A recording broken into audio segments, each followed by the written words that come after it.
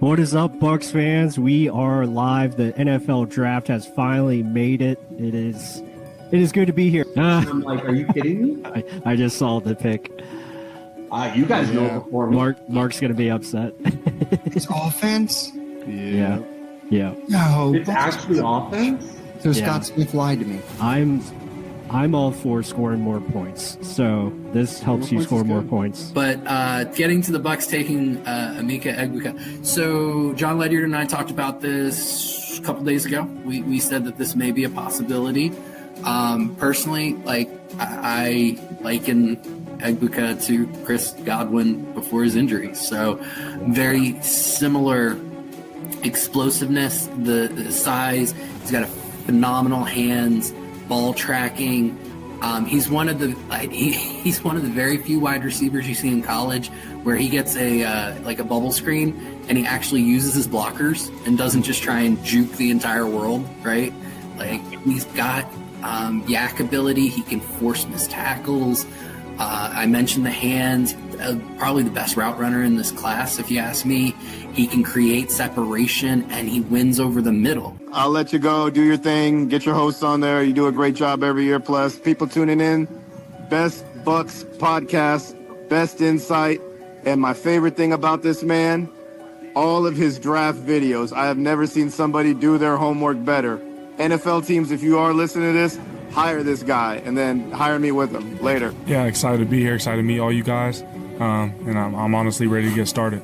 Total package. He's a playmaker. He can play all three positions. He plays in the slot. He plays the Z. He plays the X. He can run with the ball. He can throw the ball. He can catch the ball. He's a very good route runner. He's a winner. He makes contested catches. He's a very precise route runner as well.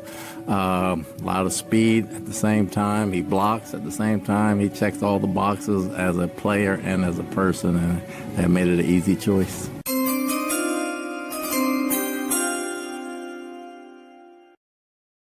What is up, Bucs fans? We are back for day 2 of the NFL draft.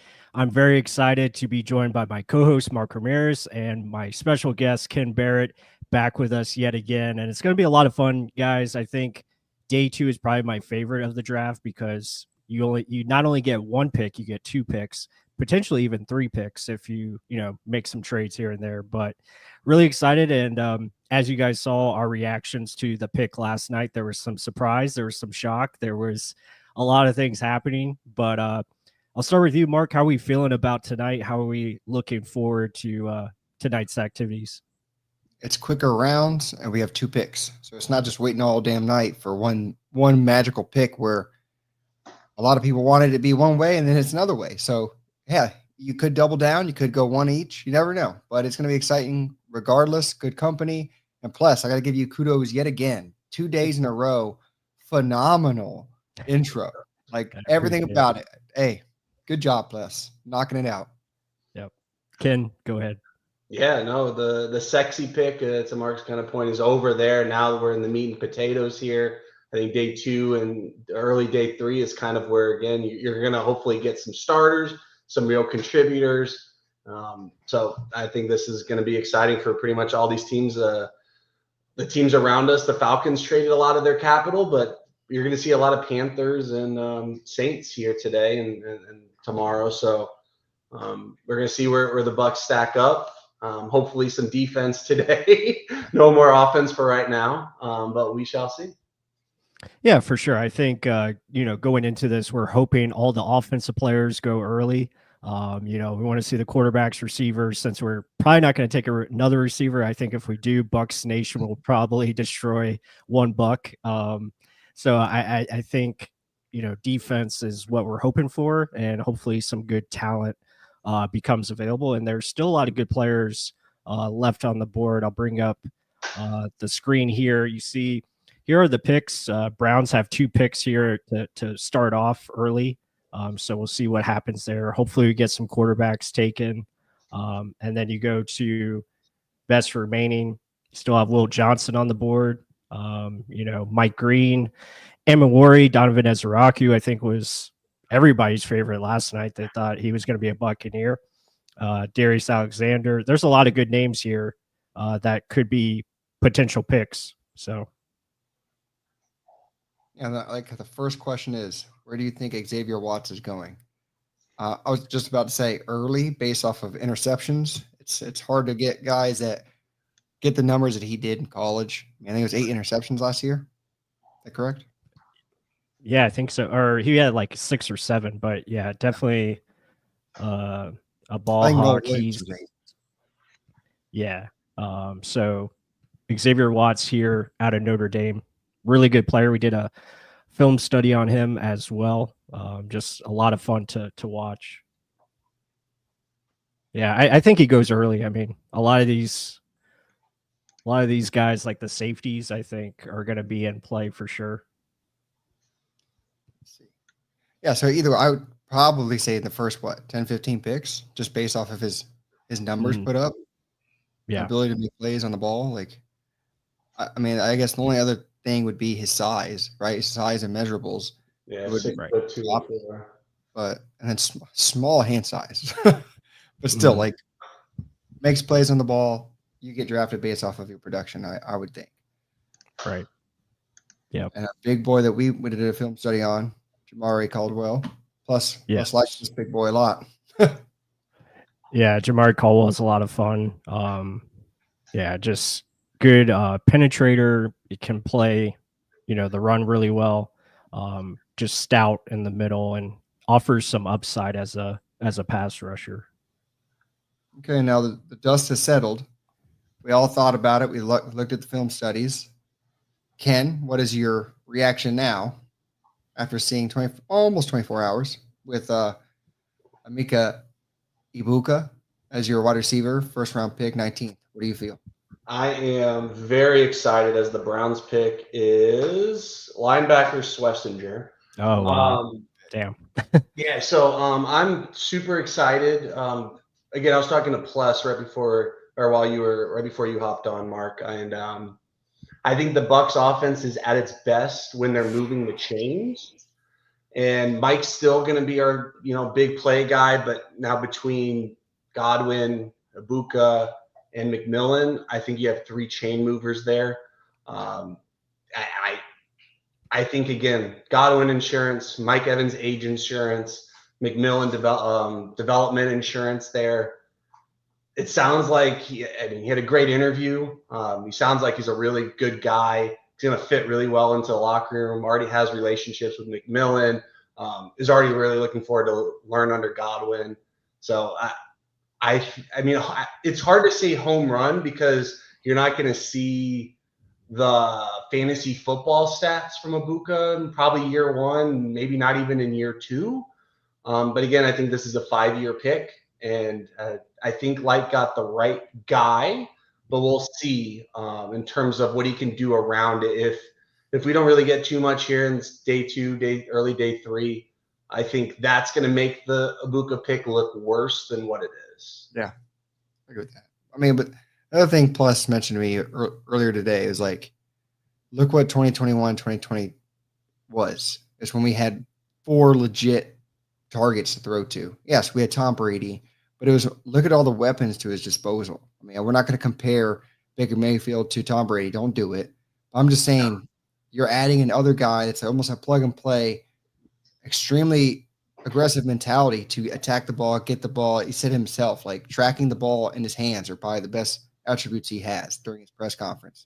And he's used to not being Batman too. We're talking Marvin Harrison was a teammate, and then the freshman standout this year as well. He just does his job. It sounds like he's a lunch pail guy, hard hat on every day, doing all the dirty work. The receivers coach, Brian, oh my God, Hartline was saying that this is the guy that you essentially, want in your locker room. This is the guy that everyone's going to love. And I'm excited for him, the person. I think he's going to come in and, again, there's not going to be much of a learning curve there. I think he's going to jump in, have a role, and then we'll see based on Godwin or any other, let's say, training camp situations, if that role is expanded or not. But I love the film breakdown. Plus, to anyone who hasn't watched, Plus and Mark did a fantastic job with this film review. I highly recommend you watch. I know Ohio State had some great games if you want to watch those in full and kind of get more of a, hey, what is he doing when he doesn't get the ball? But Pless and Mark did a good job getting great plays that show the different skill sets that he offers. And to Mark's point, that guy catches purely with hands, attacks that ball, does all the small things well. Can't really ask for anything more than that. Higgins off the board to the Texans. Yeah, I was just going to say that. Jaden Higgins, another receiver that we did a film study on. He goes to Houston. He was that was a team that I think needed a receiver. They were one of the teams that were trying to trade up for Ama Egua. So it's really interesting to see that take place. They get a decent receiver, kind of in that tier 2, better value, and they get future picks for it. But back to the point of Ama, I think the big thing with him is like you're adding just another piece that is going to take pressure off Mike Evans and Chris Godwin. And then also you're going to force Jalen McMillan to even play that much better and to earn reps. Nothing's given. I think the competition has been raised. And at the same time, you're creating a dynamic where these guys defensively, when you're facing the Buccaneers, it's already tough as it is without Ama Egua. Now you add him into the fold, that just creates a whole nother animal where you have a very intelligent player that understands where to go in space, knows how to challenge, can be a first down chain mover. And on top of that, you know what you're going to be getting, day in and day out, because he's going to be consistent. And I think the biggest benefactor or beneficiary from this is going to be Bucky Irving. Bucky is going to have a lot more space to operate because teams are going to be afraid of what we present in the passing game. And you can't bring a loaded box to stop Bucky Irving. Same thing with Rashad White, Cade Otton, like the little supplemental pieces to the offense, I think are going to have a huge impact because now they're not going to be focused on as much. And it's just going to make you that much dangerous in a grand sense of it. Guys, I think there's about to be a wide receiver run. Seattle just traded up to 35. Okay. Yeah, I think Jason Wright got the receivers before the run came. Yep. Smart. And then just to add again, so it's not, I know we're primarily saying he's the slot, most likely to start off, but getting competing time with McMillan and just in general, splitting time with Godwin, Evans. The thing is, he can play all 3 spots. You heard Todd Bowles mention, he's not just playing one position. He can play everything. So you bring a guy that you can just mix and match. And I was joking with Plus earlier today. I'm like, imagine putting 2 screens on each side of the field with Godwin on one side and Egua on the other. And you're giving a fake to one side, throw to the other, or hell, dare I say, Bucky Irving is another wrinkle. You just dump it off to him in the flat, right in front of the quarterback. Everyone's eluded by the 2 screens. What the hell's going on? And Bucky gets an easy 20-yard gain because everyone left the middle of the field. So it's like so many things you can creatively do with these guys. And guess what? You can hand the ball off on an end around. I wasn't comfortable with McMillan on the end arounds. So clearly, based off of last year, the way it ended, the biggest mistake ever. But we keep going on. And it's the ways you can use him. It's going to be creative. And then it's not just for now, it's for the future. For if Godwin does get hurt or when Mike does retire, because how many more years does he have? It's future-proofed it, and you could have your 2 guys already for the future in McMillan and Egua already on the roster. That's awesome. Mm-hmm. Yeah, absolutely. So getting back to the draft here, just to recap, Carson Schlesinger goes to Cleveland at 33. Really good pick. We did another film study on him as well. Really smart player. Worked his way up, former walk-on, got a scholarship and did a breakout season last year. So I thought he was probably my number 2 linebacker behind Chris Paul Jr. And he, showed a lot of good things, good instincts, and really knew how to attack downhill. And then we have Jaden Higgins, who we talked about earlier, going to Houston, and now we have Seattle trading up. I wonder, doesn't Seattle? Like it's going to be Nick Emery is what? Okay, the safety. Yeah, that makes a lot of sense. But I wanted to get to the question here by Johan. What do you think the Browns are going to pick with their second pick coming up. Yeah. Well, they're on the clock now. I would assume they just go best available. I don't think they're going to address the quarterback position. I think it looks like they're waiting for next year. I think they're like kind of punting on this quarterback class. Maybe a Jalen Milroe, maybe, but I don't know. They're a team that usually takes BPA anyway. Right. So I would assume, since I'm assuming is off the board here, I don't think they'll go edge between Garrett and, they already got a defensive tackle, maybe corner. Maybe Mike Green. Revel. I mean, I guess just load up the defense as your offense is. Yeah. That's what it is, I guess. I mean, and think about it. You got Graham in the first round, Carson Schlesinger second round, and now you're going to get another corner or linebacker. I mean, or edge. I don't know. Like, I would hope they look at the offensive side of the ball, but I guess it is what it is on offense. Just keep. The Draft Network is reporting that it's Quinshawn Jenkins for the Browns, for the Browns. Okay, yeah, that makes sense. I mean, good running back. Surprised. I think did they bring back Nick Chubb or? I think he's still a free agent. I think. Yeah. Oh, okay. It's wild. Yeah. Very surprising. Well, there's an offensive player. I mean, we'll take that as Bucs fans. We'll hope all the offensive players start to go. So yeah, still a free agent. Keep taking them. Yep. Well, my thing is, like, if one of these corners that were injured in the first round because they're question marks of injuries fall to our pick, do we take a corner? Because I would almost put corner over linebacker right now in the second round. Yeah, I think corner or, best pass rusher is probably going to be the priority, unless, I mean, the only outside pick that I could see is maybe one of the linebackers like we talked about, Chris Paul Jr. or Demetrius Knight, but I have a feeling those guys are going to fall. I think linebacker in general is going to fall.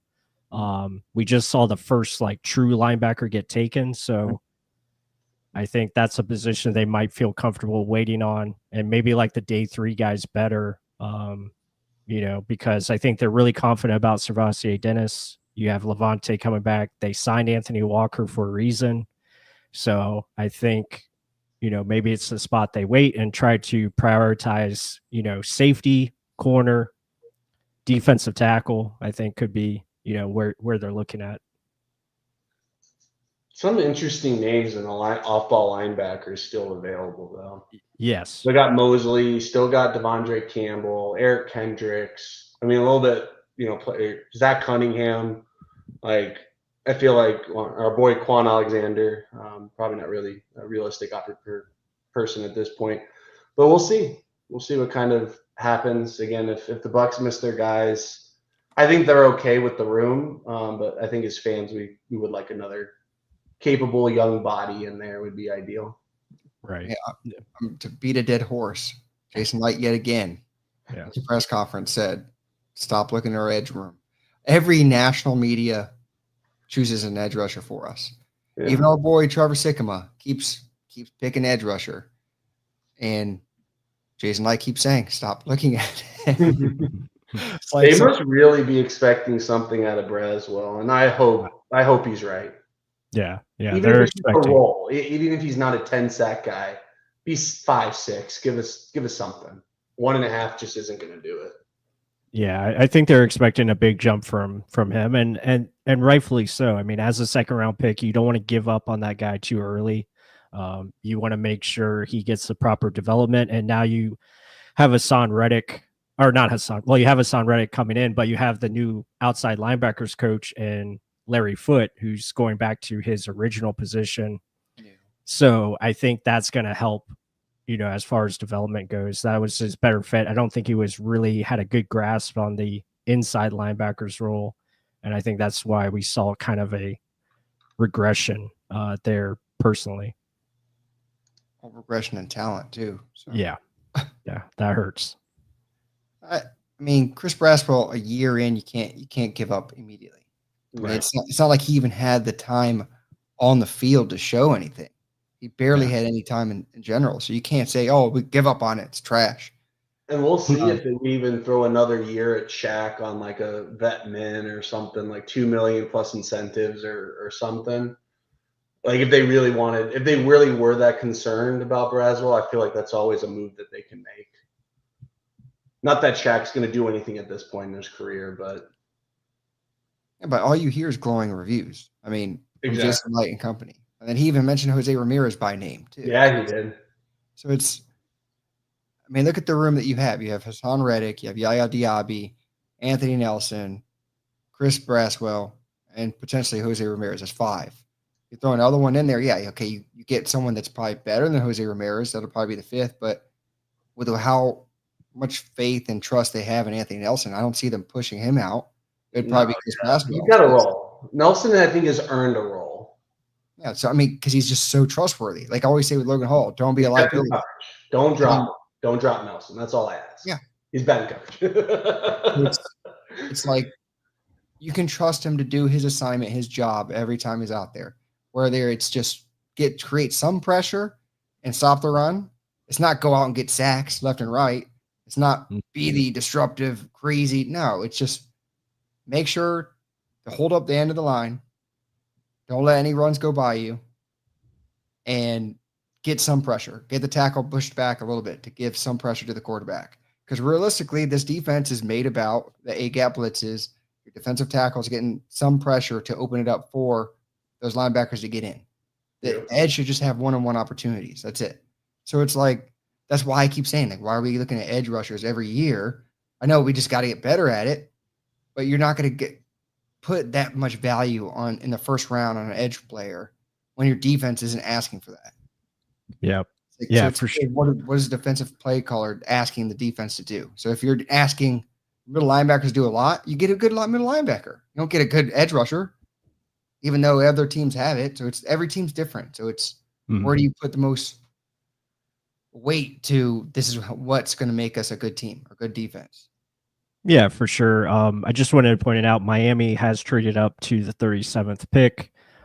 We could potentially see another safety go off the board here. Maybe Dr. Watts. Maybe Watts, maybe corner. Dr. Watts. Yeah. Not only the only doctor on the stream, plus. Plus loves. Exactly. But yeah, to your point, I think, Ooh. Nope. New Offensive pick. line is what I'm saying. Okay. Yeah, they needed offensive line as well because they took what was it, Kenneth Grant? That was their first round pick? Yes. Yeah, so going trenches. I mean, they definitely need better offensive line for Tua to play better and not get hurt, Jonah Savainia. Okay, yeah, the kid out of Arizona. Yeah. He's got outside inside versatility. Probably a guard in my opinion. Probably a better prospect there. So I wonder what they gave up. Yeah, to trade up for him. Yeah, I'm trying to see what the terms of that are. I would probably guess a 4 or 5, depending on how far I don't know where they were before the pick. Yeah, that's a good point. The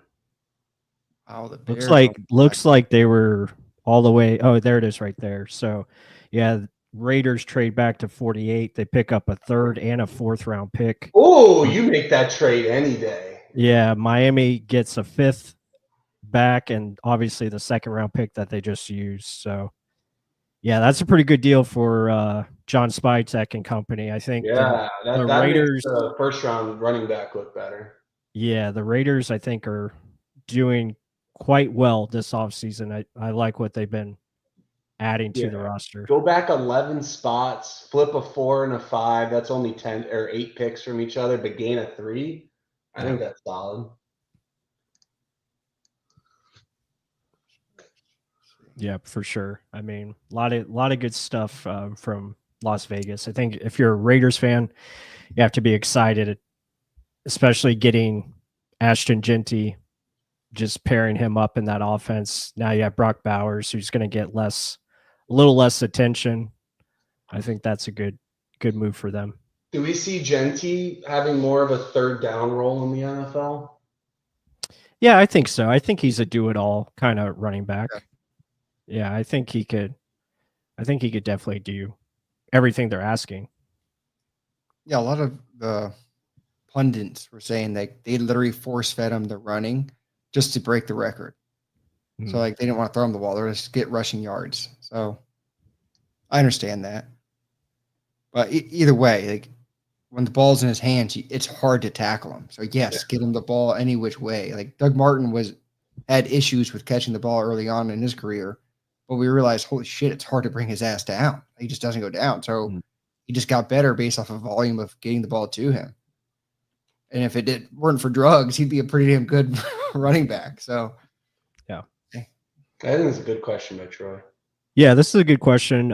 Ken, I'll let you take this one because I know you have some talks with like agents, and kind of like the inside workings of how these things usually go down. Yes and no. Yeah. Is my answer to you, Troy, is I think teams, when you hear Light talking about the draft, his staff spend 4, 5, 6 months for these 3 days, hearing, talking to other teams, to scouts all talk to each other. It's a community. So I feel like, teams have a good sense of who wants what. If it's a general trade up, like let's say what the Dolphins and Raiders just did, 9 picks, usually not that big of a deal. But like for instance, when the Bucs and 49ers elicited that trade for Tristan Wirfs, that one spot, obviously, the D tackle, I'm forgetting his name, just signed with the Jets. Kinlaw was someone that was linked to the Bucs during that pre-draft process.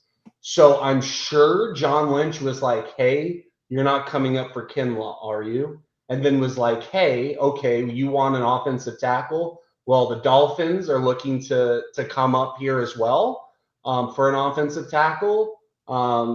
So it sounds like you two are bidding against each other. I only want to go back 1 pick to get my guy. So, like, if you want Wirfs, give us a 4th." And to my understanding, that's kind of, I think John Lynch asked for a 3rd. We've settled on a 4th. And then that trade was executed. But the 49ers, to my knowledge, on that trade wanted to know if it was Ken. They didn't say who do you want? They said, is it Kinlaw? And the Bucs said no. Yeah, I mean, I agree with that. I think that's well said. You don't have to tell them who you're taking, but for the most part, I think if you're the team trading down, you most likely know who it already is going to be. So a lot of this, there's a lot of discussion, like back and forth, verbal and all that kind of thing. So everyone kind of knows what's going to take place. it's like draft day. Yeah. Yeah, draft day. It's a perfect example.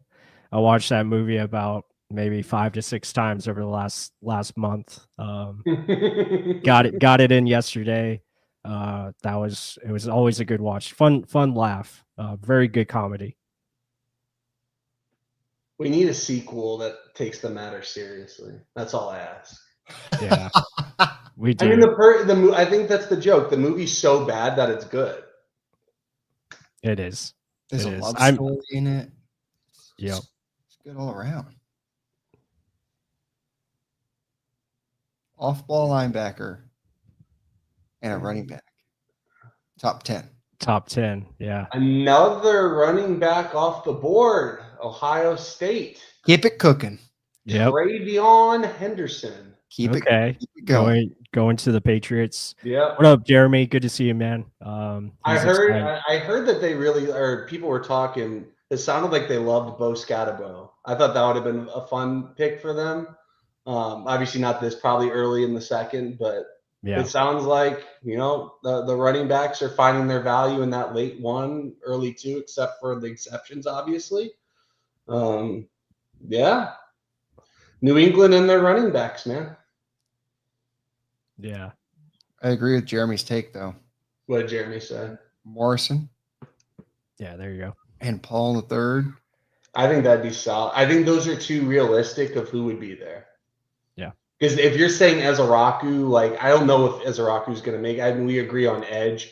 Light's pretty much nixed that one. Ravel will be interesting. I mean, the upside's there, but I mean, we know the Bucs, especially early on in the draft, the less risk they want to take. Yeah. So we'll see what. And also, he doesn't even have that much tape on him, so that part's interesting. But Will Johnson's slide is I think the big talk right now. Krillin is in the chat. Yep. What up, Krillin? Good to see you. Welcome back. It's about to pop off. Yeah. I think. He didn't get drafted, did he? Who?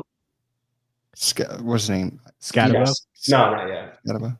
No, Trevion I think he's Henderson. probably a fourth, like Yeah. 3-4. Oh yeah. Trying to see if there's any. I'm trying to think of who the Bears can really go for. They probably just need trenches, is what I'm thinking. The Bears, yeah, I think this could be edge rusher. I think maybe they take a chance on Mike Green here, and then with 41 they could add to the secondary or go offensive line. So that's what I'm seeing for Chicago. Yeah. Okay. Oh, they have back to back there. Shit. Just Yeah. about, right?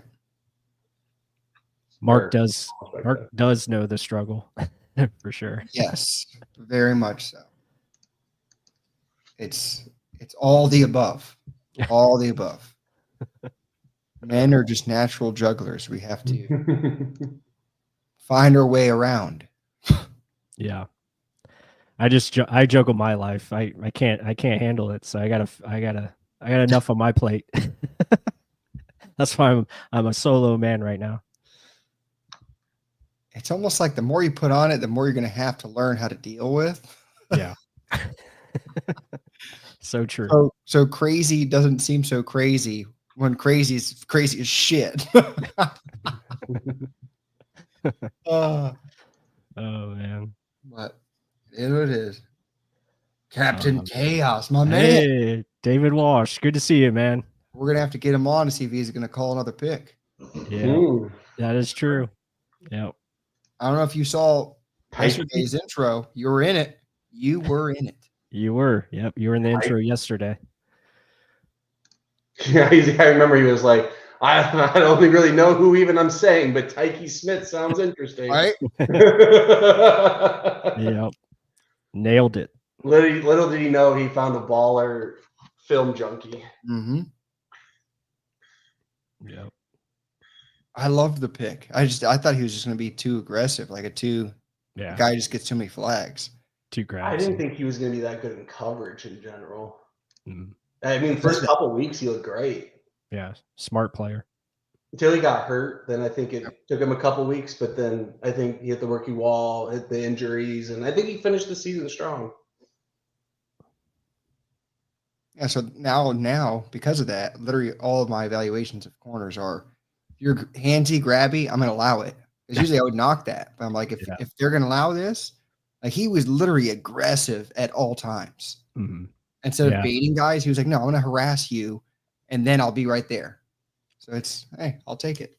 According to Dan Graziano, this 39th pick is one of the picks from the Bryce Young trade 2 years ago. Oh, yeah, that's right. Yeah, this should be Carolina's pick. So, yeah, very good. Yeah, speaking of like handsy, I'll bring up a corner that could be potentially a Bucs target, and that's this guy right here. Can play nickel, Jacob Parrish out of Kansas State. Very aggressive. Don't get Scott Reynolds happy. Jeez. Yeah. Very aggressive player. Knows how to get after it, and really good tackler, downhill player. So he's another one. Got a little speed to him, too. Yeah, good closing speed, though. Smaller, but good speed.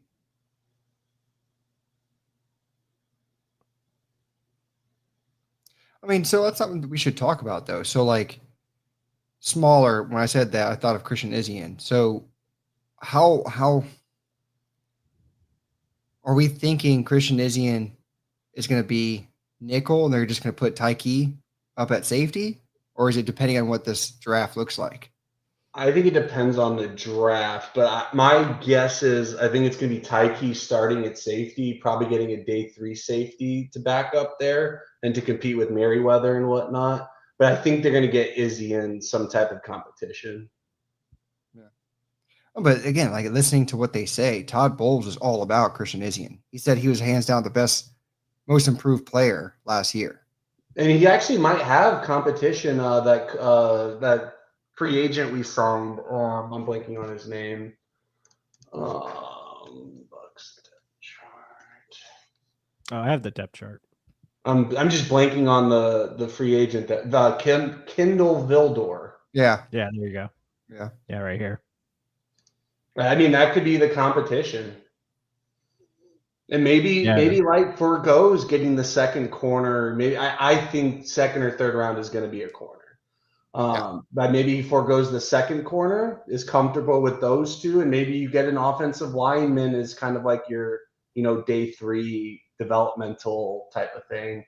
We'll see. I like our guard situation right now. Yeah. I'm just not. I think Opeta and Klein are perfectly fine. We'll see if they get like a backup center, if they, just get like a cheap free agent or whatnot. But not loving the backup tackle situation. I don't know how y'all feel about Charlie Heck, but I'm not feeling too great. Tall glass of water. But the latest pick. Offensive player. I'll let you take it. We'll take it. Mark. The Bears keep throwing weapons instead of protection. Yep. Well, they got 3 new offensive linemen here. They pretty much filled out the interior. I think there's still one tackle away, but interesting offseason for them for sure. Yeah. I mean, either way, like Revel in the second. If he gets it 2 years in a row, I'm gonna lose my damn mind. Well, then he called it in the 4th round. That's even harder. Well, third round. Oh, third round. Do you think they go quarterback here? I mean, the link is Shaw, but I don't. If the Saints actually select Shaw, I'm gonna laugh. I'm sorry. Plus, you're gonna have a new clip. If you actually do Shaw, but I don't know.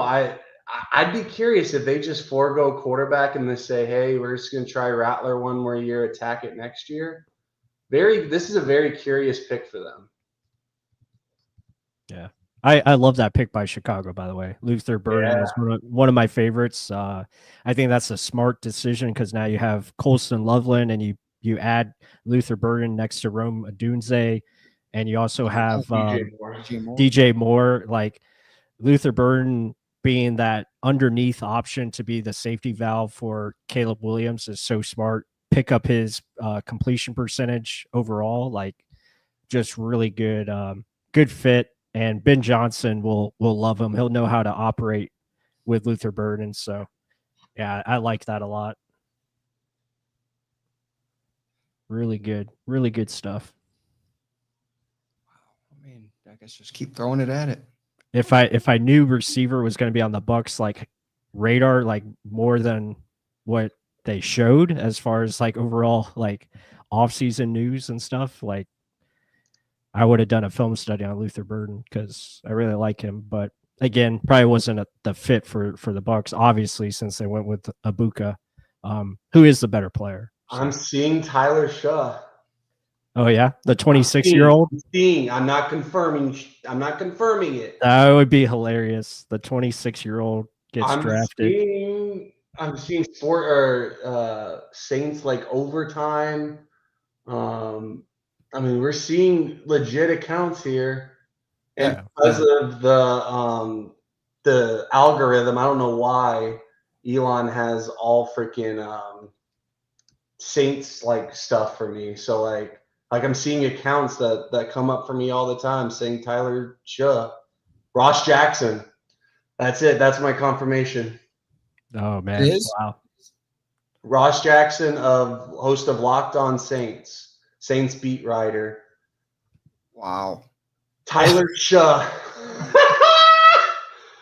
Thank you, Saints. Wow. I'm going to go talk shit to Jono right now. Give me 1 sec. So who did they draft in the 1st round? They got the edge. Calvin Banks. Oh, No, Oh, no, Kevin I Banks. got Calvin Banks. Excuse me, Calvin Banks. Yeah. Mike Calvin to the 49ers right after that. I was laughing. They were showing his pick again. I guess he has a daughter, and his girlfriend or wife is holding her, and she was just shaking all around.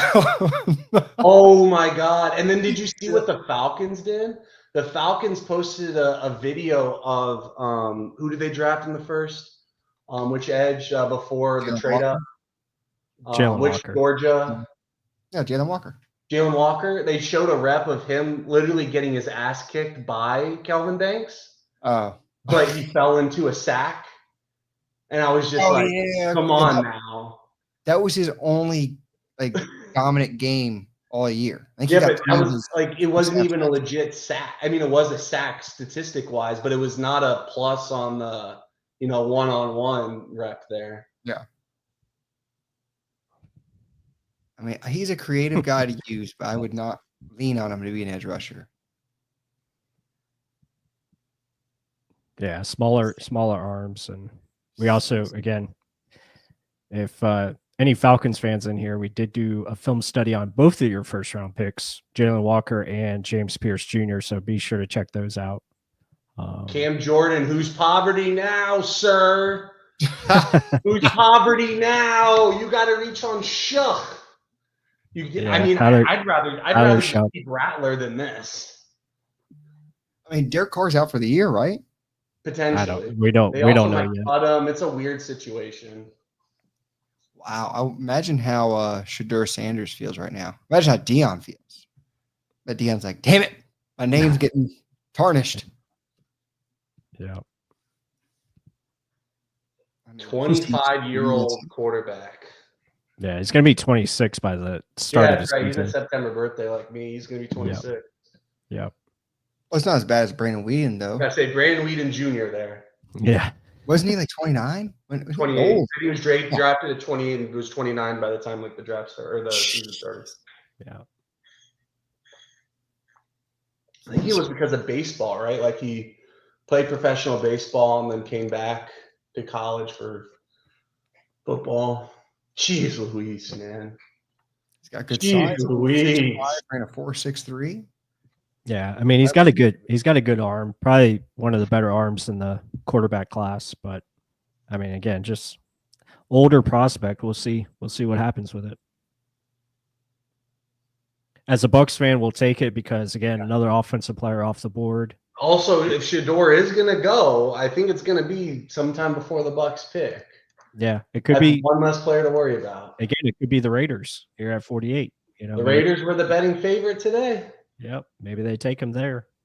Bills moved up to 41, or the Jets. If the Jets take him, you gotta get Alex over here. Alex back on. Yeah. He would lose it. He would lose his damn mind. Well, he wanted Shedeur. I know that's why I remember listening. Bills go for. I mean, they tacked corner last night. The Bills. So the Bills traded up. Yeah, with the Bears' second pick. Okay. 41. That's a long trade down. That's past the Bucs pick. They moved up from 56 to 41. That's quite a climb. They traded 56, 62, and 109. So it looks like a second, third, and fourth for 41, a third, and a seventh. Wow. So they dropped 10 in the third, gained a fourth, and lose a seventh. That's interesting. Well, if it's 62, they traded both of their second round picks. Oh, 62 is second. You're correct. Yeah. So, wow. So 2 2s, a 4 for the 2, 3, and 7. Interesting. The Bills. What do the Bills really need? I mean, the Bills. Yeah, I don't know. Maybe they like one of the edges is kind of what I'm thinking. The needs listed are cornerback, but they got Maxwell Hairston in the first. They have receiver need. Defensive tackle could be in play here. I would love a receiver here. Edge, and then they also have tackle Darius Alexander, perhaps. Could be. Alfred Collins, Mark. They need beef in the middle. Don't. Man. Troy's made a good point here. Sanders is a Hall of Famer already. Just Mhm. had his jersey retired. So Right. you're drafting a Hall of Famer That is true. A lot of pressure. on the organization, not the player. Yeah. Oh man. I didn't tell you this, guys, but I was dying when I was doing that video, the intro video earlier, and Mark goes, Scott Smith lied to me. And I was like laughing so hard. And I think Mark meant Scott Reynolds from Pure Report. I don't know if did you mean the guy from the Buccaneers.com or Scott Reynolds from Pure Report? I thought, You no, I talking thought to it me? was Scott Smith. Because I didn't the Ryan, the other guy we had on, the Ryan. Oh, Ryan Roberts.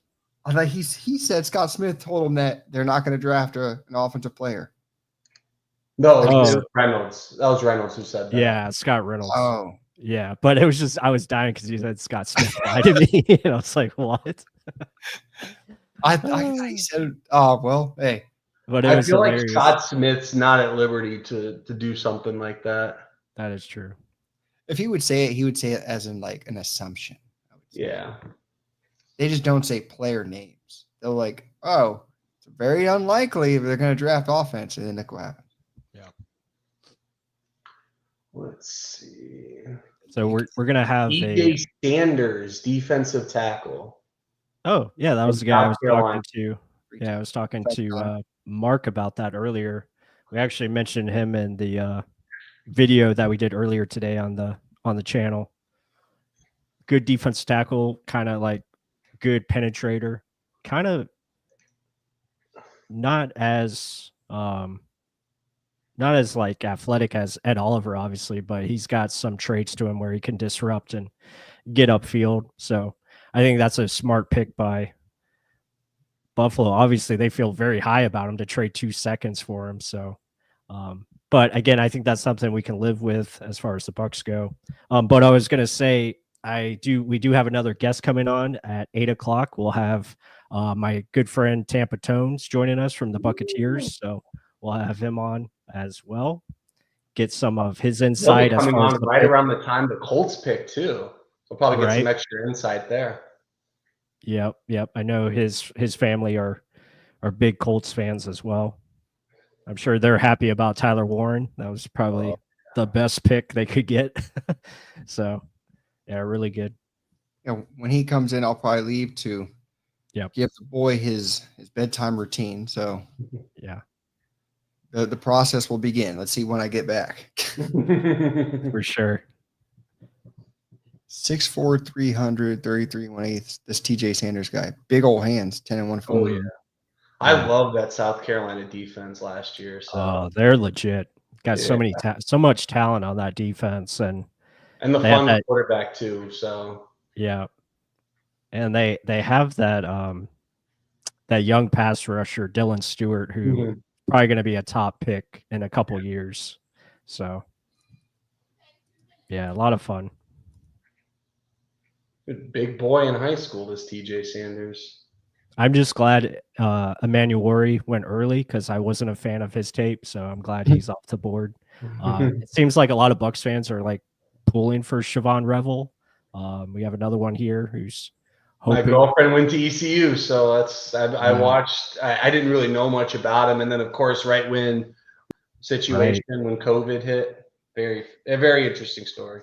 Yeah, for sure. So like the kid, like he worked at Amazon shift all night, and then the next day he goes to a workout at ECU and just blows them away, gets a scholarship right there, and the rest is history. Plays in 23, has a really good season, and then unfortunately last year has the torn ACL in practice.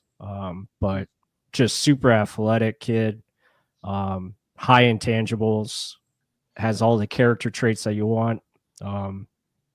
And he's just like, he's still raw, but at the same time, like his athleticism just takes over and he's able to make plays. And especially if the Bucs want to get back to press man coverage, makes a lot of sense to target a guy like this.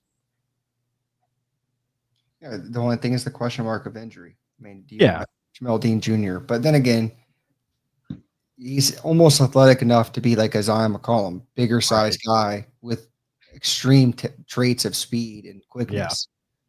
He's not the longest armed, but he's got height to his advantage. So Right. wingspan's there. Yeah, for sure. Yeah, a lot of fun. A lot of fun with that player. And the Jets are on the clock. Oh my gosh. I'm excited for this. The New York Jets.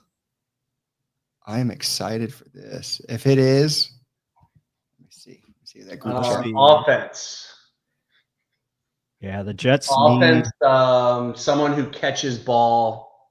I don't Oh, want to give away position to you all, but it's not they sure. need a it's not a receiver, but it's not a receiver, tight not a end. receiver. Tight end. It's a fullback. It's a tight end. Let me see. I wonder if it's the kid from Miami, if it's a Nope. tight end. Oh, it's the kid from LSU. Correct. Mason Taylor. Okay. Keep the Good lineage player. going. Jason Taylor's son, right? I think so. Yeah. Interesting. Well, got a weapon for Justin Fields. He will like Mason Taylor, a guy that can be a threat over the middle, can do some things vertically. So not bad. Oh, look at that story that on the side where it says draft news. I just saw that like right before we got on the show too. Derek Harmon's mom died after Steelers drafted her son. Yeah. That was nuts. I was like, Yeah. damn, that is a tear jerker. Yeah, that's tough. Damn. Yeah. Wow. The Shaw pick was the first time in since 1971 since the Saints used a first or second round pick on a quarterback when they selected Archie Manning. Yeah, I think it was Troy said it earlier, yes, that they should tank for Manning.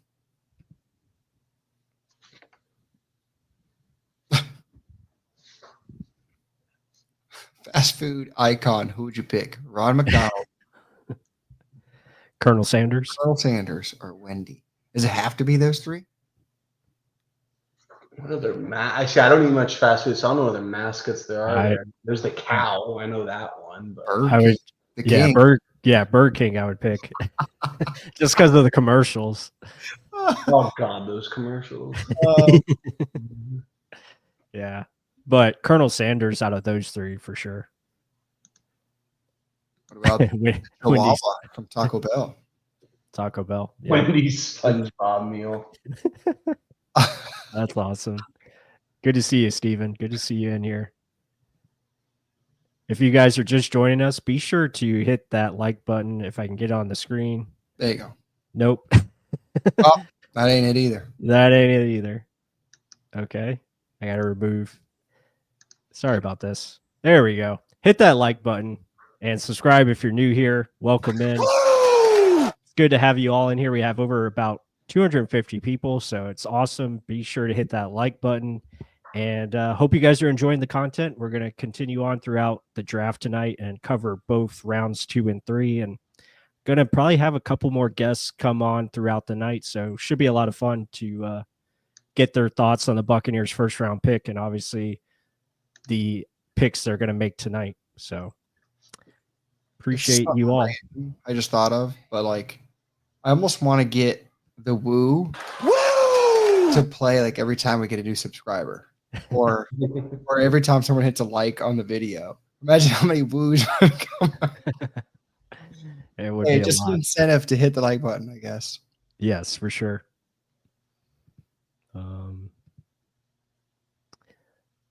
I'm going to disagree with Jack Sawyer. I don't think he's going to be on the Buccaneers board there, Steven. But I do agree with the Revel pick as far as East Carolina. We talked about I it. love how the R in Revel is the only one not capitalized in the entire message. It's awesome. He's got the draft ringtone. That's pretty cool. Did you see the story behind There it it? is.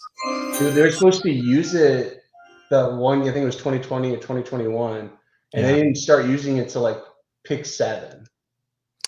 Yeah, I think. Well, actually, that was back in what was that? 2006, I think is. Oh, Or that long ago. yeah, it was like 2007 they started it.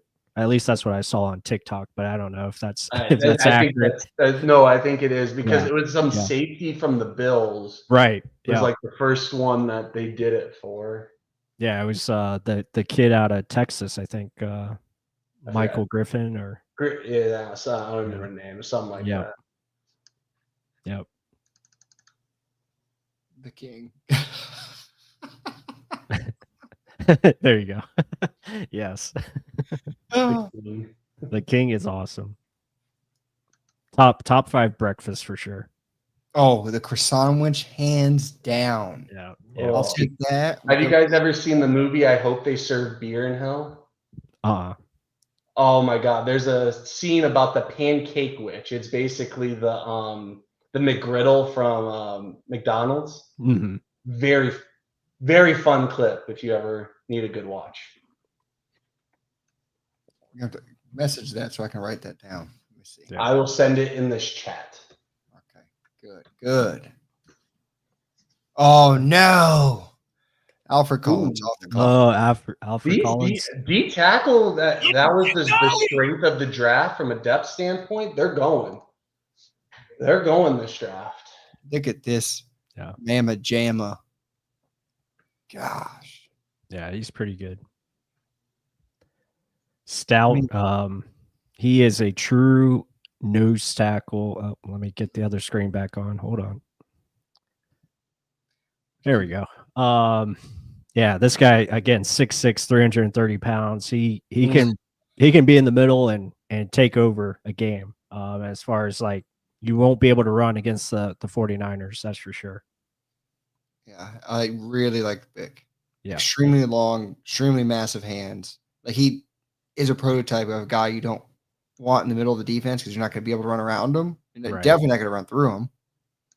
So, yeah. Actually, for so sure.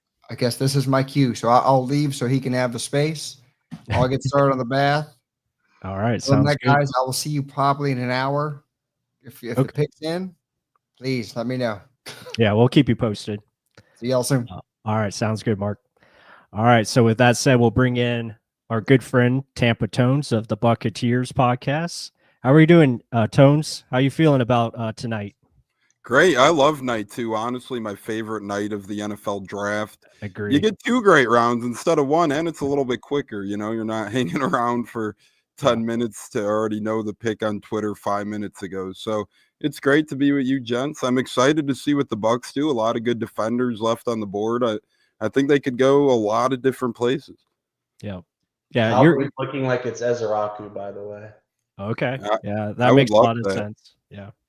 I would love that. Mocked in round 1s, and pretty much every mock, you know, you looked at, he was going in round 1 regardless. I know mocks ain't the world, but you love getting that late of value. Mm-hmm. Yeah, for sure. So your thoughts on the receiver pick? I know we've been talking about it earlier today, but just want to get your thoughts out there in the public and what you think of Emeka Egbuka. Well, I know at first on the Buccateers podcast, I pretty much said 99.9% chance we wouldn't take a receiver. It would be silly if we did. It would be stupid. It would be all those things. And then there I was draft night when we drafted him. I was like, yes, let's go. Let's ride. I was all for it because you think about the offensive potential out there. You look back to 2020. Look at all the weapons the Bucs had on that field. I mean, I'm not comparing older Mike Evans to younger Mike Evans, older Chris Godwin to younger Godwin, this kid to AB by any means, but the Bucs are starting to piece up weapon-wise with the amount of weapons that they had that Super Bowl season. If they go defense the rest of the draft, you've seen them attack defense heavily in free agency already. If they do so the rest of the draft, there's still a lot of good players on the board out there. Man, it's hard to not imagine them taking the next step this year. I love the pick. I was watching film on the kid last night. He is really good. The only comp I didn't like was Ira Kaufman compared him to Amari Cooper. I'm more of a fan of the Godwin, Puka, Nakua comp. I I wonder was why Simeon Rice can't get into the Hall of Fame. I'm sorry. Hey, I'm not disagreeing there, but he was on WDAE today, so I had that on the way home. But regardless, I love the comps of Godwin and Nakua. This kid knows how to catch and run. You throw screens to this guy, he's gone. His hands are great. He could go over the middle. In the playoffs and championship games, he was making plays. I've seen a play earlier today where he literally faked the defensive back out of his shoes wide open in the corner of the end zone.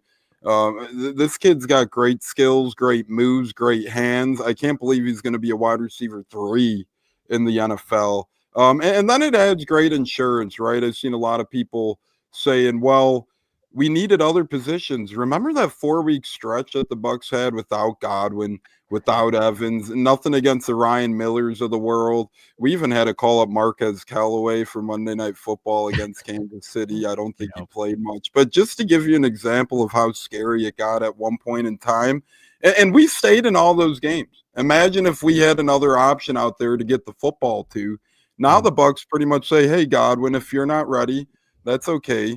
Hey, I think Evans will be back, and I think he'll keep playing with the Bucs, but he's on his last year of his deal, and you just never know in the National Football League with injuries and unforeseen circumstances. So with a young guy like Emeka, and you add him to Jalen McMillan and the rest of the crew, we got some youth. Oh, Donovan Ezeraku just went to the Cowboys, it looks like. So there goes that. Yeah, that's what I got that one, and it looks like for the Colts, edge TJ Tuimalaau. Okay, the kid from Ohio State. Ohio State, yeah. The Colts are just trying to have the hardest edge room pronunciation in the NFL. That's it. yeah. Loalatu, and now they needed to bring back Dio Odedingbo or whatever, and they were having quite the time over there. Yeah. And then they also like guys that changed their names, Shaquille Darius Leonard.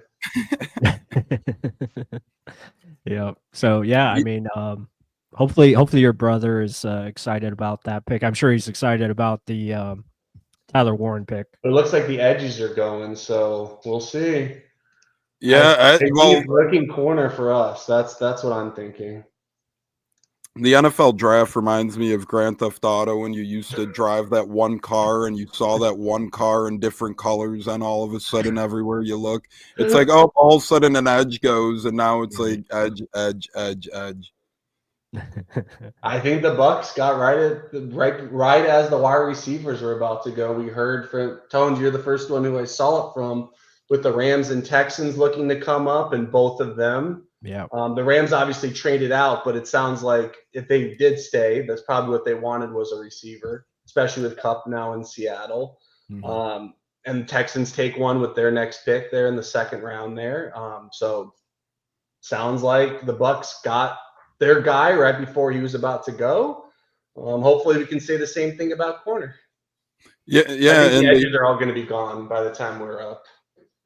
Yeah, it would blew my mind because, well, pretty much to me, it seems like the Rams getting a second first-round pick next year as well. They'll draft a QB in a loaded draft class there. So interested to see, they definitely wanted to pair the young kid with him, and they didn't get him. Shout out to Jason Light for being able to keep his guy.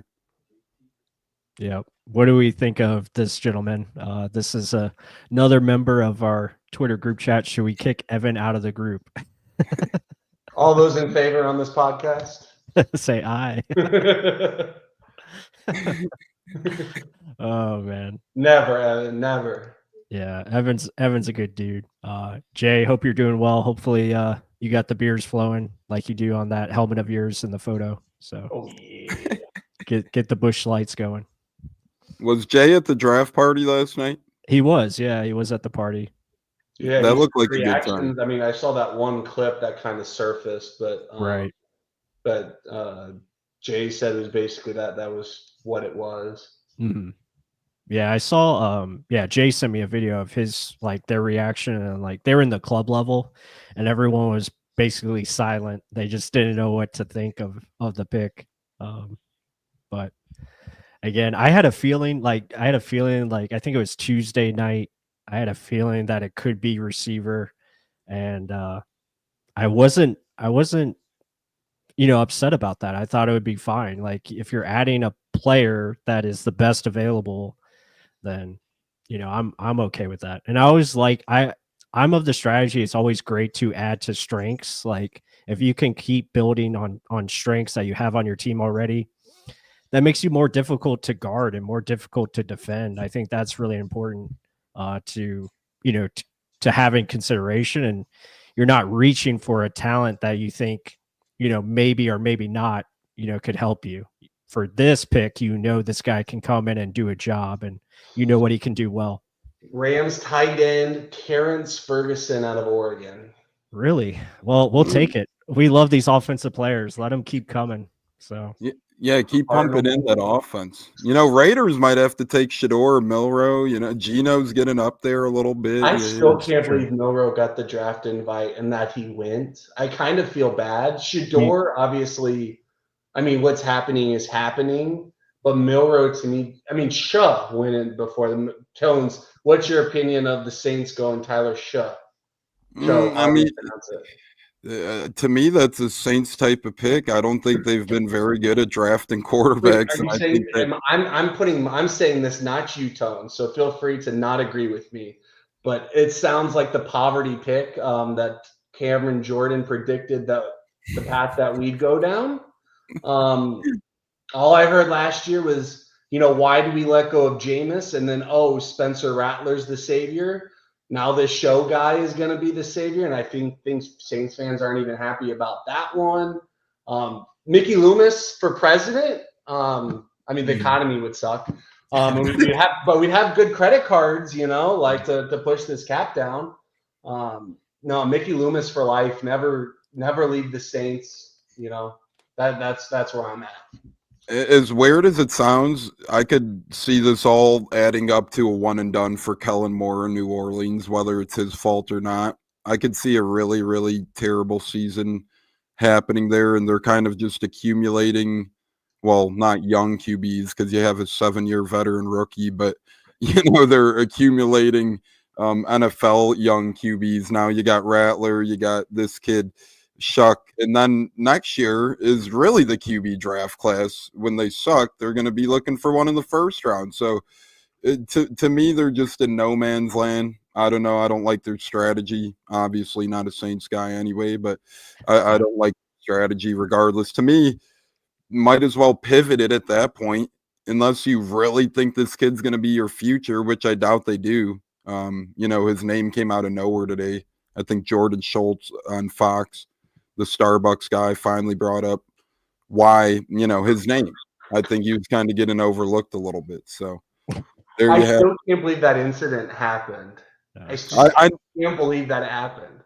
And I know exactly where that happened because every time I go to Indianapolis, I stay at the same hotel for the Bucs usually stay there too. But I stay at that hotel, and it happened right at the hotel Starbucks. Right where I seen Leonard Fournette walking one time to get his Frappuccino or whatever the heck he was grabbing.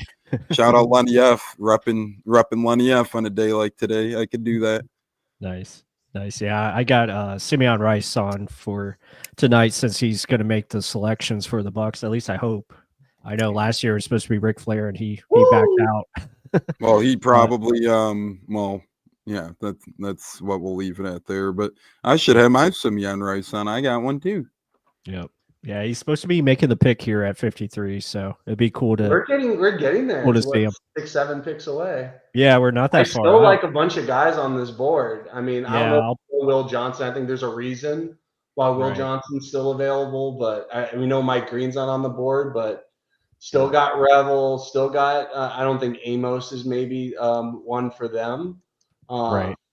Not Trey Harris, excuse me. I mean, you look at the best available here, Ken and Tones, like you said, Will Johnson, Mike Green, Alexander Morrison. That's what I was thinking. I'm sorry.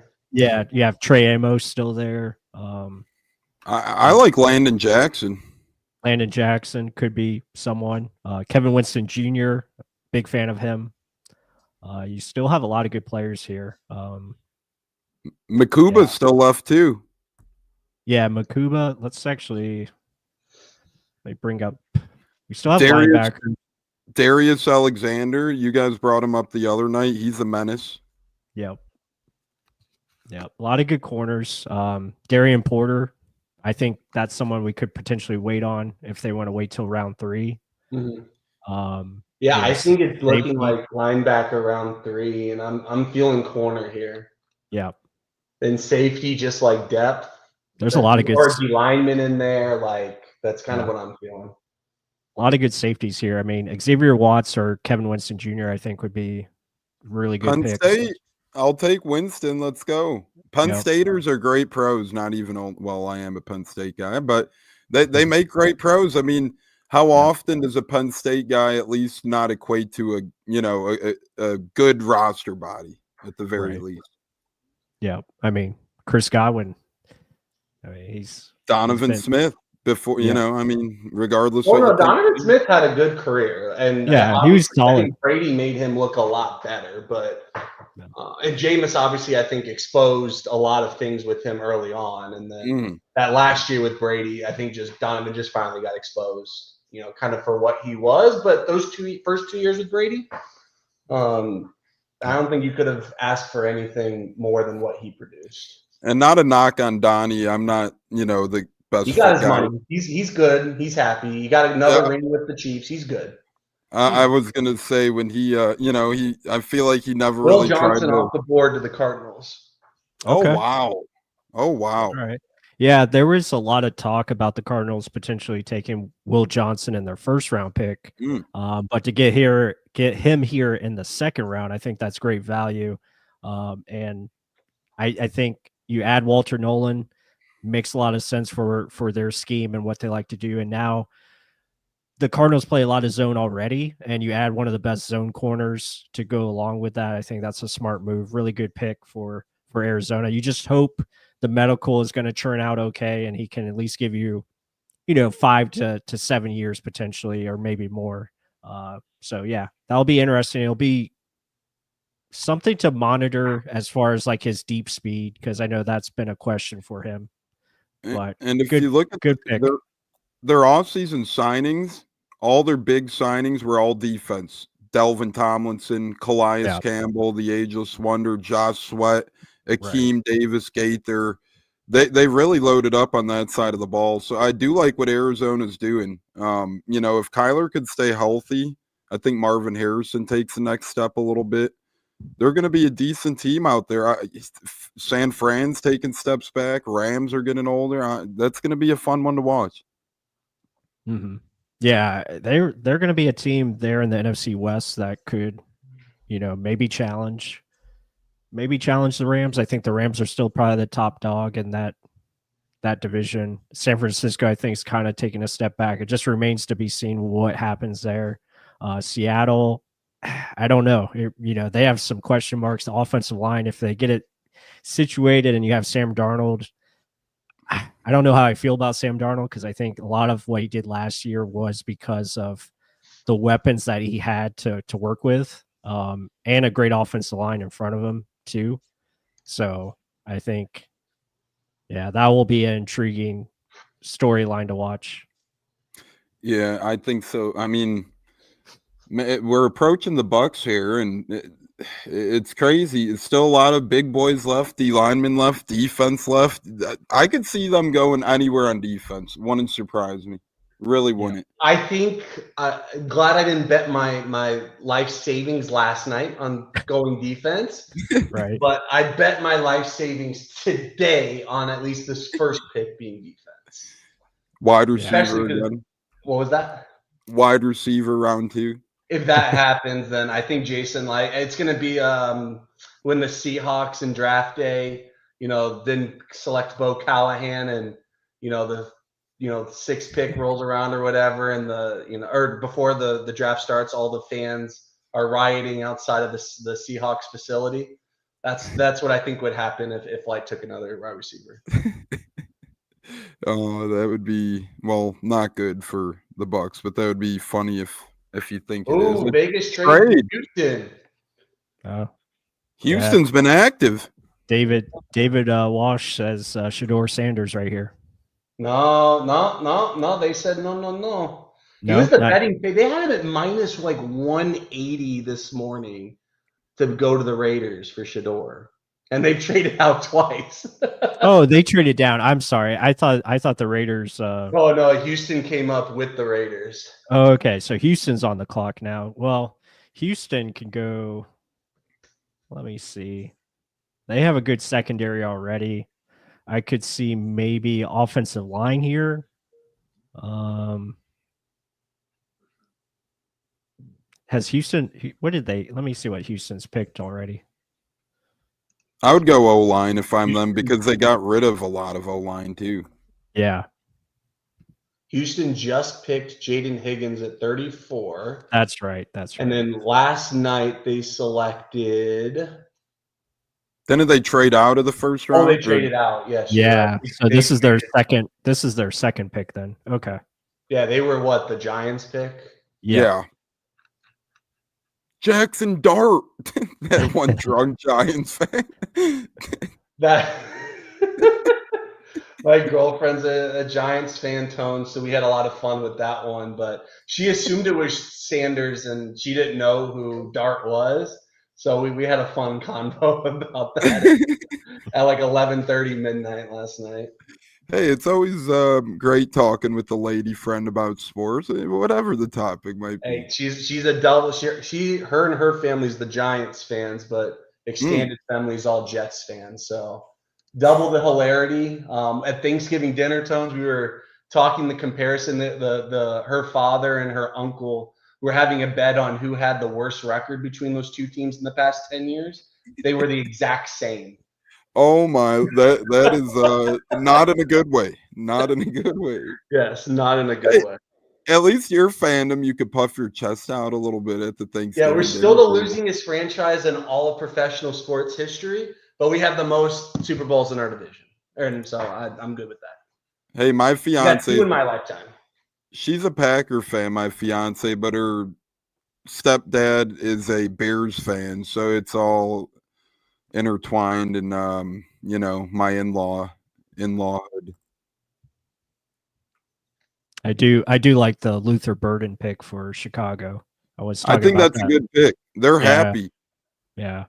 I was talking about that earlier. Just I think that's a smart option for Caleb Williams. Again, another underneath guy that can take pressure off, and you have Colson Loveland now, so there are a lot of good options for Caleb. Out of all the Bears quarterbacks they've taken in years past, they've always done the wrong thing and always added like over the age guys to try and help him. Finally, with Caleb, it's like they're doing all the right things. It's truly going to be on Caleb Williams if he is successful or not at this point. They gave him the coach. You want the young offensive mind, you got Ben Johnson. You want weapons, we're going to go out. Last year, they drafted Dunze round 1. Now they're drafting Burden. Drafted a tight end round 1, already had Cole Kmet. Wouldn't shock me if they had a running back soon as well. They're just going to do everything they can to empower Caleb Williams, and that's what you have to do when you're the Bears. They haven't had a good quarterback since Lord knows when at this point.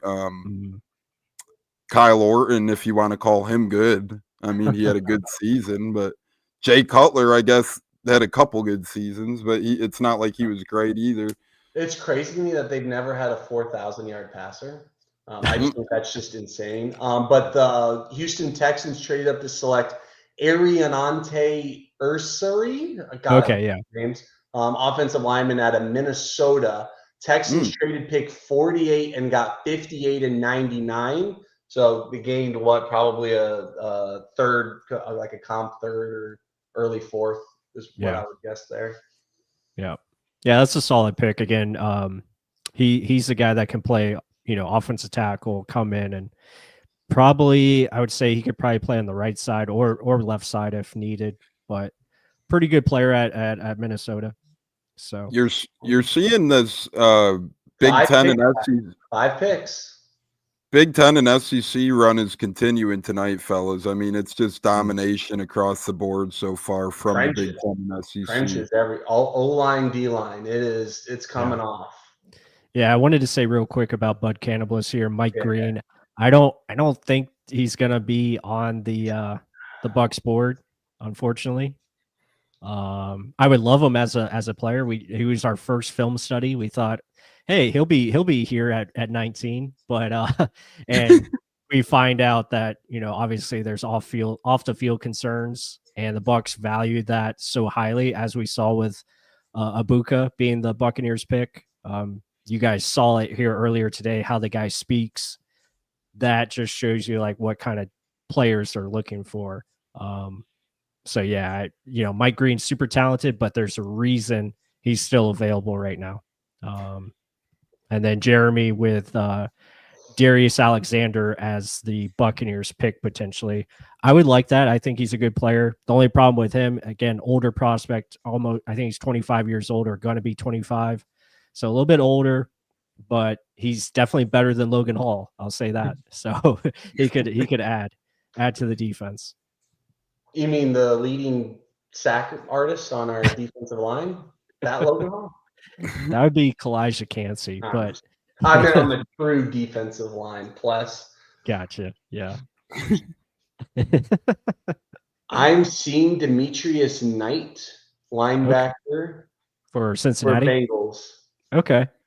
Yeah, I mean, that was another guy That's what I'm that seeing. the Bucks were interested in, had him in for a visit. Another older prospect, 25 years old.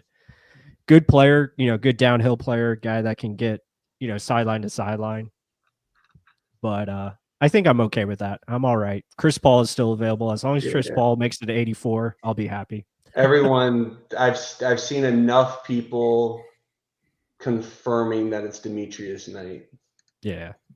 I didn't like defense. Jamar Stewart last night. I thought that was an overreach a little bit. Oh, I know he had a great combine. I know he looked fancy in the underwear Olympics, like they call it, but it's like, man, what do you have? 4.5 sacks, 3 years of college. And I know that's not everything. That's not always the whole story, but to me, you need a bigger body of work if you're going to be that high of a draft pick. Just me personally, to me, but that's what the Bengals do, right? I mean, they're always on defense, especially. They're always taking these guys that are more so a coin flip.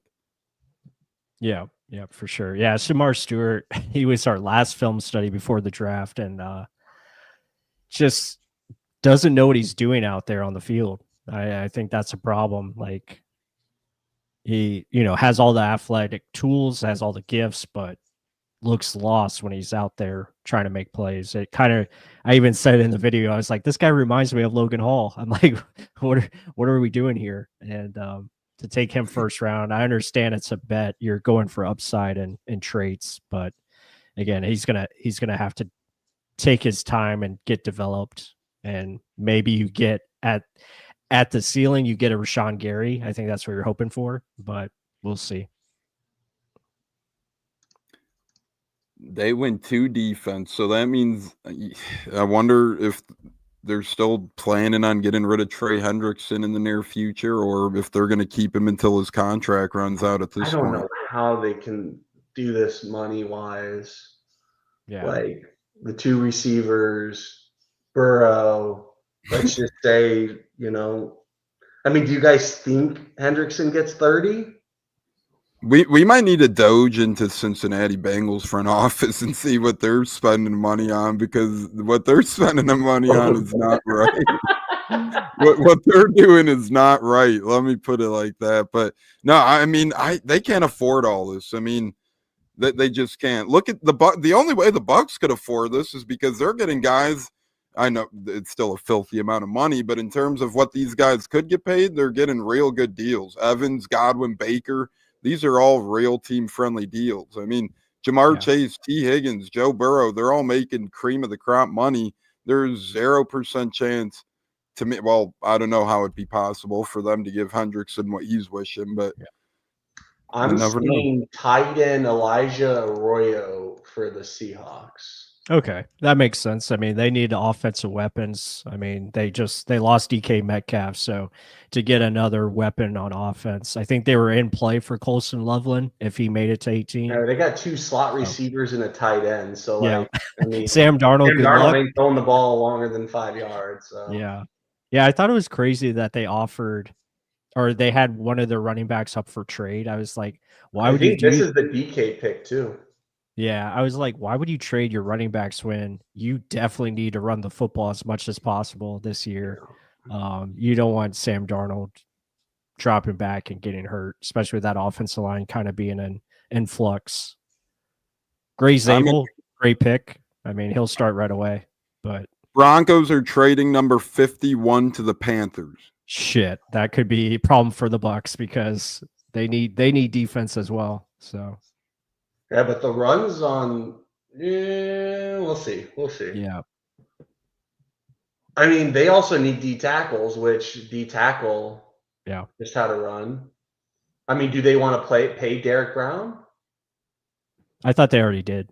Oh, they did? Yeah, I thought so. I thought they already gave him a contract. I'm pretty sure he got one recently. You're correct. Okay. Signed 4 years, $96 million. Yeah, I thought it was something ridiculous. He got like close to $100 million with barely ever playing. Yeah. Well, he had that one great year. So seems like Scott Reynolds thinks the Panthers might want who the Bucs were looking at because he says Panthers just cut in front of the Bucs. Yeah, that's what I'm thinking. Right. I'm just hoping it's not Ravel. The Panthers traded 57. Carolina, that makes sense. Eastern Carolina. Yeah. Fuck. And they need a corner.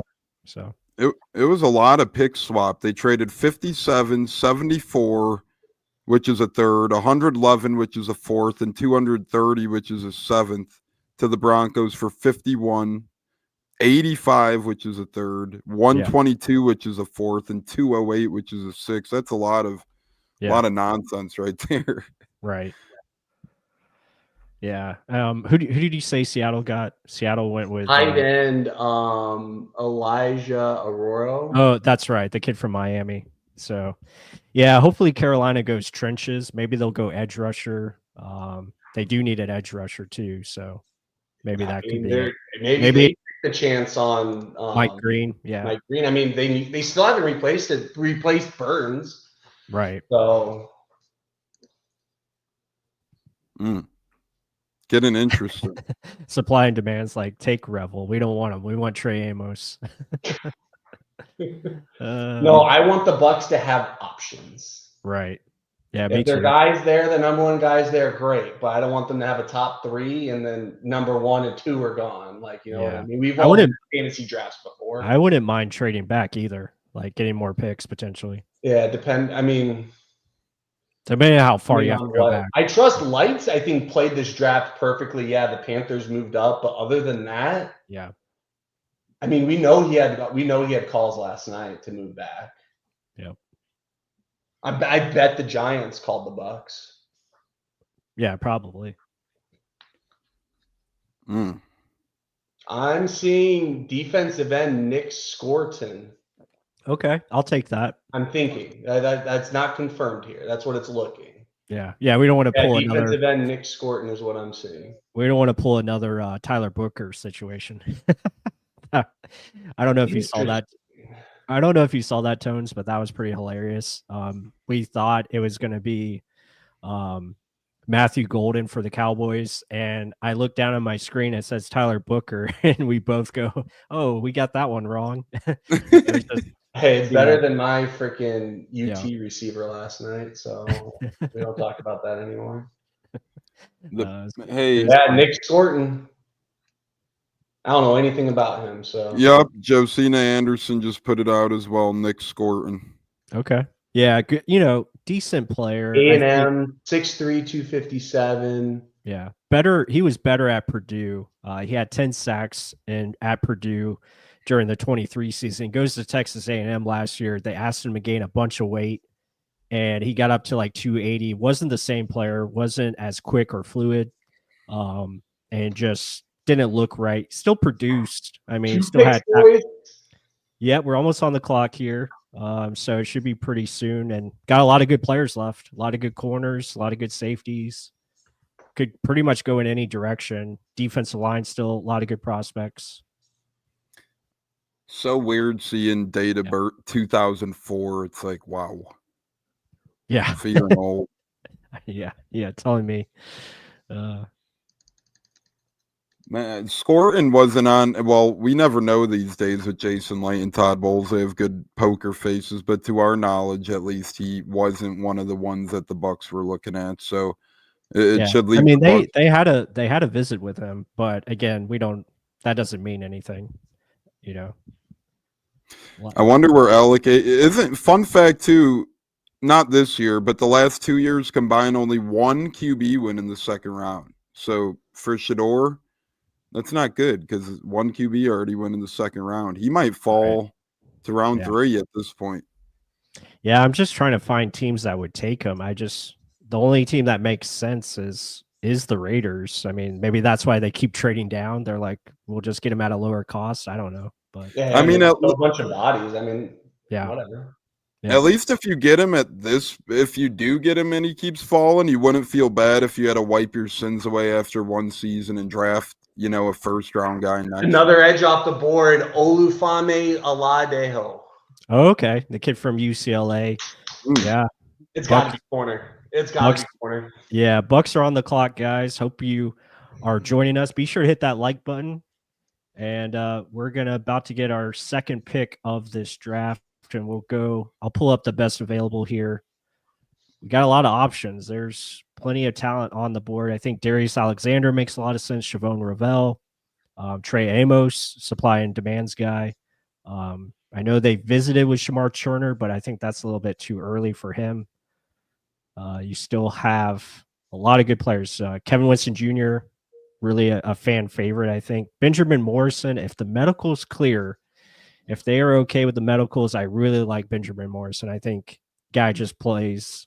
He's a Todd Bowles type of corner. Azaria Thomas, good press man cover corner. Just doesn't have the deep speed, so you kind of worry about that. But he is aggressive. Aggressive for sure. My heart's racing, man. The newest Buccaneer for hopefully years to come will be crowned in just moments. Yeah. Yeah. It's awesome times. The next 4. Yeah, well, hopefully not the next one. We have had second round picks be one and done. We won't name names, but I mean, other than kicker, I think Light's done okay. No, exactly. But I'm just watch kicker flies out of nowhere. Yeah, I agree with you guys. I think it has to be corner. A lot of people in the chat are saying corner, so we'll see if that is indeed the direction they go. I mean, a lot of good D-backs left. I think that and interior D-line to me. I would look for interior D-line, but corner I would not be upset with. D-back in general I would not be upset with. Yeah. It says the pick is in. It's the Yeah. Bucs war room. I would say I wouldn't be surprised if they looked at Jacob Parrish as well. That was another player that we talked about earlier. Feisty, can play nickel right away. Good tackler. They're doing a good job of keeping it tight-lipped. I don't see it on Twitter as of now. Well, keep it silent.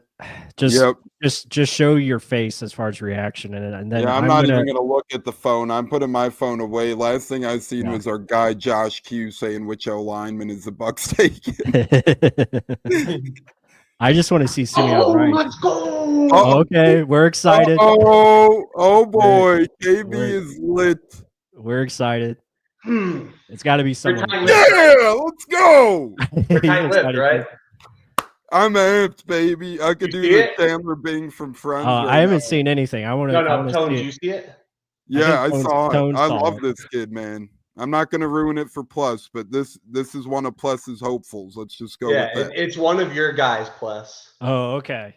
No positions, but it's one of your guys. If this is Chris Paul Jr., I'm gonna lose my shit. No, it's even. I think it's better. Okay, if it's defensive back, if it's if it's Xavier Watts or Kevin Winston Jr., like, or Would if that it's make it bad? if it's Morrison, I'll be super happy too. Like any of the above. Let's go, If you had a man. gun to your head, plus, which one are you thinking? I really like Morrison. I think just because like he's Todd Bowles' guy, and plus Todd Bowles worked with his dad. Like they have a relationship already. I mean, he would be pretty cool. And let me see. I have his tape up here. I'll show it. I mean, guy just knows how to compete. Went up against Marvin Harrison Jr. in college and did pretty well there. Just he's a Todd Bowles dude. Like has good ball skills. Had 6 interceptions as a freshman. Can really play. So yeah, I would love it if this is the pick. Again, if they're confident in the medicals. And I'm cheesing, man. Yeah, I am cheesing. In the second round, I think it's worth the risk. So I think this would be a hell of a pick. Siobhan Ravel, another one that would be awesome. So Yep, any got of the confirmation too. So it's 100% who Tones and I know who it is. Okay. Yeah, Kevin Drew just tweeted it, so you know it's And true. well, Peter Report tweeted it Yeah. a minute ago. Yeah. Yeah. I mean, yeah, Morrison is just a lot of fun, but we'll see. We'll see who it is. Of course, we're in commercial. I want to see Simeon Rice make the pick. Who do you want the most, Bless? I mean, Morrison would be the guy I want the most because how I talk about him. But okay, I'll give you 2 choices. It's Morrison or Revel. That's all I'm gonna say. Well, Morrison's younger, so I would go with Morrison. I would go with Morrison, but Rebel's still another good one. Like he makes a lot of sense too because you can develop him. You can take your time. He's coming off injury. You don't have to rush him. I think either one of these guys, you don't have to rush onto the field, which is great. But I just feel like the relationship is with Morrison because Todd Bowles played with his dad or coach. I think, yeah, they played together at Washington. So there's a lot of history there. But we're going to see the pick right here, hopefully soon. I just want to see Simeon Rice. I just can't believe they went running back. Yeah. if it's Cam Scatterbo. It's really Bo Scatterbo. Oh, man. We're going to go power. Screw the 4 receivers. They're going to be blockers. We're going to go wing T here with Baker. I mean, Bucky and Irving. Kyle Trask, both in the backfield. Yeah, Bucky would love that to have Scatterbo. I mean, Rashad White will be traded for a 7th round pick, but Simeon Rice looks like he could still suit up for the fellas. Oh man, they should just sign him up. Like, just let him play. Yeah, he's still in great shape. There it is. Pick is in. I must be behind on my feed, but he's about to. I think you and I are on the exact same plus, and then Cone's got us by about like 5 seconds. Okay. I'm gonna backing off. Is it no, just showed for me. You just have better YouTube TV service. Hell yeah. Let's go. Let's go. Benny and the Jets. Oh man. Hell yeah. Play it, Blast. Woo! Well, I wish I had the sound. That's why I need Mark. Mark's got it. I thought it was you. Mark will be playing it later for sure. But that's Mark's guy. So like he was talking about Morrison before he left. Yeah. I think we all agree. You already have the highlights ready to go. Yeah.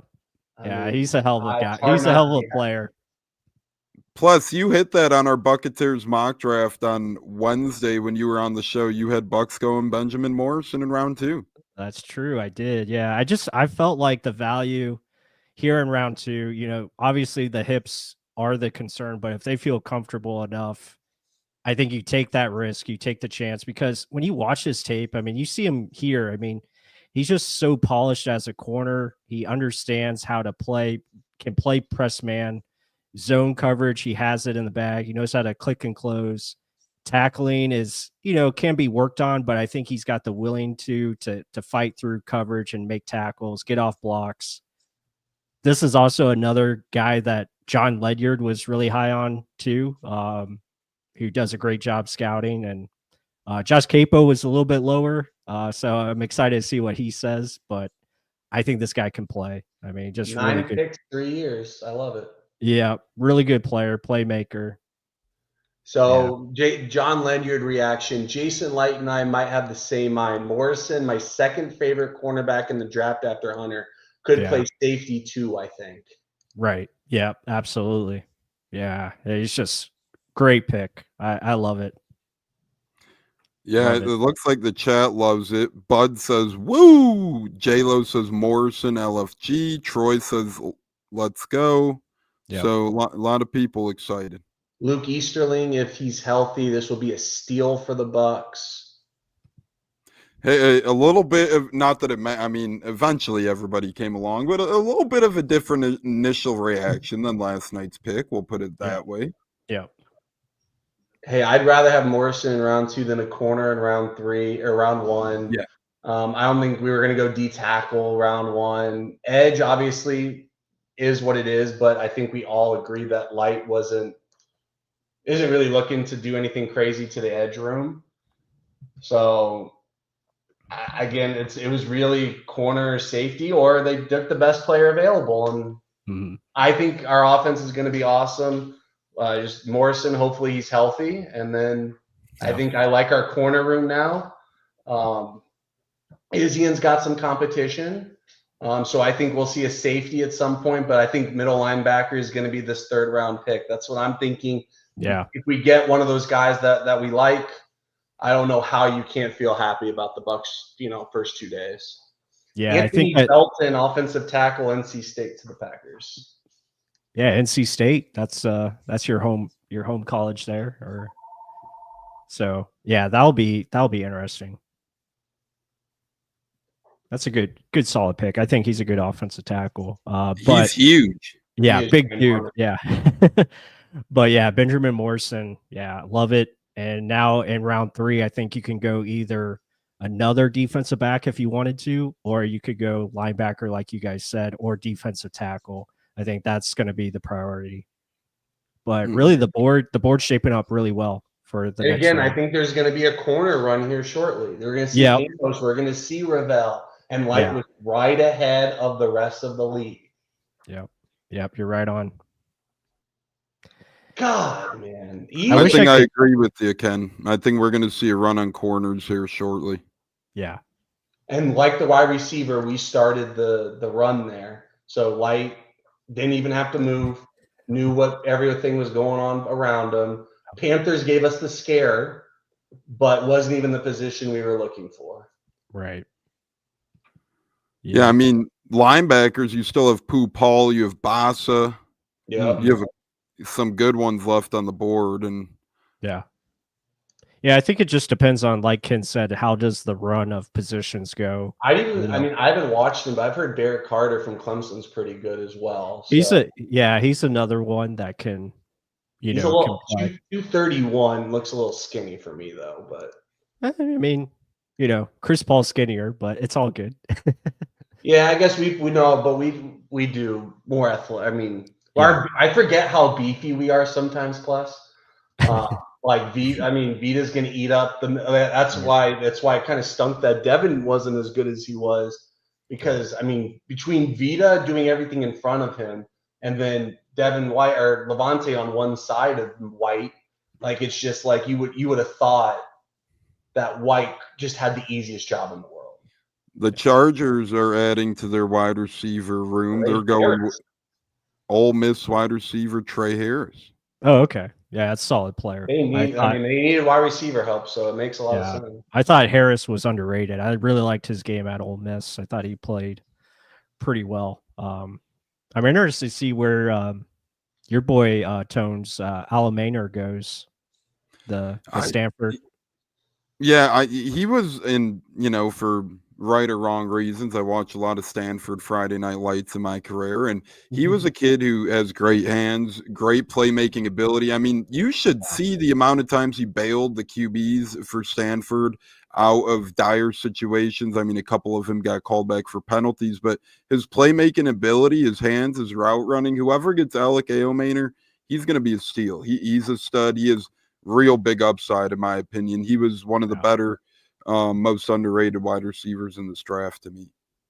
Yeah, agreed. So guys, we have over 284 people in here. Let's go. If you can, please hit. If I can get, I can't get this screen to work. 284 likes, Yeah. people, at least. Yeah.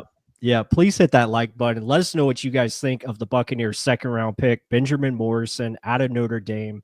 Again, this kid was a top prospect coming into the college season last year. He was one of the top rated corners. He had a really good 2023 season. 2024, unfortunately, he was off to a good start, then suffered the hip injury and missed, most of the season. But this guy can absolute ball and went up against really good receivers throughout his career. Came in as a true freshman and started right away. Had 6 interceptions that season. So he is the makeup of what the Buccaneers want. Another good character dude, guy that's going to put in the work and already has a relationship with Todd Bowles. So I think from a just perfect fit, if you want to call it, and makes a lot of sense. And now we go into round 3. Hopefully we can get some more playmakers on defense. I'm seeing offensive tackle Ozzie Trapillo, of Boston College, to the Bears. Yep. Okay. Yeah. Looks like Offensive probably tackle. the left tackle right there. Yep. So Yep. offensive line. That's good for the Bears. He's got swing versatility. And that's potentially the type of lineman they needed, because they signed the 3 high-paid guys this offseason. They went out and addressed their interior O-line, got a center, left guard, right guard, obviously of Darnell Wright from a couple years back. They like the other tackle they got now, but there was room to upgrade, and I think this provides that room. And it doesn't hurt to have 3 tackles. 3 starting worthy tackles is never a bad thing. 6'8" too, big boy. Yeah. Wow, for 6'8", sure. 6'8", almost my height. Yeah. So yeah, Troy, we talked about that earlier. He's talking about the 2 hip surgeries for Benjamin Morrison. So yeah, that's the thing. Like, if you felt comfortable with the medical, I think taking him here in the second round, you feel good with that risk. And obviously they feel like it's a thing in the past. They feel like everything is clean as far as healing, and hopefully now he's got, good hips and he's ready to roll. Should be ready to go by training camp. So yeah. I think we have another trade on our hands. Ian Rappaport says Lions trade up over the Ravens and Raiders. Oh yeah. I see that. That's going to be interesting. Hey, Boston College O-lineman, my favorite Lions select offensive guard Tate Ratledge. Oh, wow. They traded 57 and 230 for 60 and 130. Okay. So moving up 3 slots and trading 100 spots on the back end. A lot of people joke that he looked like a Jason Light type of offensive lineman. Interesting. Real quick, I wish I could share the text messages that I'm getting from Mark. He's more excited than I was as far as this pick. A lot of F-bombs in there, a lot of let's go. Yeah, he was very excited. Very excited. Hey, we'll take that. And I haven't seen one Chris Paul. I haven't seen one person upset yet. I think if you somehow do get Chris Paul, awesome day 2. I mean, really, really awesome day 2 if you're able to land him. Yeah, I think it's about adding the right people and getting, the right personalities. So you get that with Morrison, you get that with Chris Paul Jr. for sure. Like, guys that are leaders, guys that have that intensity and, know how to pick up others around them, make them better too. So yeah, really good draft so far for the Bucs. I think you have to be pretty happy with how it's coming along. So a little bit of Seth Rollins action. He's announcing the Bears pick at the WWE draft right now. The crowd's going crazy. Oh yeah. Is he I know you guys follow wrestling. Is he the champion or? No, he is not, but he won his WrestleMania match over. He's about Paul Heyman just joined his team, so they're about to do some crazy stuff. But he's Gotcha. going to be champion in short order. But Is Cena still a champion? Cena's champion. He's actually, it looks like 20 years ago, him against Randy Orton's lining up as the next big match. So there you go. I didn't know Randy Orton was still going. Yeah, he's a little bit less full-time as well, but he's still kicking. He's still good. When I was at UFC St. Louis about a year ago, he was a section or two over from me. He's still a big dude, man. Raiders look like they selected wide receiver Jack Beck. Okay. I don't know anything about him. TCU. Yeah, that's a 6'1", TCU. 214. Yeah, TCU wide receiver. Looks like a slot guy. Not because of Yeah. skin color, but just based on the scouting report. Yeah, he's more of an inside player. I mean, 6'1", 214. Yeah. I don't know. That is Josh Capo's #1 wide receiver, by the way. Is it actually? I think that's how he had it on his board. He had Jack Besh as his top guy. Jeez. Yeah. Over Hunter? I know. No, Hunter. Well, I think he had Hunter as a. Well, I guess it would be technically #2, but he had Jack Besh pretty high in his rankings. Field Yates tweet: we need Seth Rollins to announce every pick going forward. I don't have it on the volume, but Tate Ratledge to me, though, real quick, going back to that bandwagon, that's a really good. To me, he's going to do really, really good with the Lions.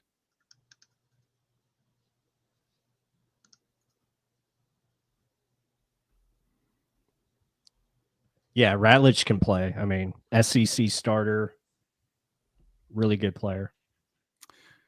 Besh is 22. He looks intriguing, but, going to be interesting. Wish him well for John Spytek. I think they're doing what they can. They needed a receiver, and again, kind of fits the mold of how, like, Spytek was with the Bucs. Obviously value character. Jack Besh had the, the story about his brother unfortunately passing away. Yeah. And then he had the great Senior Bowl week. Really stood out there. Has good He caught tape. the final catch right at the Senior Bowl. Yeah. That's who it was. Yep. So, and they need a playmaker. Yeah, I think Jacoby Myers, Brock Bowers, Besh, now is Sean Genty, obviously, Raheem Mostert. That's intriguing. Smith leading the way. Papagino.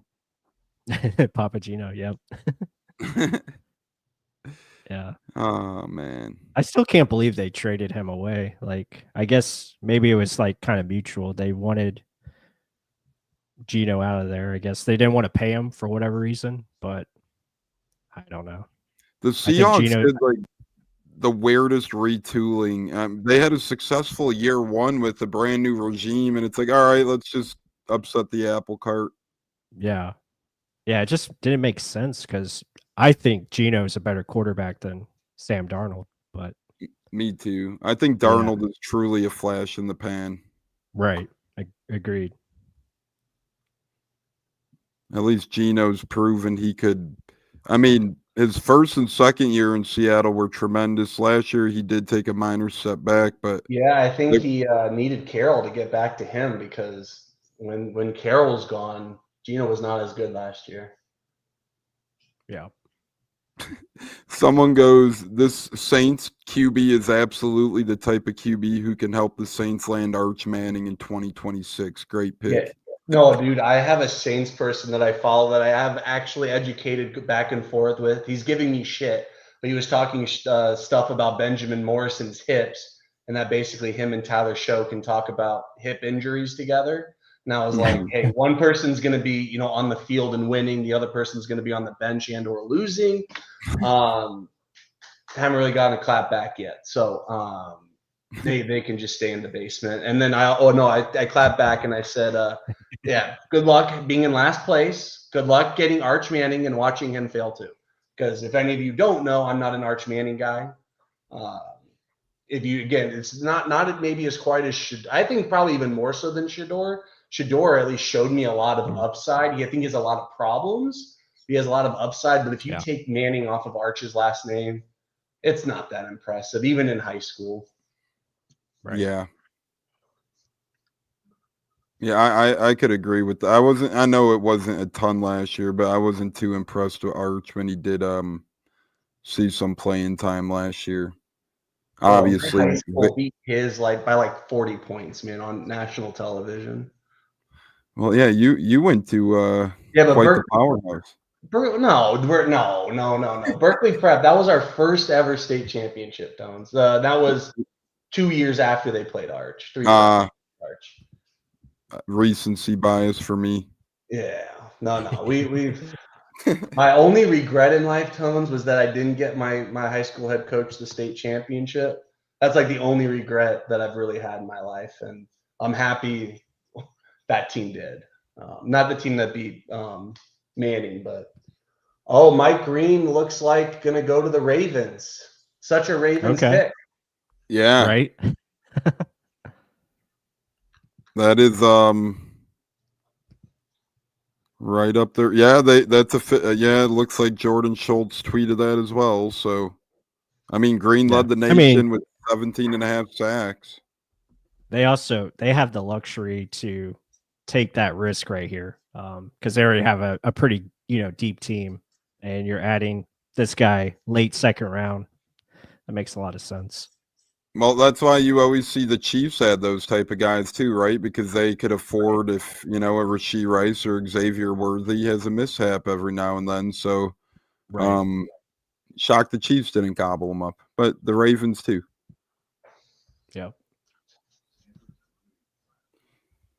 All right. Yeah, we're so quickly. Go ahead, plus.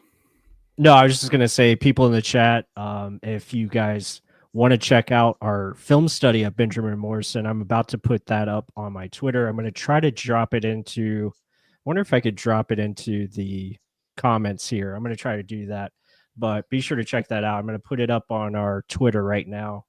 I'll tag these gentlemen in it, so you guys can put that out to the masses. But yeah, he's just a fun player.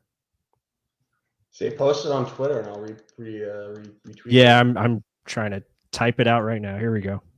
Oh, I got my Notre Dame guy, who's also my Chiefs guy, says, "I am jealous. You're going to love Ben." Oh, there we go. Yeah. My brother and should... pops are Notre Dame guys, and they're saying the same. Yeah, I should ask Ryan. We had Ryan Roberts on last night. He's a Notre Dame fan as well, so I'll try to get him on maybe in the future. Get his thoughts on the pick as well. I like Ryan Roberts. Yeah, good follow. Does a good job.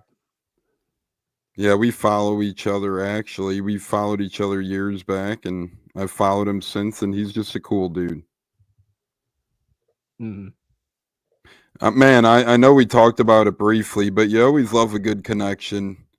The fact that Benjamin Morrison has a Bucs connection just makes me like this kid even more. Father was teammates of Todd Bowles, and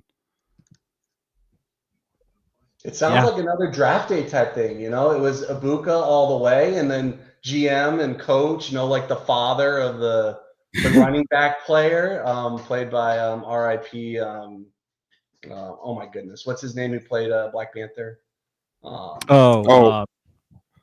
What's his name? Oh, Chadwick Boseman. Yeah.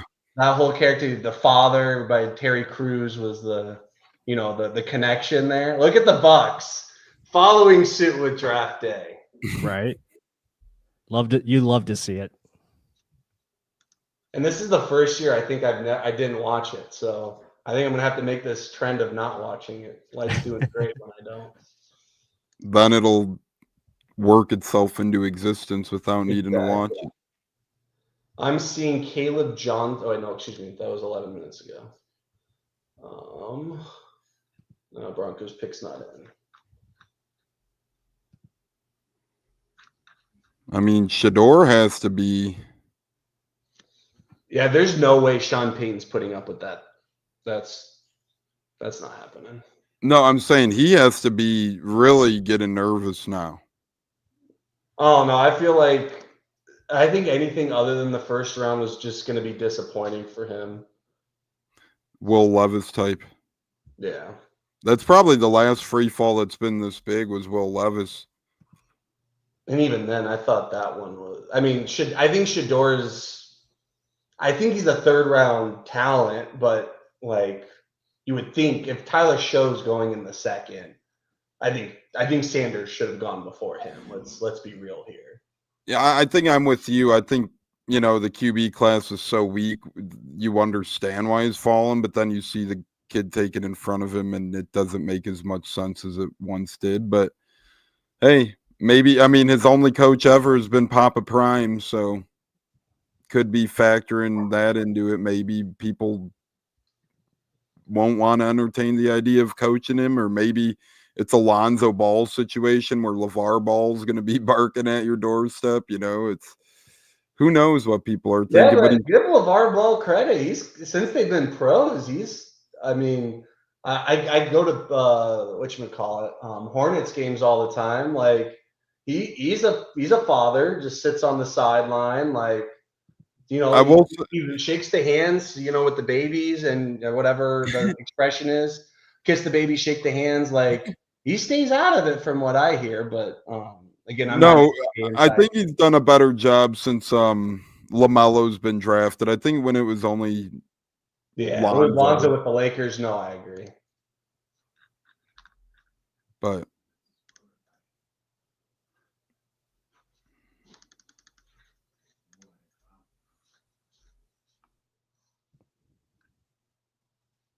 All right. So I did drop the link in the chat. So if you guys want to check that out, you can.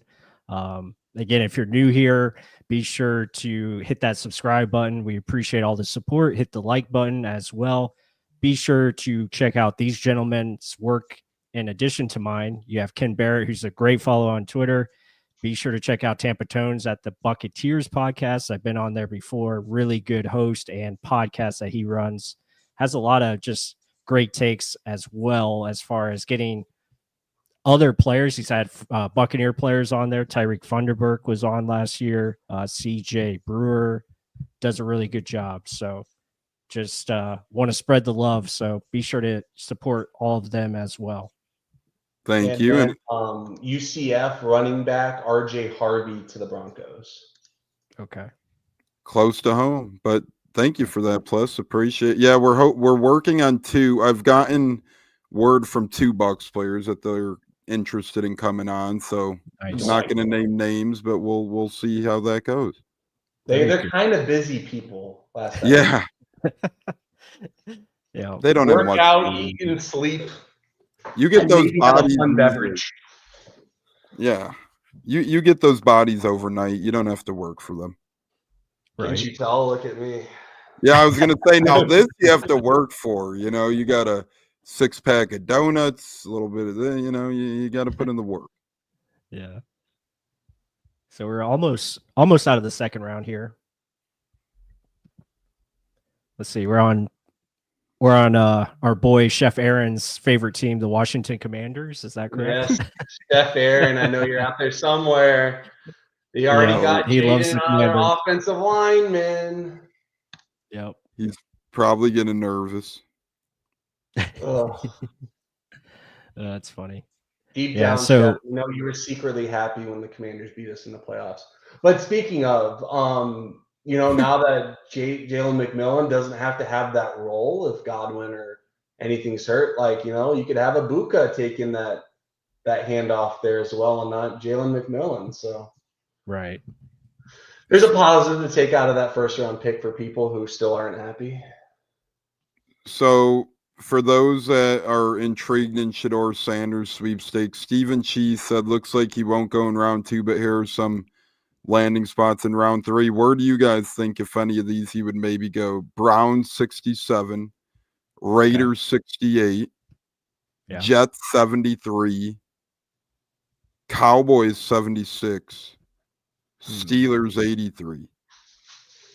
I mean, I think- 83 has to be the floor. I would Yeah, assume. it can't. He can't go out of round 3. Like, Yeah. and that's I was the guy. Like, I was one of them that was saying he's not going to be round 1, or he's not round 1 material, let alone top 10 material, and all of that hype that was going crazy. But round 3, I think, is too far.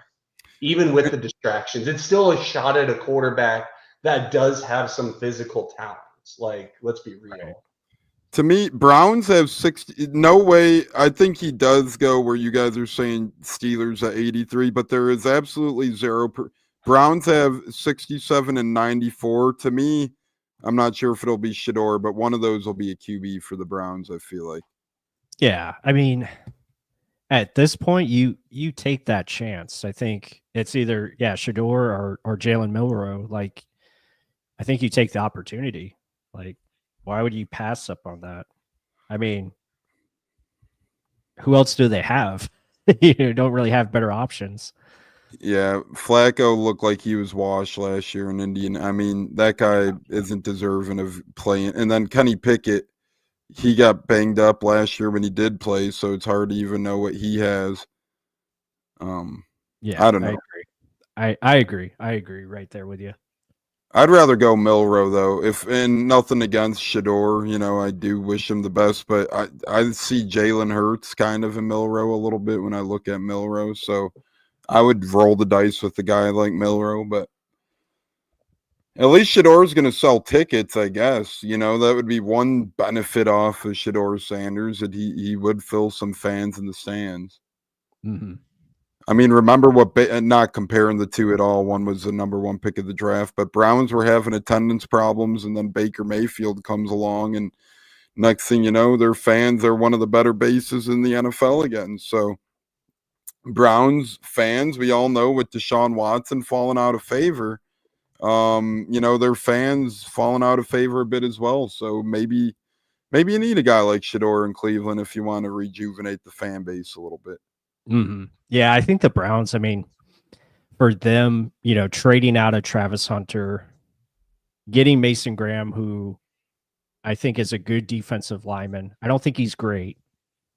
He came in smaller, but he's their type of guy that will come in and do his job. And I think they need more of that type of, mentality. And obviously he's going to produce with Myles Garrett opposite of, on the same defensive line as him. So I think from that standpoint, it makes sense. And hopefully you can just continue to build and add people that can help build that culture. Because right now it just hasn't been, it's been so up and down. Like the whole Deshaun Watson thing, I think has put really a black cloud on their franchise, unfortunately.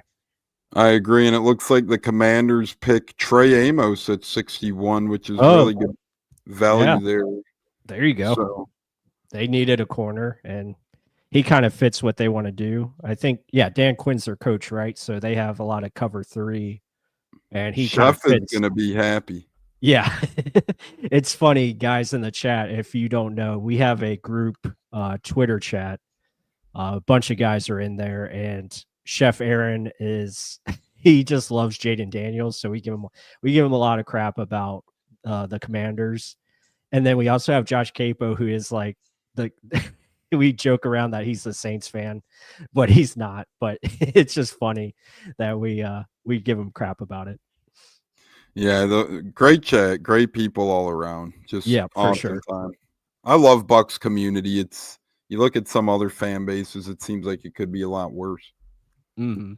Yeah, I mean, I love Bucs community too, except when we go on Facebook. That's where it gets a little wild.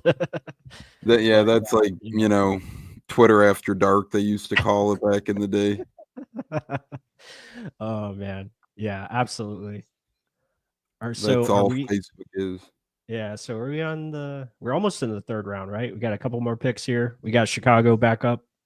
Yep, looks like Chicago, and they've gone all offense to this point, so it'll be, heavily offense, and adding Loveland and company, the wide receiver it's going to be interesting between Bird and Loveland, what they're going to do here. Yeah. Bears, that division is crazy. Mm. Just full of talent. I mean, if Caleb Williams takes a step he's supposed to, Vikings obviously are the question mark with McCarthy coming back from injury, but Yeah, for sure. feel like O'Connell could make anybody magical out there, it He seems like. he can, man. The guy's he knows how to coach. I'm a big fan of what he's done, and I don't like the Vikings, obviously, but McConnell is I was O'Connell, not his biggest fan when they hired him. I was like, to me, they could have done better, but he's proved every penny that he is an incredible NFL head coach. Yeah. Yeah, I was going to ask you, Tones, about I know your fiance here is a Green Bay Packers fan, so did she have any thoughts about Matthew Golden and them finally taking a receiver round 1? So it was funny. I have her, and then one of my other good buddies is a Packer fan. So when I was with her a couple nights ago, Wednesday, the night before the draft, I actually said Golden was going to be one of their picks. I listed another receiver as well. So she was starting to dive in a little bit. She was a big fan. I mean, the kid's explosive. There were some rumblings and rumors that if he was there when the Bucs picked, they were going to take him. Some rumblings and rumors that the Cowboys were going to take him. So not that he fell, but, I think it was one of those people where the Packers picked him, or when the Packers were picking, they had to pick him. Great value. And she was happy, really happy. And she loved the announcement even more, as you alluded to. They made sure everybody know they were going to get a wide receiver. So I think my buddy and my fiance are very happy. And I think a lot of Packers fans are just happy they went against their grain a little bit. And finally, that's the right thing to do. I mean, you're trying to develop Jordan Love, and, he took a mini step back last year. So you hope he takes a step forward yet again. And a guy like Golden, I mean, Romeo Doubs, Watson, Wicks, they have a lot of nice pieces. They just kind of need the go-to guy. And we'll see if Golden could be that guy. I think he could be. Yeah, I agree with you there. We did a film study on Matthew Golden, so Packers fans, if you're out there, be sure to tune into that. And then we see Trey Amos off the board, and then Shamar Stewart looks to be the Bears pick right after. Are you talking about Shamar Turner? Did I say Turner? Yeah, it's Turner. Sorry, did I say Stewart? You said Stewart. That's okay. Sorry, Shamar Turner. Okay. Brain auto filled in there. Yep. So defensive tackle there. All right. Yeah. So we got Chiefs and Eagles up, and then that will be it for the second round. Wow. Yep. This thing is flying. Chiefs have to go Shedeur Sanders here, right? I mean, we don't know if Patrick Mahomes is going to play forever. Too many rings, might want to retire, go hang out with Travis and Taylor Swift, just right. Did anybody get going to be part of the crew now? We might have to get a life alert button for Mel Kiper Jr. if he doesn't go soon. This guy is. I don't want to make a big thing about it, but I didn't know it was a thing last night, Tones, because I was on here with Plus. I mean, I have this in front of me muted, so I had no idea what was going on. I listened to those clips this morning. Every 3 picks, it's come on, man! Poor Cam Ward. Too big of a moment for these players, man. Yeah. Cam Ward was about to get announced, and they were literally showing Shedeur highlights, and Mel Kiper was explaining why he's his QB1. It's how much money did you give to talk about this or whatnot? Yeah. Well, whoever's the producer playing that, it backfired. Yeah, Louis Riddick was on the Dan Patrick show today, and they were kind of grilling him about it. Hey, you had a guy just talking about this guy all night, and even Louis Riddick was like, yeah, I'm not a fan of that type of coverage, but he sat right next to him for 5 hours, so he's probably pretty annoyed himself. Yeah. And then Todd McShay completely fell off the face of the earth, I feel like. I mean, he does a lot of podcasting, and I forgot what name of the network he's on now, but I mean, I thought he was always better than Kiper, but I just think Kiper, I think at one point, obviously, he was good at what he does. He had the deal for a moment or whatever, but overall, like he kind of was the trend center for what we now know as the event that is the draft. So like I get it, but like watch something. Like it's clear he doesn't watch anything. It's like it's not Get Up. First Take. It's just like you can tell some producers telling him to say something.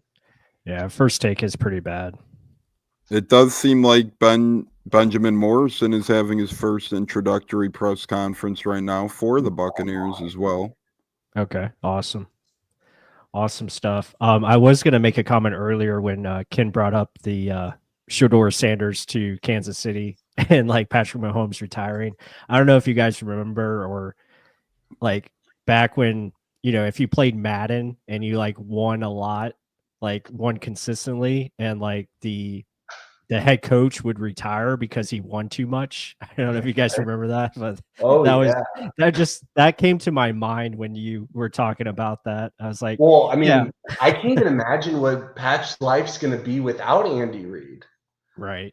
I mean, we've seen. How old is I blanking on the D coordinator's name?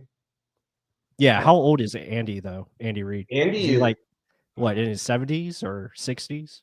I think he's high 70s. No, 67. So he's not too bad. Okay.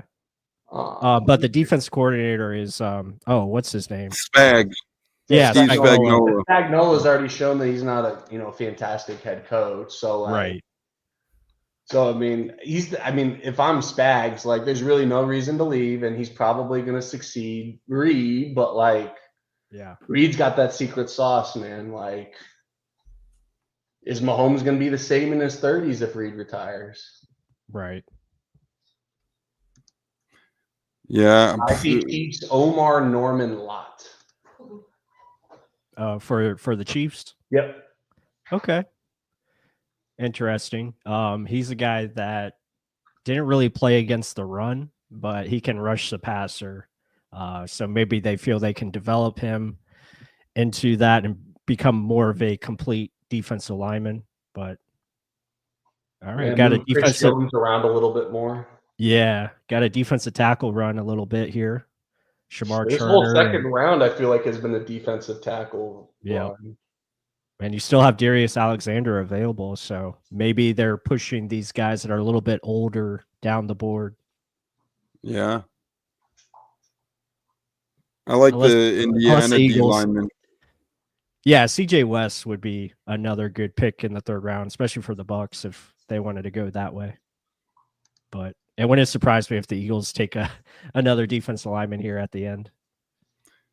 Can't believe, I mean, what a pick for them, Jihad Campbell. They're the type of team, they did it with Nakobe Dean. I know that was round 3 a couple of years back, but he was a big line. Nakobe Dean been though injured? That's the thing. Yeah, I think he played 14 or 15 games last season. Yeah, last year was the first year he actually played a season. But again, that's what, the type of team like the Eagles, they could afford that. We were, they're one of those. Well, then they found this guy named Zach Bond, and they hit a freaking home run and pimped that, walked it off. Yeah. Very true. Makes things a lot easier. And Devin White, that guy was good for them last year too. $100 million man. Did you guys see him like with the Texans? Like he was lost every time I turned a Texans game on. I'm surprised they haven't gone linebacker if they were that desperate. Right. Yeah, Devin White, man, what a sad career. I mean, thank you for helping us win the ring, but yeah. Well, no, I think COVID, Devin outside of COVID, man. Yeah. I'm sorry, it just wasn't that good. How much COVID against the Commanders, came back against the Saints, was unreal. Great against the Packers, and then did everything you'd want in the Super Bowl game. And I think there was that guy. Yeah, I think once the Super Bowl happened, all that went to his head. Well, remember, Todd Bowles said that. He said players were doing that, and I'm guessing his cap. Did he have a C on his chest? I don't think Devin was the captain. Yeah, No, I because think he remember was. Warren, he was in 2020, the Thursday night game we lost to the Ravens, and he was loafing that Shaq Barrett got hurt because Warren Sapp said, Okay. I'd snatch a C right off his That's chest. right. Yeah, you're right. Yeah. Oh, okay. So Yeah. like, I feel like that the shots were thrown at him, is what I think. Interesting. I don't think it was Yeah. for everyone. I think it was for him. Yeah. I think after that Super Bowl year, I think it just went to his head. He started thinking about the contract. We already, heard him talk about the $100 million deal he was looking for. And then the injuries, I think, started to happen as well. But yeah, his play just dropped off, and he was trying to replicate those Superman plays that he was making during the Super Bowl run, and trying to be the splash playmaker, and it just wasn't working. And then it was leaving all his teammates out left to dry, and they finally, and this is what we were talking about last night when I said Todd Bowles is slow to make changes. Yeah. This is one of them. He finally made the change in 23 to go to KJ Britt. Not a better option. I think they would have went to Servassier if he wasn't hurt, but and then obviously last year Servassier, I think, is going to be a key part this year going forward, and hopefully that remains to be true with him being 100% now. So Yeah, safety Andrew Makuba to the Eagles. oh wow, great pick. Yeah, I really like Makuba out of Texas. Get Reed Blankenship off the field. Yeah, but Makuba, Makuba is really fun to watch. Smaller safety, ball hawk type of dude, really physical, even though he's smaller. Like he comes up and hits you. He had the big hit on the Georgia quarterback in the playoff game. He's That's right. Yeah, That's right. he's fiery. Yeah, he's fiery, dude. Yeah, that's a good pick. It makes a lot of sense. Eagles love those type of players that can get in on the action and make a play. So Do they do any time between round 2 and 3, or do they just go straight in on the clock for 65? I think it's just straight go. I think you just I think that keep it flowing. They have that minor announcement, and that's pretty much that. Oh, that's right. The minor announcement. Okay. Yeah. They're like third round begins, and who's on the clock? Cleveland. And then tomorrow it'll just be picks just on the bottom of the screen. Yeah. Yeah, they have like the neighbor from Lambeau's Lovely come out and announce the pick. It's like, who the hell's this guy making this call? Yeah. I think I've seen him in the grocery store last week or something. Now he's on stage. I love the I love the like the scenery picks, like where they go around the globe. And yeah, what was it? One year we had like a bird or something make the pick or something like that. It was pretty funny. Yeah, that parrot or whatever. Yeah, just randomness like that. Yeah, awesome stuff. No, NFL gets creative. Oops, sorry. No, go ahead. I was gonna say round 3. Are we all just linebacker? Is there anything else that you all would consider? I mean, it's linebacker if the right guys are there, but I would probably even consider safety or corner again. Like I would look at a nickel, More of a option. slot corner? Yeah, slot corner or safety, maybe a safety hybrid. Yeah, I think that's going to be on the table. Defensive tackle, I think, would be on the board. So any of those spots, I think, again, linebacker, I would say if it's Chris Paul Jr., then hell yeah. But if it's not, then I would probably wait on linebacker. What about Shador? Compete with Pratt for QB3. Right. I don't know. I think Pratt might have a chance at QB2 from the way everything looks. I think so. I think so as well. I don't, with the way the contract went for Kyle Trask, I don't think they're going to sign him back after this year. I think they're just keeping him on. Competition too. Yeah, I think they're keeping Trask on just to make sure that Pratt has competition and make sure he earns the quarterback 2 job. So I think that's how they want it to go. And I think they probably want, now that Trask is like a veteran, he can help with game planning, whereas you want the young guy to focus just on his development, let him be QB3, Right. Let him be either on the 53 or practice squad, whatever. I'm guessing we'll have 3 on the 53 would be my guess. Sounds like they really like him. Yeah. Yeah, they're keeping him around for a reason. I mean, I don't think they'd bring him back if they didn't have decent plans for him. Mm-hmm. Yeah, for sure. Yep. So we should get Mark back on here soon, and then I think we're gonna have JT Olson joining us from Bucs Report. I think a little bit. Icewater Olson. Yeah, Icewater Olson a little bit later. So that should be fun. And then maybe JC Allen after all the picks are done. We had him on last night after the stream ended, which was funny. But He's secretly watching SmackDown right now, and then yeah. NFL draft is in his back pocket. Giants pick is in, by the way, fellas. We got Toledo, the best player on the ESPN board, Toledo defensive lineman Darius Alexander. There goes that man. Yeah, Darius GFF's Alexander. number 3 D tackle. Okay. Yeah, I think I have a. Yeah, here we go. Sexy Dexy getting a partner. Yep. Here we go. I don't know if you guys know that, Tons. That's his nickname. So Ken, if your girlfriend is watching the stream, here's Darius Alexander highlights for her. Oh yeah. And for her only. This Bumble. He's got some speed. Yeah, super athletic defensive lineman. Here's the pick 6. Wow. We even commented on this saying this is a Todd Bowles special. He would have been a perfect fit. Why drop Vito when you got this guy? Right. But you can see him here, number 9. He's got super long arms, ability to rush the passer. I love pit guys, man. Yeah. No, he's Toledo. Never mind. I thought he was. I say he looks like a pit guy. Yeah. Again, the only knock on him, he's 24 years old, so he's a little bit older, but I think he still has development to go, and he still has a lot of upside to work with. You can see the power that he presents. I mean, him next to Dexter and those 3 edges, have fun, whoever plays the Giants. Right. I mean, a dual Carter and this guy, I mean, that's pretty good. As well, coming off the bench. Yep, and Brian Burns. So and Burns. They got a line. Build through the trenches. I do like the Giants' approach, and to me, they had a pretty decent free agent period as well. No huge names, but a lot of nice little pieces. And that's what they did last year. It was just obviously it was the Saquon thing that just took all the highlights. So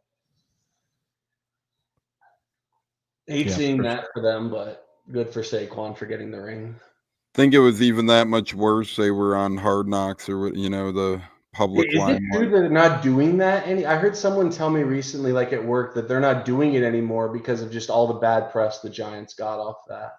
Well, I know Bill Belichick tried to swoop in and get them to go to North Carolina, but I think the NFL had a problem with that, and now I don't as they should. Now I don't think they found a team to do it, so it could be coming to an end. I remember when the Bucs were on it like yesterday with Bo Allen being the big lovable guy he was. Yeah, what was the linebacker's name who went to the Colts for a while? The special teamer. Grant Stewart. Oh, yeah. Stewart. Yeah. The flow, man. The flow. Yes. Yeah, that was awesome. He was in Head and Shoulders commercials with that here. Why not? Hey, he was our Hard Knock star, and then there was Carl Nassib, who just got picked up from the Browns. It was a last second cut there, and he was doing the he was on the Browns. KB, I think you're thinking of Riley Bola as our Hard Knock star with the flow. It is Bullock. You're right. Yeah, that's 2017. Good old Dirk Cutter days. Remember Swaggy Baker? Oh, God. Yeah. Him and his dance. The dance on the tree or whatever it was. He was the biggest waste of space, I think, of all time. Maybe not of all time, but he was one of the bigger wastes of space in Buccaneers history. Yeah. It's crazy how many like notable players the Buccaneers have had in their history. I mean, you have Albert Hainsworth, Chris Baker, we had Deshaun Jackson at one point. I mean, Julio Jones, Tim Brown, Le'Veon Bell. We had LaShawn McCoy. We had all these guys that, were stars at one point. Kellen Giants Winslow. pick, guys. I Jr. just got to say, let's go really quickly. Okay, now please continue. Okay. I told someone I had to say let's go for them. Oh, okay. No, I like that pick a lot. J-Lo had him going round 2 in our Buccateers mock to the Bucs, so I feel like a lot of people had him probably going higher than what he did, but again, seems like a lot of offenses pushing some of this defensive talent back a little bit. I'm digging it. Yep, all for it. Oh, Albert Hainsworth. Oh, Yeah. I actually have his jersey. Believe it or not, I got it for Christmas that year, and he was off the team a couple weeks later. So That's there awesome. went I that. still can't believe Chris Baker did that to a tree on Hard Knocks. Yeah. I The mean, Chiefs. they couldn't have done it anywhere else. Ashton Galat to Kansas City. Yeah. Mhm. Yeah, Gelati. Another D is, tackle, man. These D tackles are flying. Yeah. Well, Flying. Gelati's an edge player, so. Oh wait, no, excuse me. I had the wrong. Someone put the wrong picture up of a player. It was a big boy. Yeah, so Gelati for the Chiefs, he can play edge. So they get Omar Norman Lott and now this guy. So They're just throwing body to edge. Yeah, they're adding trenches. So you can't go wrong with that. That's always a good plan. 39 cool. and a half TFLs and 25 and a half sacks in 50 games in college. Yeah, a lot of production. Kind of cool little nugget on Benjamin Morrison. We talked about his dad and Todd Bowles being teammates. Apparently, Morrison didn't know until the NFL Combine when he met with Bowles that his dad and Bowles were even teammates. So that's cool. That's according to Jenna Lane, ESPN, the great Jenna Lane, and all her great questions. Thank you, Jenna. Yeah, that's awesome. Man, my oh, never mind. I was gonna say my Magic might win a game, but they only have a 3-point lead. So against the Celtics. Yeah, so they might blow it. When the Lightning blew it last night, I was so sad. Yeah, man. Well, I mean, the Panthers are the defending champs, and they're just but they dropped still, both at home, at least split. Like losing both and now having to go to South Florida. Yeah. Ugh. And I feel like, I mean, it's the least of the worries with the playoff format. The Lightning keep playing the same teams in round 1 every year. I would, shake it up a little bit. Well, that's just a new format. The way the NHL wants that, because they want the playoff rivalries, but like to our point, like it's the Lightning and the Panthers now, literally every year. We dominated for 3 years. Now they're dominating us for 3 years. So nothing cool, and there's nothing wrong with a good playoff rivalry, and I guess I get it, but it's cool when it it's like not forced. It's like, oh, we're meeting with like when the Bucs kept running into the Eagles or the Rams. It was like, but hey, what the heck do I know? I'm not Gary Magic Bettman. up 5+. Okay, there we go. They have like no shot in this series, but at least they can, hopefully win a game. But if they can take a game or two from Boston, I think that's a win. Because it sounds like they're the betting favorite for Dame, so you never know, man. That's what I think that's what the Magic need is some scoring. They got decent, good bigs. They got they have no guard. They got Paolo, they have no guard play. That's their issue. Like they need. They guards. got good guard defenders, but not that scorer. So I don't know. We'll see how much Dame likes Disneyland, but so no state income tax for an NBA. I think NBA players the most. I want no state income tax. Oh yeah, for sure. With the contract that they get, I mean, yeah. And for 80, I mean, baseball's different, but it'd be awesome for baseball with the 162. But I think baseball, it's way like you have to be in the league or in the show like 5 years before you actually make decent money. Like NBA, you're getting that money quick. Yeah. Yep. Yep. Yep. Christine is excited about the Giants. So I know who that is. You know who that is? That's my girlfriend's father, I guess, using his wife's account.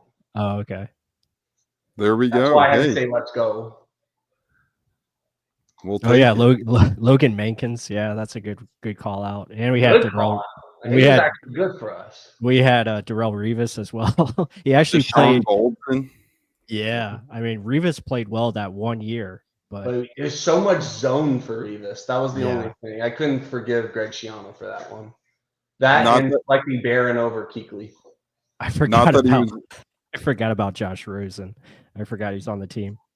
Not that he was Oh, a football geez. star, but Yeah, I Jeff forgot Demps. about that.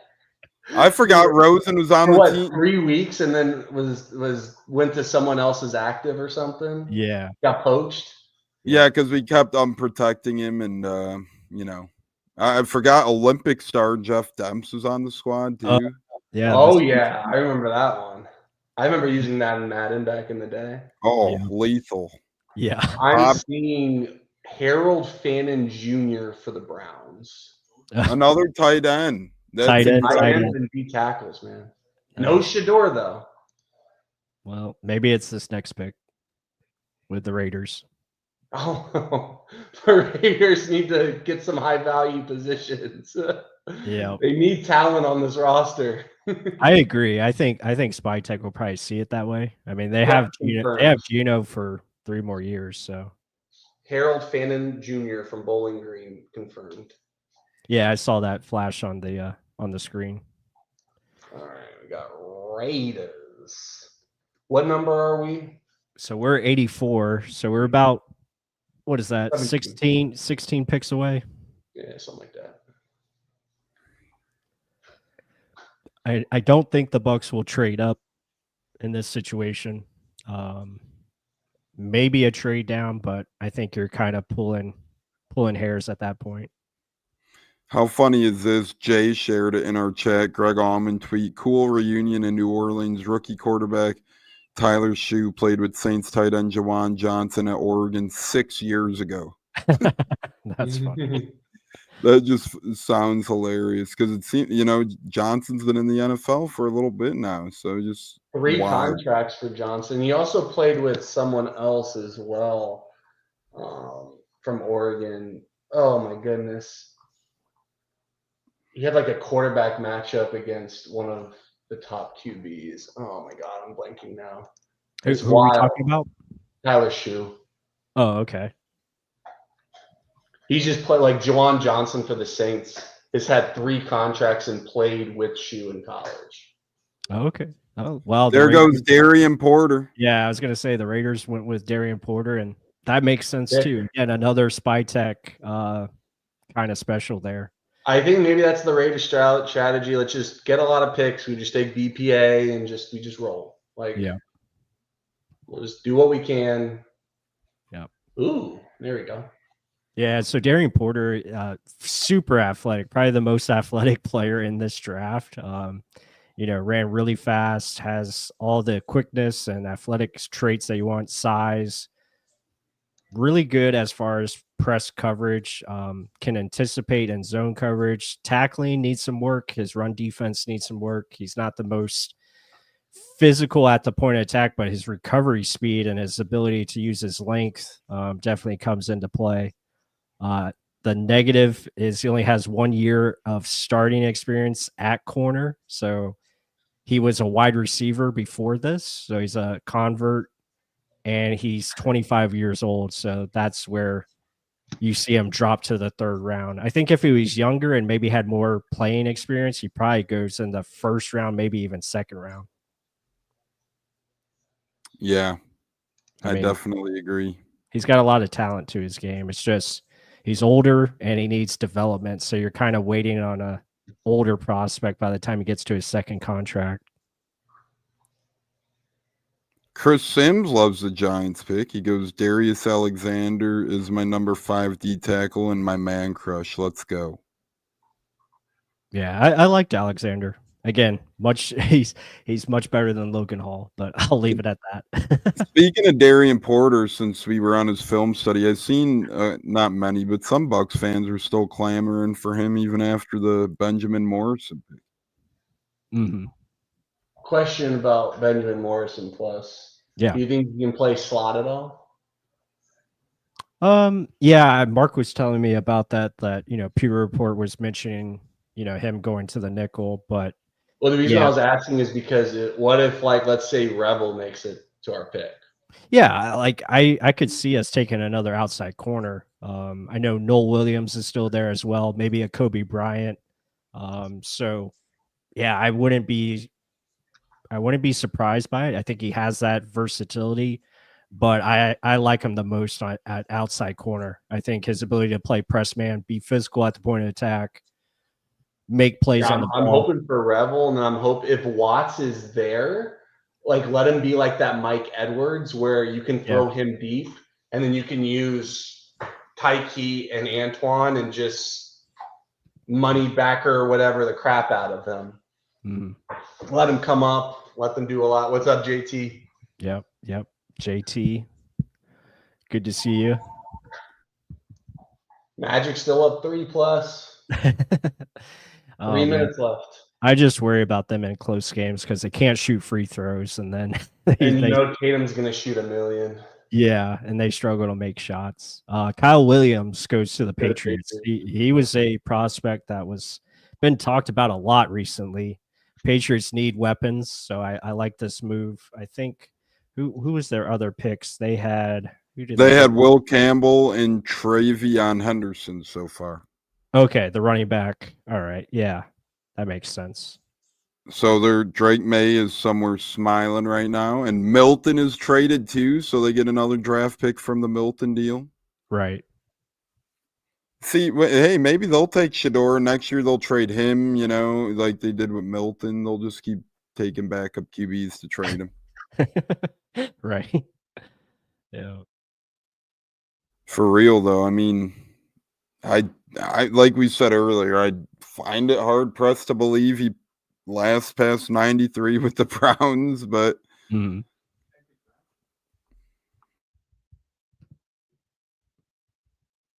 yeah, so at this point, well, this is not updated. Let me see if I can hold on.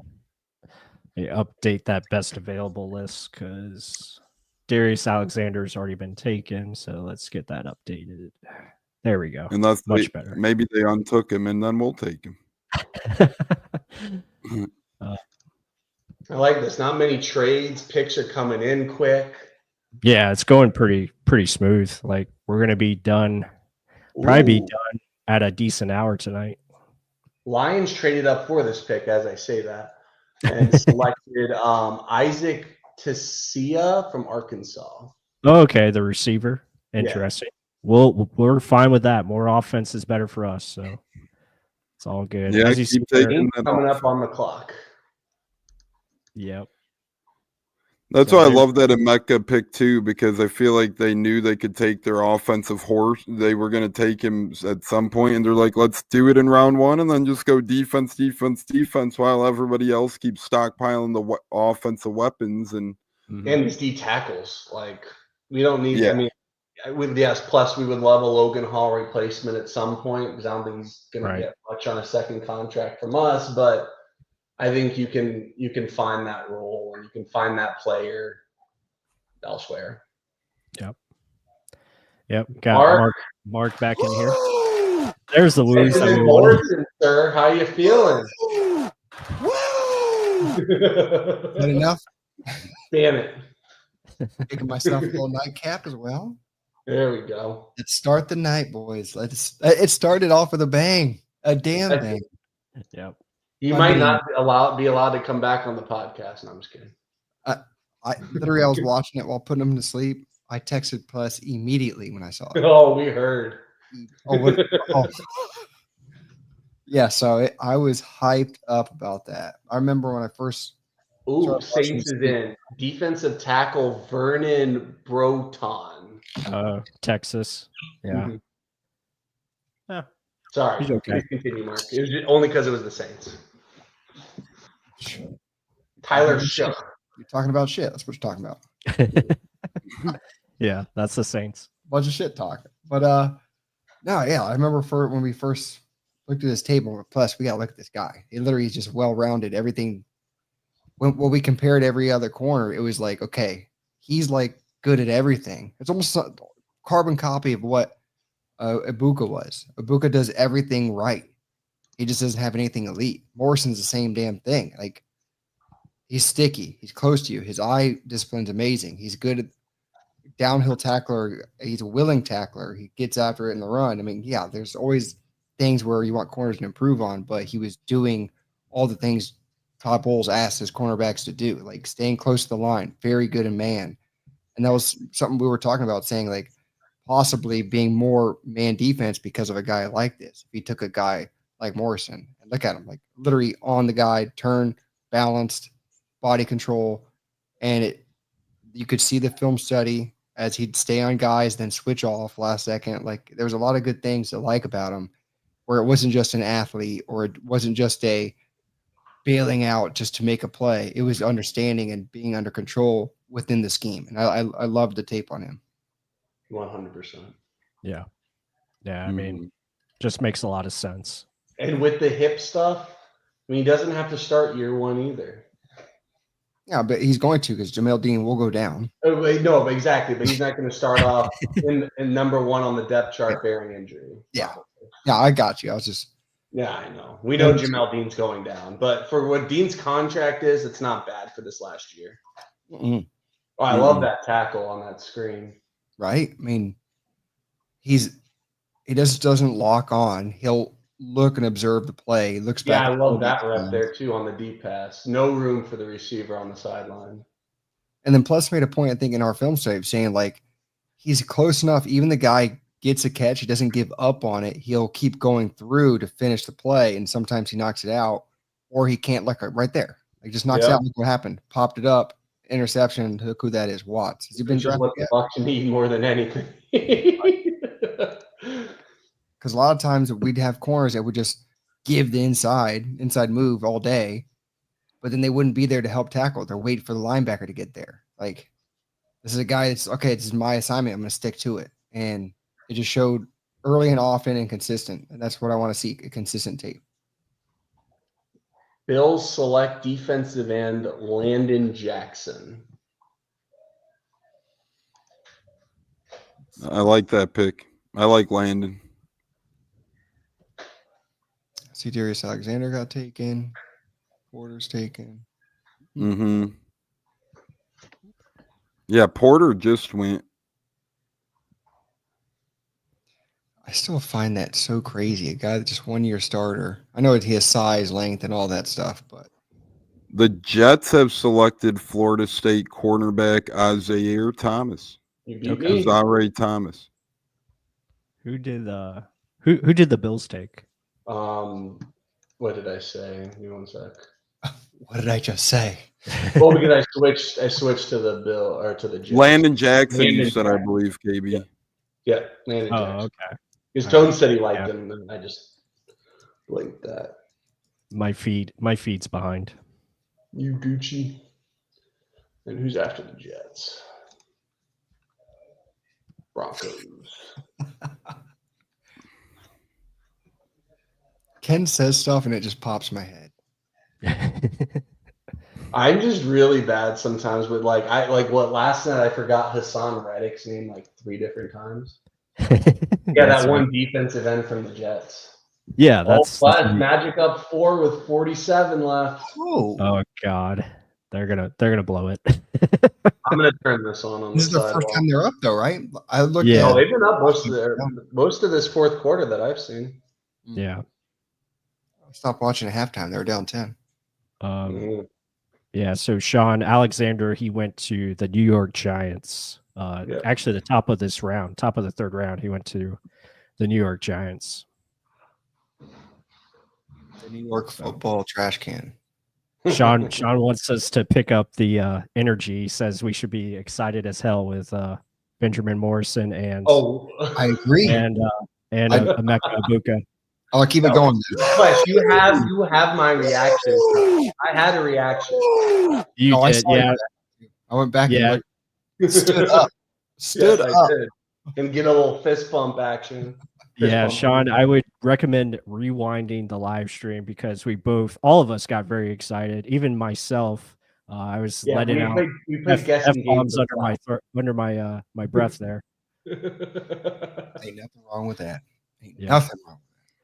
We were amped when it happened, though, KB and I think. Yeah, absolutely. almost blew a gasket. It's just funny because, like, right before we talked about it, you were just like, "I'd love for it to be Morrison," but Yeah, I we was talked gushing over about some other things, and you came back to Morrison, and then Tones and I, you could tell we knew, and Yeah. we just wanted to see you get back there. A lot of it is like you have a guy you like, you're like, but they're not going to do it, are they? Right. You It's like the these Elijah guys, Cansey all over again. so it's like we don't even want to admit the guys that we like because of stuff like that. So it's like, damn it! But then when it happens, you're on fire. Yep. Like Vita Vea back in the day, holy shit! Mhm. Almost lost it. And got the 2-2s. Granted, MJ Stewart, but Hey, Guy Carlton Davis. we got half of them right. Exactly. That's all you needed. Broncos select Pat Bryant, and that's confirmed by Benjamin Albright. Mm-hmm. Okay. We're moving. We're actually coming up. Oh, this third round mark is going. Yeah. Not often a U of I wide receiver even gets drafted. That's true. Yeah, Illinois receiver Pat Bryant. That's a favorite of mine. I really liked his tape. Again, he's like a typical X receiver, can play on the outside, do some different things there. So he was really cool to watch. Hey, who's the highest character guy still on the board? Highest character. Let's Clearly, take this Siobhan Ravel. Who? Siobhan Ravel. Yeah, Ravel has great character. He wears man bras or bros. Kevin Winston Jr. makes a lot of sense. Yes, it does. Holy Xavier shit. Watts. Josiah Stewart. I'm cool with a corner safety here. Quincy D-lineman, Riley. like, I'm good. So Jonas many Sanker out of Virginia. He's another good one. Let's see. I wonder if there's like a rating of character. CJ West makes a lot of sense. Mark, did you see, speaking of character, that the Ravens got the edge from Marshall? So they got Starks and him, like. I agree. So I was telling Plus that I'm like, so we drafted Morrison over Mike Green. Mike Green was there, available. Everyone's like, "Oh, take him first round." We overpicked him twice, and we both said no. So clearly you want your room to be dedicated football guys, football junkies, and have that breed within. Like, if you bring a disaster or cancer to that, do you want to mess it up? No. You've had years and years of consistent football. Like, Buck fans right now are spoiled. Like, how often is it where we're the NFC South champs this many years in a row? How many times was it every year we just recycle? The top one would be the dead last, and the dead last would go on top. Like, that's why Cam Jordan has that motto, because he thinks that this is going to happen again. Now, the trend has changed. Mm-hmm. So, I mean, there's only one guy to take right here. Oh, sorry. Did I say I meant linebacker, not corner? Sorry, I meant linebacker or safety is what I'm thinking here. Do it. That is literally the highest that I know of character so far. Yeah. Left. Team leader. Production. On the clock. Who did Broncos take? Broncos took Pat Bryant. Pat Bryant, that's right. Okay. The Woos will go crazy if we take Chris Paul Jr. Yeah. Let me make sure perfect day two if that's the case. Let me make sure I have his film study up here. Wait. Where is it? Did I not put it up here? Oh, we're gonna have to change that right now. I gotta get it. Yep, I'm grabbing it. That's got to get in here. Oh my gosh. That would be a home run draft, just 3 picks in a row. And we're 10 picks away. Yep. Hell, give up the 7th. Just trade up. Get it back. 7th is gonna get you there. Yeah, just trade the 7th. Make it happen. And a few toothpicks. Yep. It's up there. Give up a next year 5th. It's fine. I would say, Jason Light, I know you were watching our videos. I know what you did. Yeah. I know what you did last summer. I can't believe that movie's coming out again. Oh my! What movie? What you did last summer. They're Oh yeah, making the another movie. 30-year remake or sequel or Yeah. whatever remake. I don't know what it was. Yeah. What are we waiting for? Exactly. Yeah. Bud Cannibalist with a good one. Give up Dean. No. Let's Give up Logan Hall. What do you mean? Oh, please. Oh yeah. That's you add Logan Hall and a ham sandwich and you got a draft pick. Just think about it. Graham Barton's knees at least will survive. Yeah. Yeah. I mean, ruined Still Ryan. pissed about that. Yeah. It's enough that I didn't like the pick, and that's the first thing you do. Second day, You- first day of pads, but like third day. You gotta be kidding me. Got to be. God. Runs right into his knee, and the guy No, can't he play. threw a guy into his knee. Oh yeah, that's right. He threw Kappa, I think, or No, I Kappa or think someone. he got thrown into the knee. Yeah, he got thrown into Because I Jensen. remember slow mowing this and hearing Jensen's like growl or whatever the hell he made, and I just see that dumbass falling right into it. I go, this idiot. I think he literally pushed through, lost his balance, and went right. Oh, okay, maybe okay. And I couldn't. Because I remember sending that to Plus. I go, look who it was. This bitch. I go, Yeah. So the hate is strong in this one. Yeah, we let the hate flow Bless. through. 100%. You got Magic up 2. Oh, They just missed the game-winning 3, but there's only between probably 0.3 and 0.5 seconds left. Celtics have the ball, just called a timeout, but between probably like 0.3, 0.5 is what's left. To tie it. 2 to tie, but they'll have the ball at midcourt. Is where So they the call only thing it. they can do is tap it. So it's got to be an alley oop, right? Linebacker Nick Martin for good pick. for San Francisco. Good Oh pick. man. Oh shit. Here comes the By linebackers. Jennifer I Leach spoke too and soon. beat writer for NBC 49ers. Damn, that is a good pick. Some Yeah. people thought Shador might be an option for the Niners, but It's whenever I'm looking on Twitter, I see like 3 accounts that post Shador for every single pick. Right. All right, who's after the Niners? Yeah, here's Nick Martin. Super athletic, fast linebacker, but smaller in stature. But had a really good 2023 season. 140 tackles. But then was hurt last year. Holy crap. Bancaro makes Jaylen Brown look like a small guy. Oh, jeez. Yep, alley ooped it. And nothing. Okay. Nice. It's going to be like last year's series. They're going to win both games at home. It's going to go. All right, plus they left it at 0.3. Okay. Oh, I already saw it. So. Oh, never mind then. Oh, did they win? Yeah, they won. Oh, okay. Well, that's good. I mean, at least they won a game. That's all you can ask for. Talk about a frustrating franchise. Yeah. Just have no idea how to build a team. No. Does Jason Light know basketball? Right. Well, we need Light to help the Lightning a little bit. Yeah, that's Get over the hump.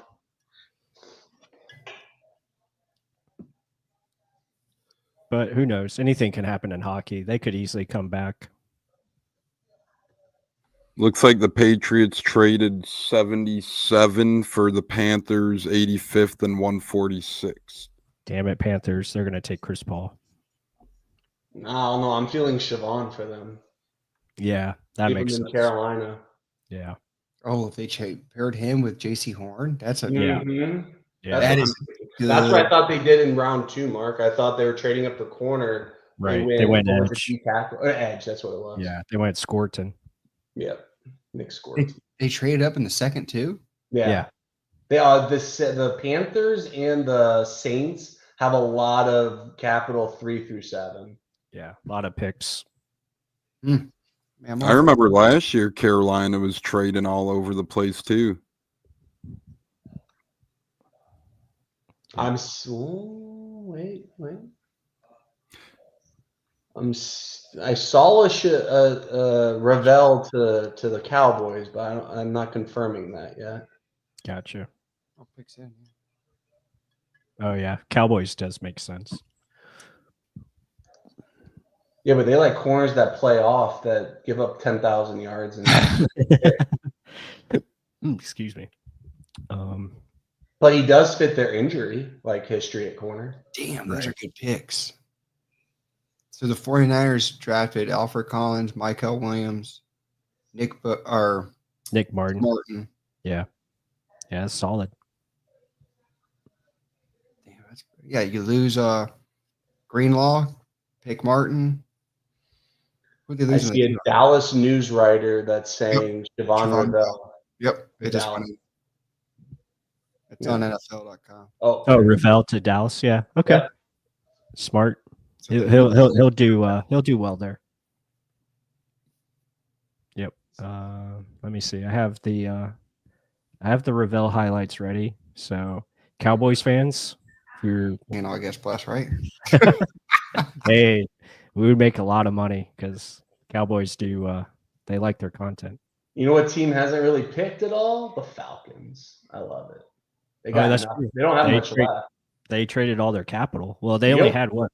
They only had 4 picks in this draft. Yeah, they didn't have a third already because of Judon. Right. Wait, so how many picks did the Jaguars trade to get Travis Hunter? They traded a first next year. They traded their second this year, which was like the fourth or fifth pick in the second round. And they like swapped like fourths or something like that. Okay, so they have their third. So it was a two and one next year was the big part of the trade. Oh, so their next pick is going to be after we pick. Probably. Pick 88. Wow. I mean, I guess you took 2 players in once, I guess. If you think about it. There's Princely Umanian. The defensive end. All right. Ole Miss defensive end. Edge rusher. He's quick. He's more tape speed. I don't think he timed well. He was a former Gator, right? Yeah. I don't know. Yeah. Former Gator. Yeah, transferred and from Ole Miss or to Ole Miss in 2024. Keep him coming.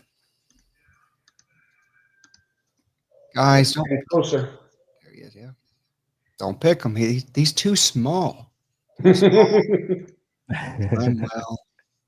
Yeah. There's guys that run 4.5s. Get that guy. Right. He's got short arms. He can't play. Just let him fall.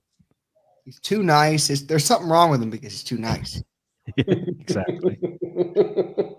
So Cowboys ended up with Easy and Revel. Yeah. Mm-hmm. And who was their first rounder? Tyler Booker. The one we almost messed up. Not Gold. Not Gold.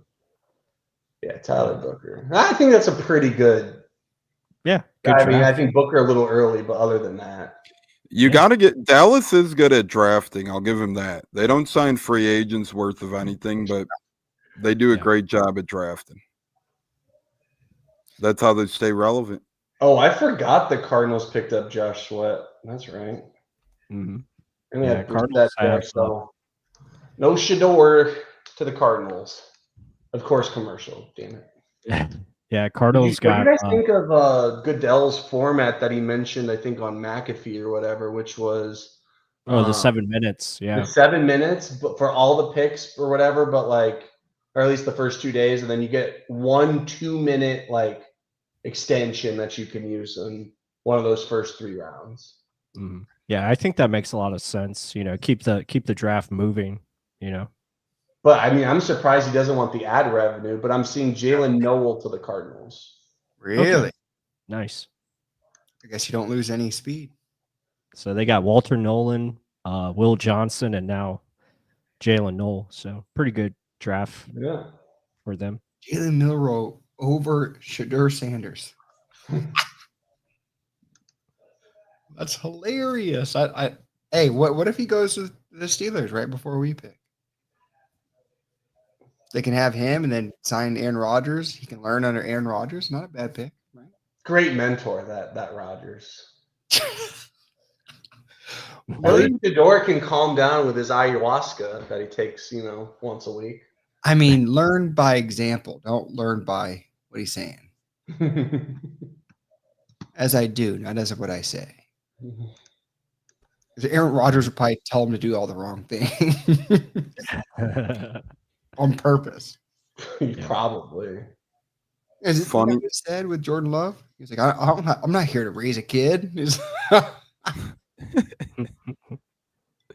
Funny that the Texans got both of Iowa State's wide receivers. Oh, really? Mm-hmm. They got Higgins, and now they got Noel. Did they really need that many? Because they still have Nico Collins, right? Mm-hmm. So, like, did they really need that? I know Tank Dell just gets hurt all the time. He's 150 pounds. Yeah, and I'm pretty sure they still got a couple of other capable targets over there as well. Like Christian Kirk is there now, I know. Oh, damn. I think Mechie is still there too. They signed Justin Watson. So Mechie's a second-round pick, I think. yeah, he was. Then he got ill or whatnot. They gave up. Oh, so that's who they took at 79? Yeah, the Texans took him at 79. Yep. Yeah, my fault there. I said the wrong team. Okay. Oh, damn, we're coming up. Well, the Bengals already took a linebacker. Colts. Ooh. I don't know. Colts don't piss me off. Yeah.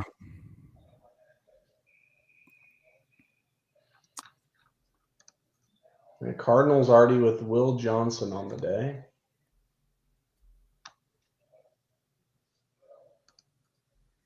Jordan Birch to the Cardinals, but then Jalen Noel to the Texans. I like Jordan Birch. He's like a tweener, like edge defensive tackle.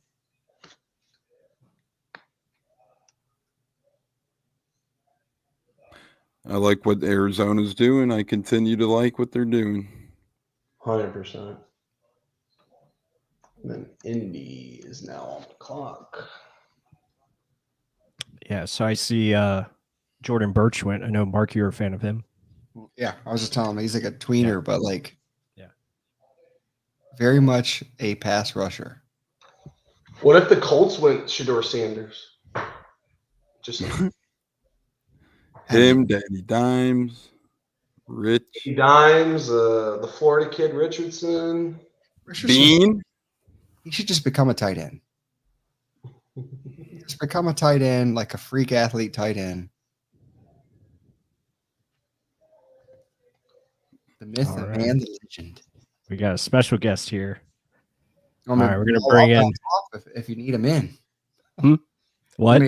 Want me to get out so to leave? Yeah, I could hop out if need to, brother. I've been tapped in for yeah. So we'll tap Tones out and we'll welcome in a very special guest. Can't Tones, kick the guy out of his own show. I'm letting Mark be dirty with. Come on, that would be bad of me, man. But honestly, guys, thanks a ton. It's been awesome. Yeah, we appreciate you on again soon, man. It's been fun. Nice Sounds good. Officially meeting you. Yeah, nice officially meeting. You know, you met me virtually in the chat or whatnot, but great meeting you here, my man. And let's hit a home run with pick 3, brothers. Let's do it.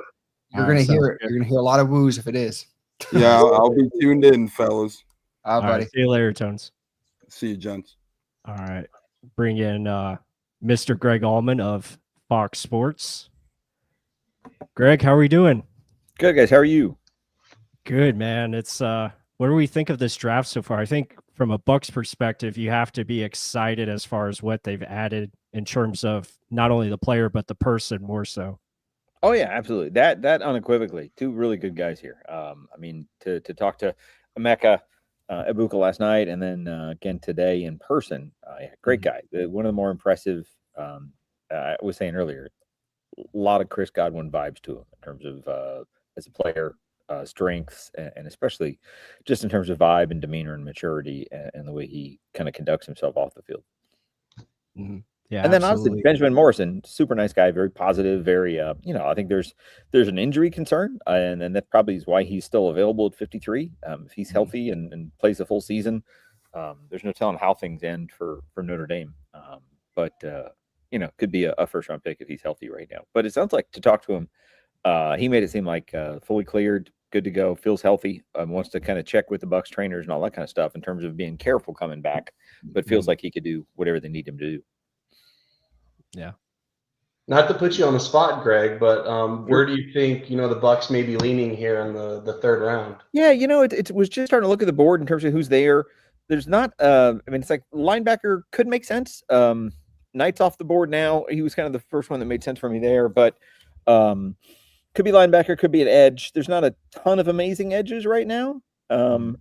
It's funny to talk to in talking to Morrison from Notre Dame. I mean, they have a safety, Xavier Watts, who's kind of one of the better safeties left. They're like best friends, super tight. He said, like, if they took X, like, that'd be it. Those two are inseparable. So it's neat to think about a combo and two guys there. I don't know that safety's big enough need to do that, but they could do a lot worse. And I think similar personalities, obviously really successful program, a lot of good DBs coming out of Notre Dame.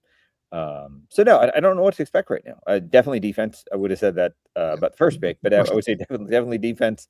It's one of those where D tackle. There's a couple D tackles they could go if they wanted to go inside. I feel like D tackle is the one position we've talked about the least of all the positions they could kind of use the second day pick on. They surprised us in the first round. They might surprise us in the third. For sure. I mean, we're definitely all Chris Paul fans here at the linebacker position. Yeah. But also, speaking of Watts, I mean, when I think of Watts, where he could at least fill in terms of the year one, could be that Mike Edwards role from a couple of years ago. Let him come in, be that deep safety on third down, and then let Tyke and Antoine move around a little bit. Right. So that's kind of where, if they went Watts, that's kind of what I at least see from the first year impact there. Right. Yeah, I think all like the top tier, guys that lasted way too long are off the board now. We're kind of the guys that should be there in the third round. So no Shedeur Sanders to the Bucs there? Be fun. I mean, again, like they have almost no commitment to Trask. There's no, Mayfield. You'd think about certainly being around for the foreseeable future, but nice to have some of this developmental. I think that would kind of be a little bit like when they took Trask in terms of a luxury backup. But again, in terms of upside, Kyle probably is not an upside backup right now. He's somebody who they know and is inexpensive and is there, but there's not a lot of, gosh, this guy could be an eventual successor kind of thing. They'd have that. I mean, again, for value, I don't know that Todd wants a circus, and that would be to have Shedeur Sanders just randomly on your bench, especially with a situation like Mayfield where there's not really an expectation. I mean, it'd be nice to have him there just in the emergency, something happens to Baker. Right. Here's somebody that could help you win. But I don't know that developmental quarterback is that high on their list right now. Yeah, I think it's a lot of distractions, especially like, we know it's a real party when Colorado was winning this year. Right. Again, I think Todd Bowles wants to keep that professional. I'm not saying Shedeur isn't professional. No. I think we all think he's a good kid. I think there's a lot of circumstances around him, like with the draft. I think Mel Kiper is the one who's making him look bad more than Shedeur is making himself look bad, for instance. Right. I think the Bucs have a couple different ways here. 2 picks away, Mark. Plus, I'll let y'all take over. I know I've been doing a lot of the talking here. No, but Greg made a good point about like getting Xavier Watts. If the mentality and character matches up, I mean, Jason Light doesn't shy away from taking guys like that. I mean, you took Cansey and then you took Servasia Dennis later in the draft. Right. So, yeah, that's a good parallel to what they would do if they did that. Right. It wouldn't shy away from him, especially if the guy. It literally looks like character is the highest of utmost importance for him right now. Like these are like 2 back-to-back guys that are so clean and just dedicated football guys. You would think the next guy would be very similar because just following the trend. But yeah, I mean, Again, I hope it's not an offensive player. I don't. You mentioned the Shadur Sanders. I'm like, let's not even mention it. So, Titans going Kevin Winston Jr. By the way, fellas. So just Pittsburgh on the clock before us. Okay. Oh, Yeah. nice. So we're getting closer. Greg, I appreciate the time. I don't know how long you're able to stay on here. I know the Bucs are about to be on the clock. Yeah, right. And I probably ought to, that actually went faster than I thought it would. Honestly. Third round's been flying, Greg. Yeah. I don't Right? know if Yeah. Roger Goodell wants to continue with that, 7-minute thing with the 2-minute timeout. But I don't mind that. I don't mind that at all. I mean, the idea of taking 90 minutes, don't get me wrong, it's a fun night and it goes by relatively fast. But to make that a nice lean 2.5 hours or whatever it would be, Right. It's not like, I mean, what do you need those 3 minutes for, right? Like if you haven't gotten a call by the 7-minute mark, if you're still unsure, just make a pick. There were two teams yesterday that made it under a minute, and I was just like, whoa. Like, I like the idea of like, hey, we want to make sure you were our guy. Unequivocally, that's who we wanted. We love you. Run the pick up to the podium. Yeah. It's kind of like, I would think for the most part, if you, I mean, like the Bucs, I mean, I think the Bucs could have traded down. I think they could have gone down a little bit, and to their credit, they just kind of said, hey, Emeka is one of those guys where if we're here, if we get a chance to get him, we're not going to even consider it. We're taking him. Don't mess around, because it's one of those where you think, oh, you can go down two spots, you're safe, and that's the one guy that goes ahead of you, and now you're always playing the what if game of this parallel universe where you hadn't picked up a 5th round pick or something. Pittsburgh Steelers select Caleb Johnson, running back of Iowa. Oh, there you go. Okay, there you go. So Buccaneers are officially on the clock. So they are. All right, I'm going to duck out, guys. Sorry I couldn't stay more, but you're fine. Tomorrow, hit me up and I will do it again for you. All right, sounds good, Greg. Appreciate it, Greg. Thank you. Yep. Awesome guy there, Fox Sports. Be sure to check him out. He covers the NFL and does a hell of a job. Covers the Buccaneers. I mean, he is an encyclopedia of knowledge. Greg is the ultimate. Yeah. Like, I don't believe anything until Greg Allman, says it. Yeah. Stroud, Pewter Report, or Scott Reynolds. Those three got to confirm something before I believe anything. He's like validation. He's the Chat GPT. Also, super friendly guy as well.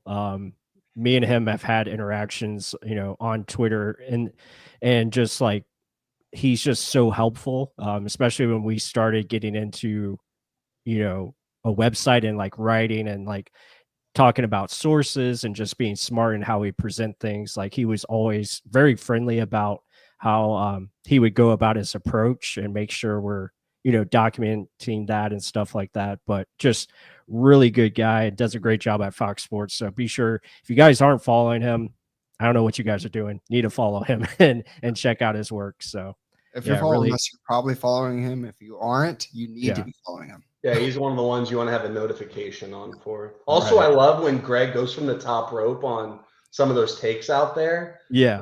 It's always a fun thing to open Twitter and see something like that. Mm-hmm. Yeah, I appreciate him. Tones, if you're watching the show, you can come back in if you want to. I think we're going to have JT Olson on here.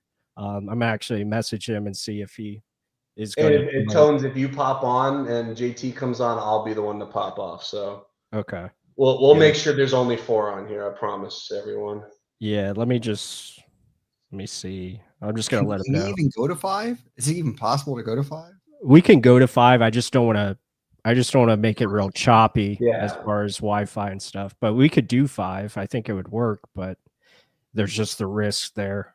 Start looking like a pyramid. Yeah. That pyramid's picks in already for Tampa Bay Buccaneers. There we go. Didn't waste time. Pick is in. I'm trying to see who I'm would be. thinking Paul or Watts. That's kind of where I'm leaning here. Don't peek. Don't peek. I'm gonna peek. I just won't tell you. What you doing? No, I'm gonna peek, but I'm not gonna tell you. I'll give you guys a couple maybe wild cards here. Jacob Parrish out of Kansas State. Josiah Stewart. Noel Williams, I think, could be an option. I'm trying to think of others. Jonas Sanker, I mentioned. Or like Greg said, defensive tackle is a silent one that we're not thinking about. I mean, that's J.C. Allen. CJ West. Yeah, CJ West out of Indiana. Makes a lot of sense. Jamari Caldwell, I would be fine with. So Joshua Farmer. Oh, Jamari Caldwell. Could you imagine him next Yeah. to or Yeah. JT McGee's? He's an athlete. Just don't be Dan Walker. Oh, Norman Lott got taken. Yes, he Didn't know did. that. Yeah.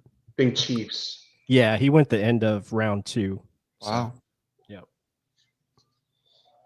And East Peebles, he's an interesting pick Oh, too. David Walker is another one, the Central Arkansas. Yeah, I watched his tape.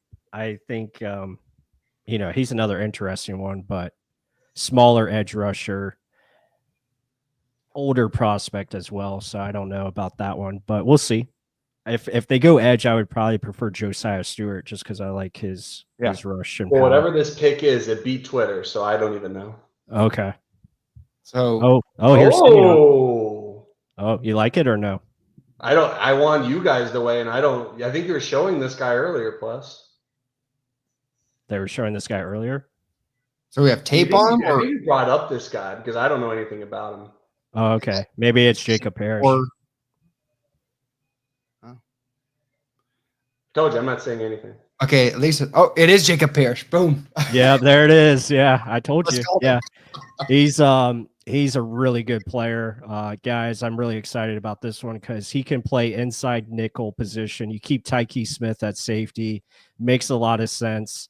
This guy can bring the physicality and the short intermediate plays and just makes sense as far as a playmaker, cover guy. He can play outside if he wanted to. Again, he's smaller in stature, but he's got that athleticism galore. Yes. And yeah, he can just play. Woo! There it is. Woo! Woo! RBT. All right. 2 for 3. Yep. Damn. Yeah, he's really good. A lot of fun. No Whoops. more Tyreek Thunderberg and Josh Hayes, everyone. That pretty much solidifies. Yeah, the cornerback room is Yep. good. And Tyke Smith is going to be your safety. I think Christian Isian's going to be a Backup hybrid approach. safety nickel. Yeah. Yep. 100%. I agree. Yeah. Yep. I Great think that's pick. what he's better suited for. I think this is genius. Yeah. And again, this is another high character guy, leader at Kansas State.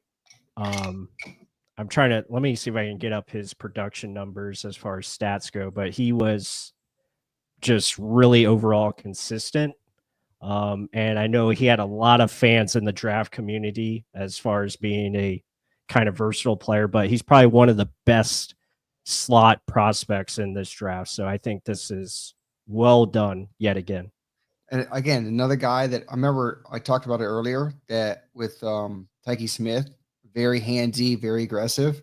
He is going to be that. Sometimes he gets caught doing it against bigger guys because he's smaller. He's only like 5'9" and 3/4, something like that.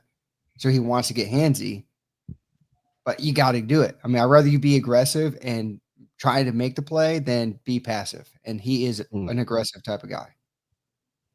Yeah. This is where I mean, looking at his, I was going to say, looking at his numbers again, he in 2023 had 4 interceptions, 9 pass defenses. Last year, he had 7 pass defenses and 1 interception. I think some of that is credited to his tape from the previous year, and a lot of teams didn't want to challenge him because he was that good. And again, they lined him up on the outside quite often, and then he also showed the versatility. If they need someone to go inside, he could do that. I think this is just, again, another solid pick. It sets you up very well for day 3. And I think at linebacker, you're hoping, maybe a Chris Paul Jr. falls to them at 121. Maybe you can get, one of these other linebacker prospects, or they just skip on linebacker and all, in total, because it just didn't fall the way they wanted it. So, yeah, really good selection here. I like it a lot. Chat, let us know what you guys think. Be sure to hit that like button if you guys are enjoying the stream. What do you think of Jacob Parrish? I'm going to try and put in our film study of him in the chat so that way you guys have access to it. Let me pull that up real quick. And also, I'll tweet it out if you guys are following us on Twitter. That way you guys can cover it. Let me get back over. But yeah, makes a lot of sense there. Gotta love it. 2 for 3, not bad. Plus, not bad. And I still see Chris Paul Jr., Barrett Carter. I'm surprised Nick Martin went that high. They really like Servassier, though. They really like him. Well, I think it just goes back to what I was saying earlier. You don't want to force any position, and linebacker's a spot where maybe they're just feeling more comfortable about the day 3 prospects. I mean, you still have like a guy like Teddy Buchanan out of California. You could go Carson Bruner out of Washington. They always like their Washington guys, so that could be an option. Again, you still have like Barrett Carter. You still have there's another guy that I'm missing. Yeah,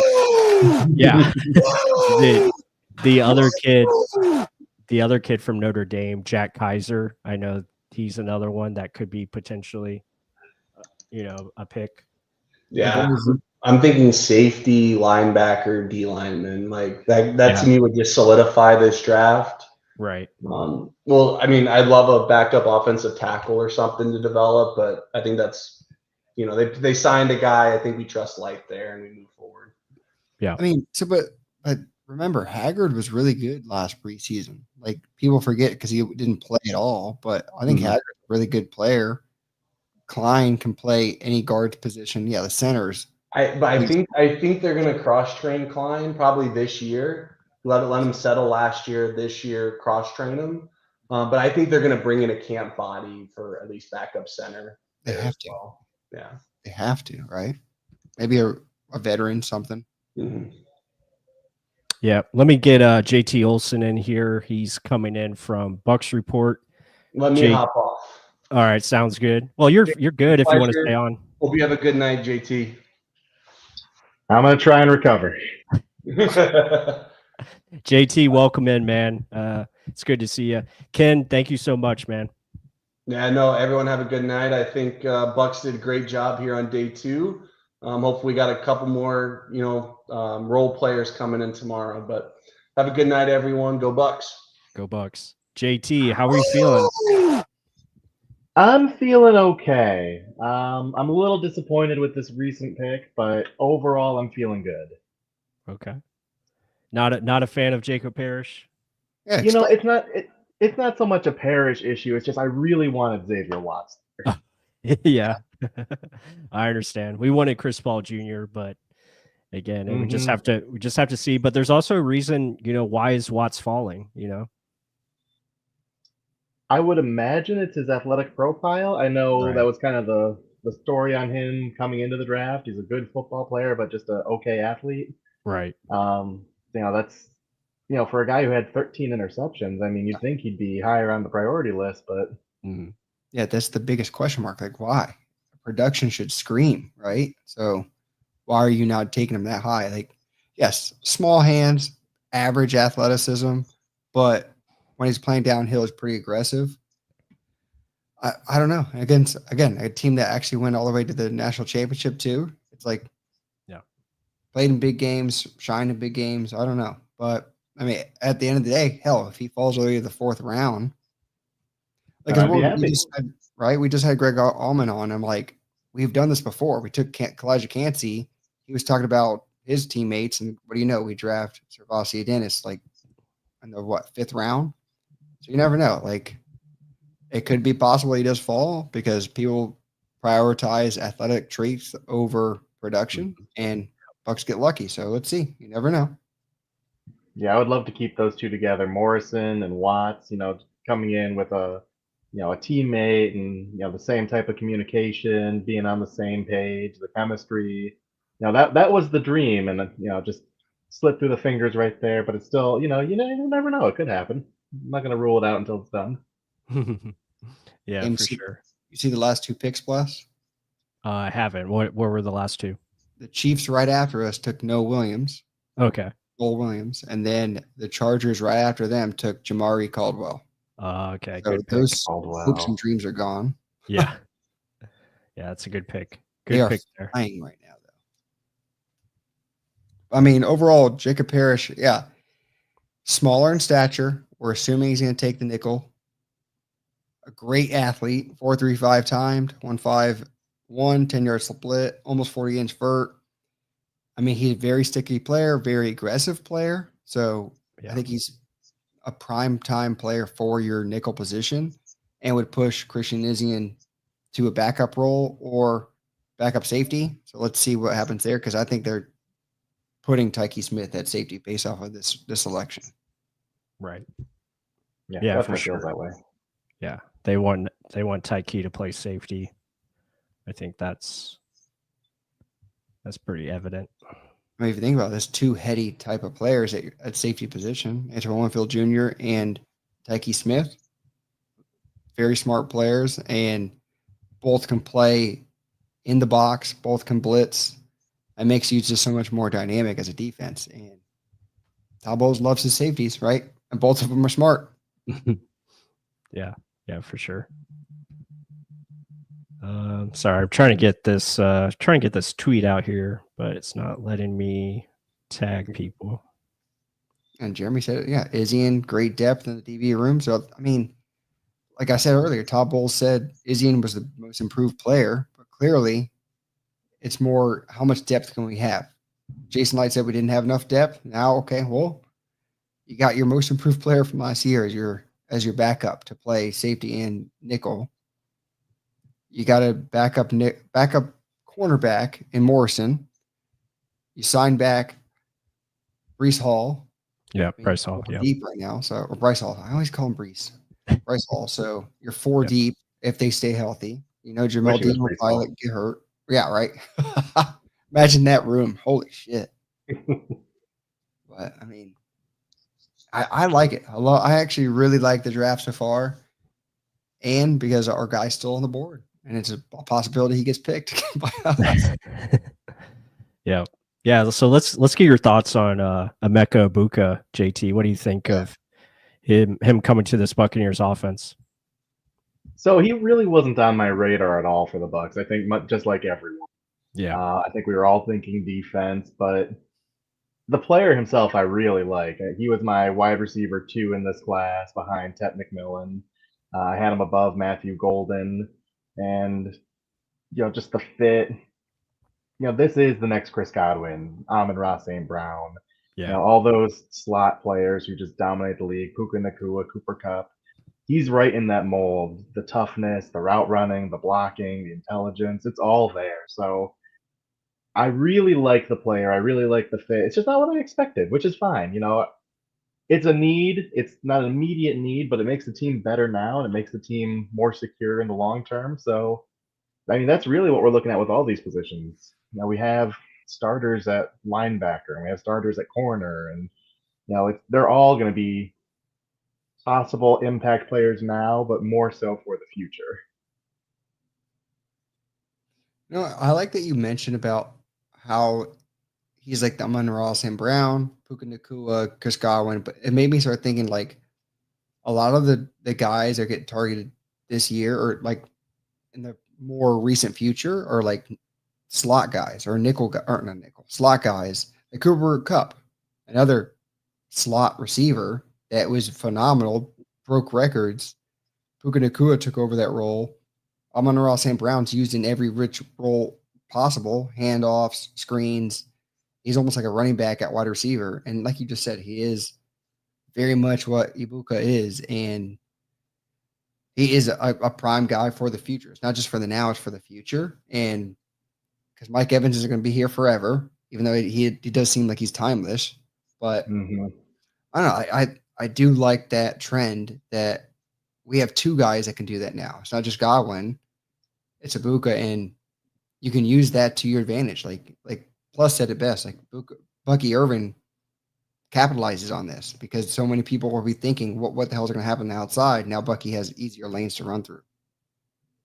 And I think for the Bucs in particular, it's important to remember that their offense is from the Sean McVay tree, brought by Dave Canales, and kind of maintained and kind of spun a little bit by Liam Cohen. So it's really the same offense, tweaked, offensive coordinator, but the foundation, it's the same one that produced Cooper Kupp and Puka Nakua. And, this is the type of offense that can feature a slot and have your number one be a slot player.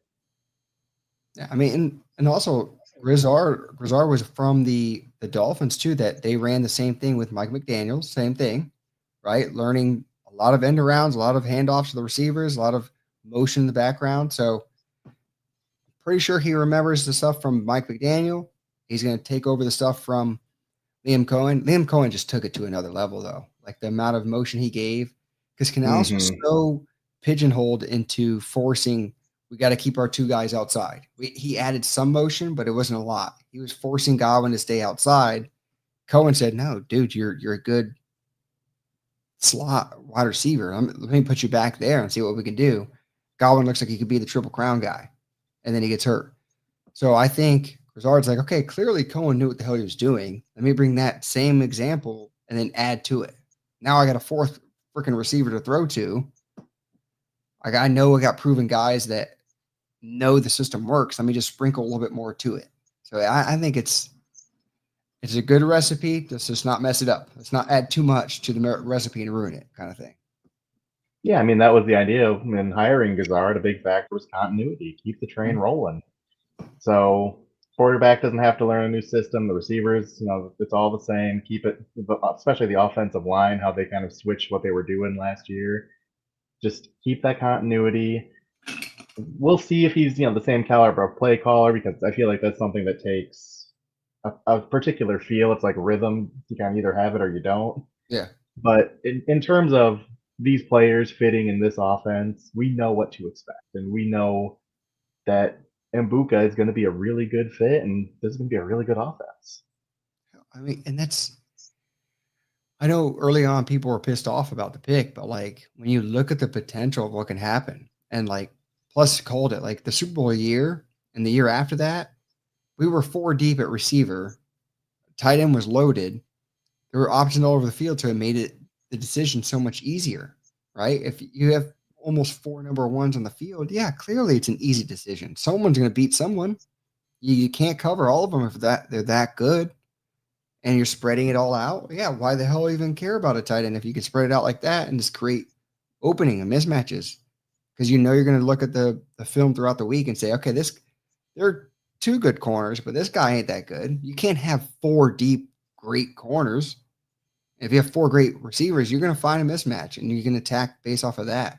But like what you said, like Grizzard's going to have to learn play calling and sequencing and understanding how to set things up. And luckily we got a coach that has had to go through this 2 years in a row. But at least he has a model of what he knows is successful, the players that he has already, and then just adding his sprinkle to it. I mean, just don't be what Cohen was, even though he was great. I think he's just a really young mind, and all the already players are already hyped up for him. I just want to see what else he can bring, because I don't think it should go down that much. To go from dead last to top 5 in the running game is incredible. I hope it stays around that. That's the one thing I hope doesn't drop off too much.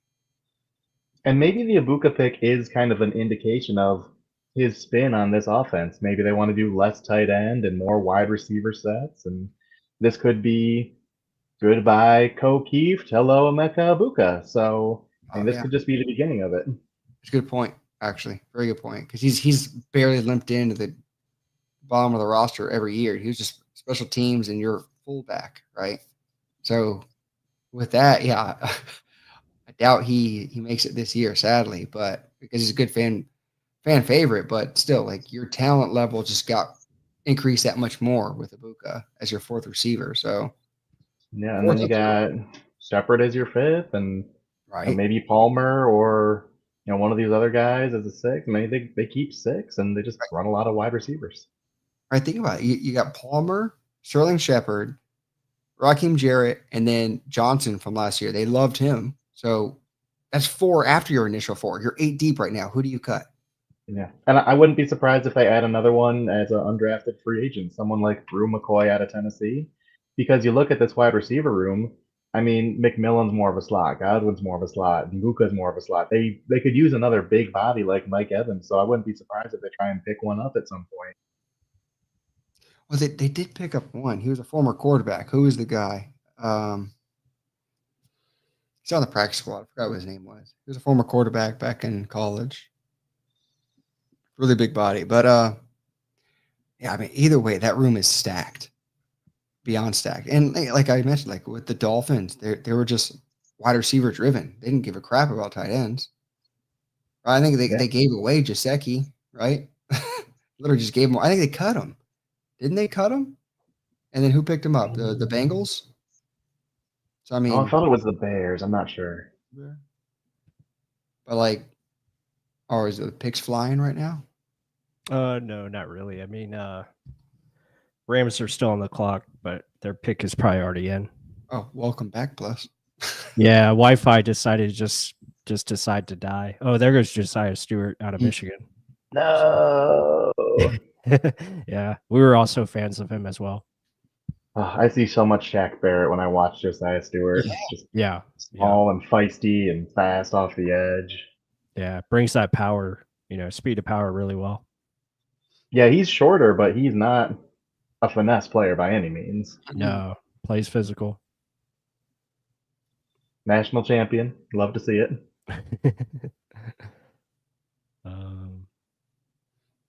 Yeah, because that's one thing where we're saying, like with Will Johnson, like was he a beneficiary of that nasty upfront pressure that they would bring nonstop, so he could just read and react easy? Yeah, it's already he has to deal with his injury concerns, but that front line was gross.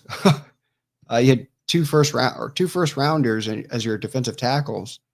Josiah Stewart's third rounder, okay, but still, like they were stacked on that defensive line, so there's pressure in quarterbacks face all the time. I think they had Mazzie Smith was on that team, I think. Chris Jenkins was on that team. Yeah. And so they had a lot of good ones. Yeah. I mean, Emory Jones. Okay. I mean, I'm going to stay on because I want to see if the Bucs even attempt to trade up. You never know. Yeah, it's a lot of spots to move up into the third round because you have 121. You have to move up quite a bit, but it's possible. See, at this point, I just want to see who comes off so I can kind of reshuffle the board for who's available. For sure. Yeah. Yes, I think you guys probably saw the report. The Bucs love 2 linebackers in this draft. Trying to figure out who those are. What was that? Did you see that the Bucs supposedly, loved 2 linebackers in this draft? I think it came out yesterday or the day before. I don't remember who. There's been so many rumors flying around. Yeah, I think that was the Charlie Campbell report. Which I think that's he's Walter Football, right? Right. Yeah. So take that with a grain of salt, but I'd really be interested if there is any truth to that. Who are those linebackers? Because I know you guys are huge on Chris Paul, and he's still out there. Yeah, we like him. I think one of them was Carson. Carson Schlesinger. I know they did like Jahad Campbell, but again, I think they got scared off because of the medical, and it's just too risky to take a guy like that in the first round. And then like others, I mean, who they brought in, I think, maybe Teddy Buchanan later, is another guy they've had interest. Carson Bruner from Washington, I think could be someone they look at because, they like their Washington prospects. So. It's a pretty thin linebacker class. We're kind of running out of names here outside of Paul. Yeah, that's what I was telling Mark. I was like, it's a position you probably don't have to take, and you might just forego linebacker and get other positions. Maybe Jeff Bassa is still out there, but yeah, I'm very low on him, so I'd be disappointed with that pick. But he's someone they met with and could be on their radar. Mm-hmm. Yeah, I think I'm reading that story of they're saying like Jihad Campbell and Carson Schlesinger. So I'm hearing that Jason Knight really likes Schlesinger. If they're successful turning down, Schlesinger could be a targeted player for Tampa Bay. I really like Schlesinger. I think he would have been a perfect fit. I'm right there with you. Yeah, he's a good player. And a beautiful number, 49. You just don't see that anywhere. Yeah.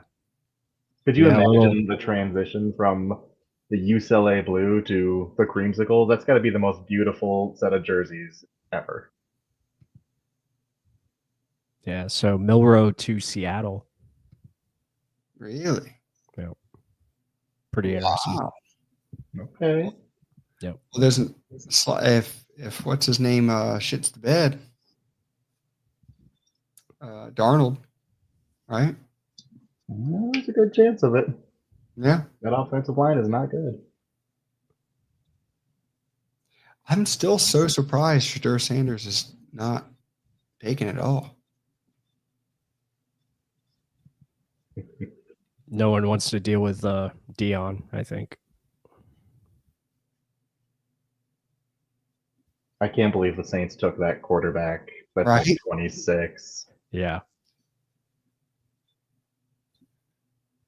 I mean, it makes. I don't know.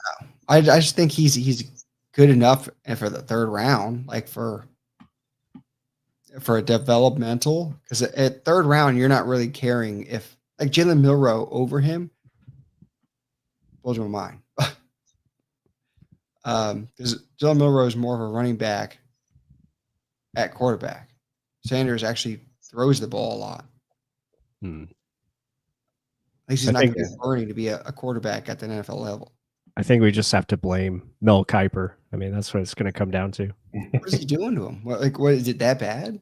Well, he was just hyping him up yesterday on ESPN, or like just continually talking about him, nonstop, while other picks were being made. So he was just trying to kind of push the agenda there.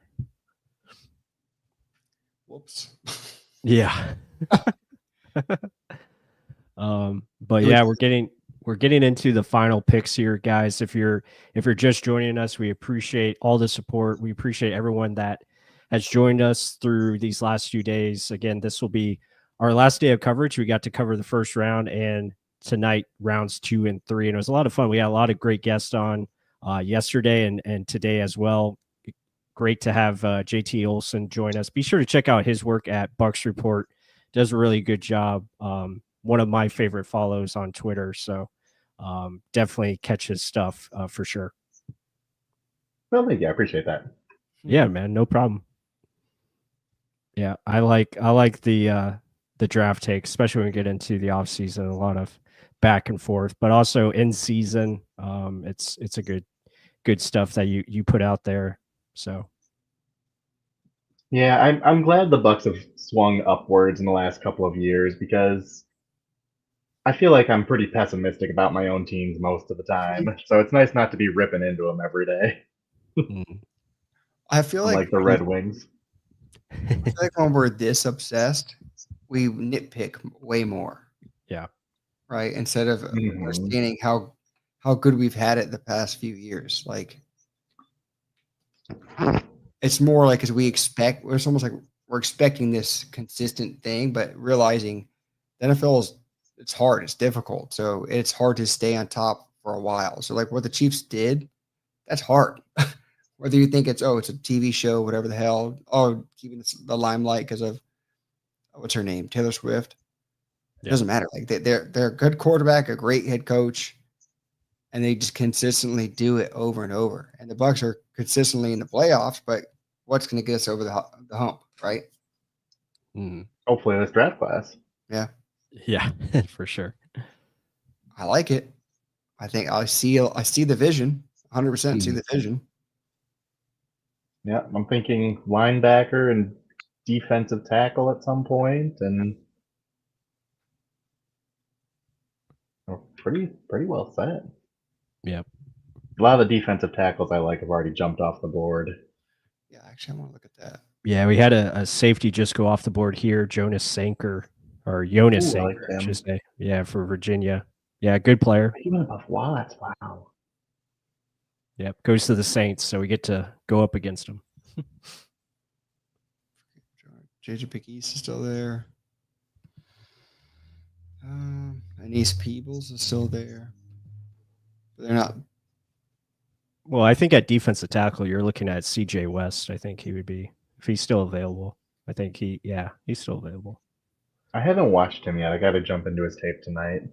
Kind of Yeah. figure out what direction I want them to go. Yeah, he's smaller defensive tackle, but I think he provides some upside. Let me pull up his, because I've seen like a little bit. I haven't dug in deep either, but seen a little bit of his game. He's got some power. Joshua Farmer's still there. I've heard good things about him. Yeah, he's He's a little undersized for me, though. Yeah. 6'3", 305. Jeez, 35-inch arms, though. I think he gained weight for the combine, because I don't think he weighed that much during the season. He looks thin. Yeah, they have him here on ESPN listed at 6'3", 300 pounds, 305. But there's 35-inch arms and 10.25 freaking hands. Melons, man. Yep. Still have Ty Robinson. That's Nebraska. So Jason Light likes Nebraska. Yeah. Deion Walker's huge self is still out there. Yeah. I like Tonka Hemingway. Is another good one. I would draft him on name alone. Right. Yeah, it's a perfect name. Well, this is page 1 of 3. Where do I hit the next button? Damn it, NFL.com. What are you looking at? Oh, NFL. Yeah, NFL.com's a little kind of could be tough to navigate. There's probably a bajillion people on here right now looking. Mm-hmm. That's where I'm watching the draft, is the NFL app. Yeah, NFL Plus. Yeah. Mm-hmm. I forgot about Barrett Carter. He's still out there. Mm-hmm. Yeah, the kid out of Clemson. Yep. I mean, because I was saying, you don't want to reach for linebacker, but I know the mold is whenever we have a need, they kind of overdraft it. But I mean, Barrett Carter, 100% I would take him. Chris Paul Jr., 100% I would take him. Jeffrey Bossa, he's a tweener. But I don't know, a lot of it's going to be character driven. I think Chris Paul Jr. is a hell of a character guy. I felt like Barrett Carter took a step back this past year. I feel 2023 he was kind of flirting with my linebacker 1, or 2024 last year. And then he didn't come out, so I didn't really stack him up against the class, but I was really high on him initially. And then this year he just kind of was there. Yeah. Just a guy.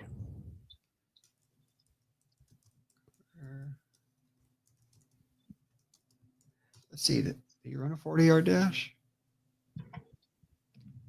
There ain't no way that's true. Oh, it's just 20-yard shuttle. I was like, there ain't no way. I saw 4.41. I was like, there's no way. Oh, 4.6440. Yeah, a decent time. Yeah. It's the same as Chris Paul. So yep. 83rd percentile. I'll take it. Same as Levante David. 22 reps on the bench. Yeah, solid athlete.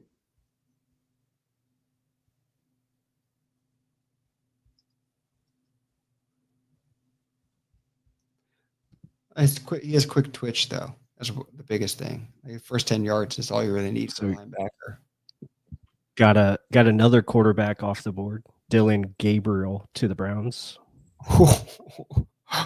I thought the Browns would have taken Shadur Sanders over anyone. Yeah. Wow. Oh, those interviews must have been awful. Right? They must have. I mean, he comes off as pretty entitled, from an outside perspective. He must have just been an absolute diva. Yeah. So we're almost done with we're almost here at the end towards the third round. So we got about got about 7, I think, or no, 8 more picks. So Raiders are up twice. JT, what's your any thoughts? I know we already talked a little bit about the Saints, but what's your thoughts on the Falcons and the Panthers so far? I was really surprised when they moved back up into the first round for James Pierce. Yeah, And I expensive. really like James Pierce, the talent. But man, the things you hear about him in terms of like his character and his work ethic and his coachability, everyone was kind of saying he was falling out of the first round and farther. So that was a surprise. Yeah, agreed. And Walker, I'm not as high on him as I wish I was. Like part linebacker, but he doesn't really have the skills. Part edge rusher, but he's really built like a linebacker. I'd be really uncomfortable investing 2 years worth of first round picks into those players. Yeah, I think we're there with you. And then Carolina getting Ted McMillan, okay. And then I think they went edge rushers and both picks today with Princely, and then they got Nick Scorton. So okay, not bad for Carolina. It's a really interesting pair of edge rushers. Yeah, for sure. What kind of front are they running in Carolina? Because I feel like Scorton isn't this great athlete who I'd love in space off the edge, but I know he put on weight this past year, so trimming down maybe. Right. Yeah, I think they're traditional 4-3, but so maybe not slimming down. I feel like Princely Umialien, he's just a 3-4 linebacker. Gotcha. But I really like the talent. He's another one I've heard kind of work ethic, character on stuff. On and off. Yep. I mean, I don't want to sound biased, but I feel like the Bucs are really just separating themselves in this draft, and everyone's just kind of doing stuff. Like, I like bits and pieces of some of these drafts. I think the Saints have absolutely bombed this draft. Yeah. I agree, though. Plus, how do I add? What do you need? What do you need? Oh, to add yours? Yeah, hold on. Maybe remove. Let's see. Okay. Yeah, so I like this post by Greg Allman, who we just recently had on. So Bucs now have Dean, McCullum, Morrison, Hall at outside corners. That's 4 deep, like we mentioned earlier. Winfield and Tyke Smith at your safety spots. Parrish, Isian at your nickel, like we were kind of saying earlier too. So that's 8 DBs deep. So guys like Kendall, Vildor, Josh Hayes, Kayvon Merriweather are suddenly battling for spots for 2 of the 53. So I love this because it just makes it so much more competition, but also your level of like to be able to be on the roster just rose. And guys like Josh Hayes, Funderburk are down near the bottom, and they're likely not going to make it based off of that. So I think this is huge. And just looking at that, it's health dependent, but that's huge to me. Yeah, I mean, it gives you options. What? I was gonna say I still wouldn't mind another safety in that room. Yeah. Right. Yeah, because who's your guy behind Winfield and Tyke? I really like Isian as a depth player, but I want to keep him as a depth player. Yeah, but I mean that's where I think he would be a backup for safety. Yeah, he's a natural safety in college. He's a rangy type of guy, but he likes playing downhill. Speaking of safeties, Falcons just took your guy, JT, Xavier Watts. So now we have to play against him. I can't even dream about it. Right. I was already picturing it. Like you grab Watts in the 4th, he's your backup. You sub him in and you get some interceptions. Just literally just talking about this too, right? I was thinking the same thing. Because I mean, then you'd be deep as shit. You'd be deep everywhere, and your secondary would be changed completely in one draft. And it's addressing all down the middle, safety, nickel, where the Bucs were the weakest last year. And now the dream's dead. Whoops. Yep. I was gonna bring. Move. Let me there you go. bring this back up. So here's the I guess kind of best available at safety. I mean, RJ Mickens I think is interesting. Billy Bowman, I don't know if that's a Bucks fit, but Latham Ransom is intriguing. Craig Woodson, I've heard a lot of buzz around him. That's about it as far as like next round. I mean, I will say this based off of depth. I think we're more depth at corner and at safety than we are at linebacker because Merriweather, I think, is a good enough backup safety. Yeah. The hell's behind Levante David and Servassier Dennis right now. I know. Oh, never mind. We just signed him, Anthony Walker. Right. So never mind. So I guess overall, never mind. I answered my own question. I think you still want a long-term guy there because Walker's 1 year, David's 1 year. Yep. You gotta plan for the future a little bit. I fully agree with that. That's why I'm so all in on Chris Paul Jr. But let's see. He's the top dog right now. Yeah, I think he's definitely the move at this point. Yeah, I doubt he makes it to our pick in the 4th round, but you never know. Crazier things have happened.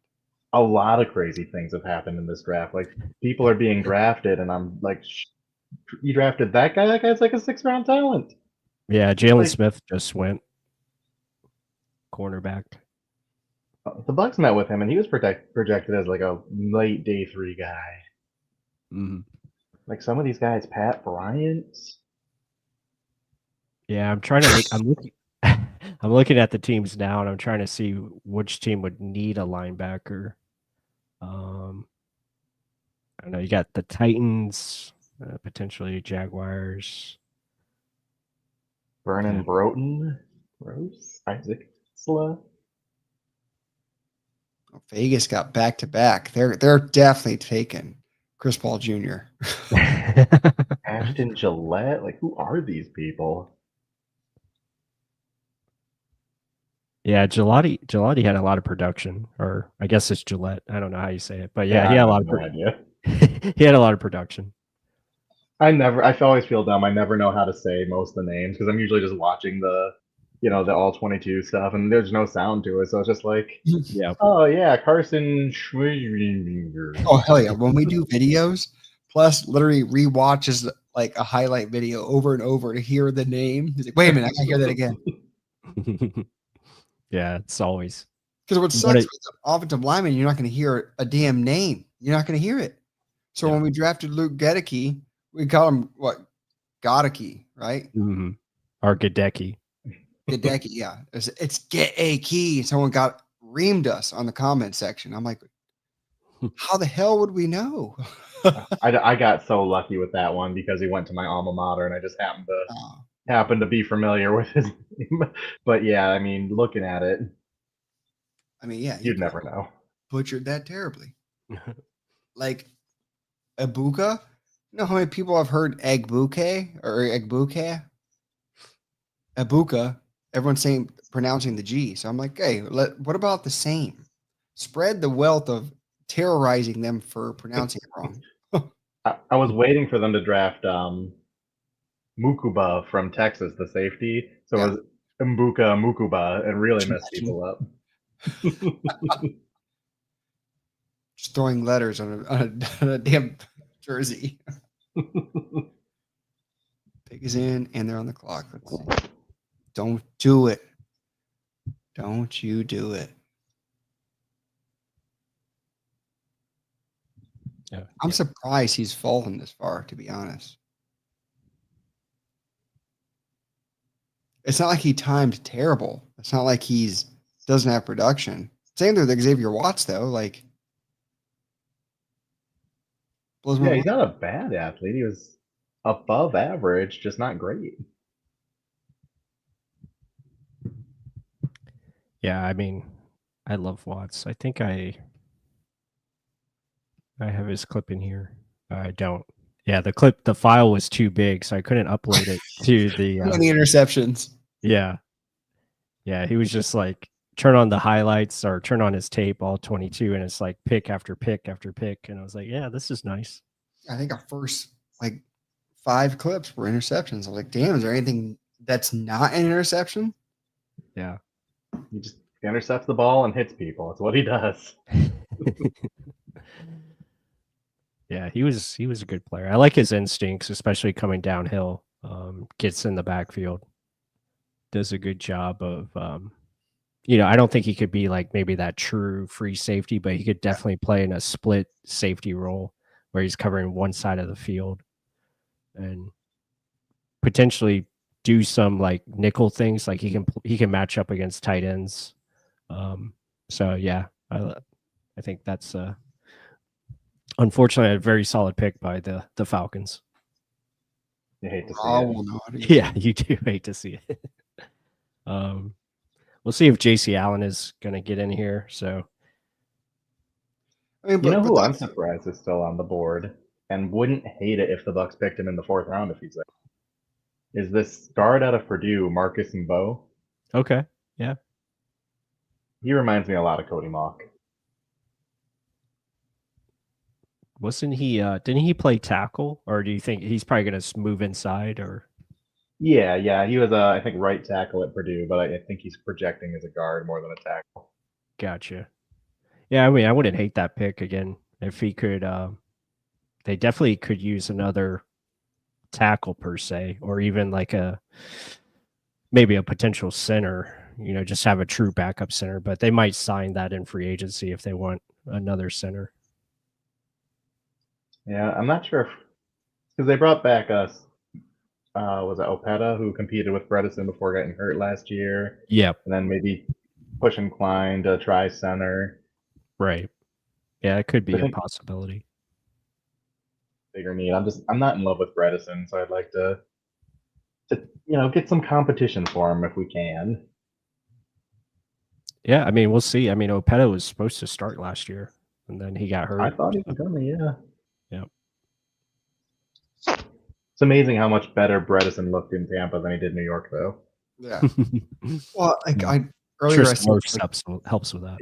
the New York football trash can is what the Giants are. They just don't think. They just do. I guess that's why Jameis Winston's there. They don't think, they just do. Man, what a weird quarterback room. Jameis Winston, Russell Wilson, and Jackson Dart. And it's stupid. Like, and then I said, Crazy. plus the story, like they were thinking about trading multiple firsts to go get Cam Ward. How impulsive are you as an organization to do that? How can you say you fell in love with Cam Ward and then you're like, okay, never mind, we'll take Jackson Dart too? What? Quarterback is a position you need to know, like, this is the guy I love. If I can't get him, I'm not going to get anyone. I'll wait for the next one. Especially if you have Russell Wilson and Jameis Winston. So stupid. Right, like who's the starter there? Like, I feel like everyone's going to have their favorite, and the fans are always going to be pointing to one of these other 2 guys on the bench. Like, put Jameis in. He makes plays downfield. Put Russell Wilson in. He's a Super Bowl champion. Where's your rookie, Jackson Dart? Like, they're not going to be able to pick this right, and they're setting themselves up for failure. Yeah. Yep. Agreed. Yeah. Like Back to back offensive tackle picks here for the Raiders. Gotta get that line moving for Ashton Genty. Mm. And one of them was a wrestler, Charles Grant. He is a I've wrestler. heard good things about him. Yeah, small school offensive lineman, but can move. He's got athleticism to his game. Good point right here. Spy Tech with light offensive line pick, Charles Grant from William and Mary. Mm-hmm. And he's a wrestler. Who's the tackle from Texas that's still on the board? Oh, you're Can't think of his name. thinking Connor Williams? Yeah, Connor Williams. Yep. He'd be someone I want the Bucs to bring in as that developmental tackle to compete with Charlie Heck. Okay. Oh, Cameron Williams is his name. Cameron Williams. Yeah. That is correct. Logan Brown's another one. He's interesting.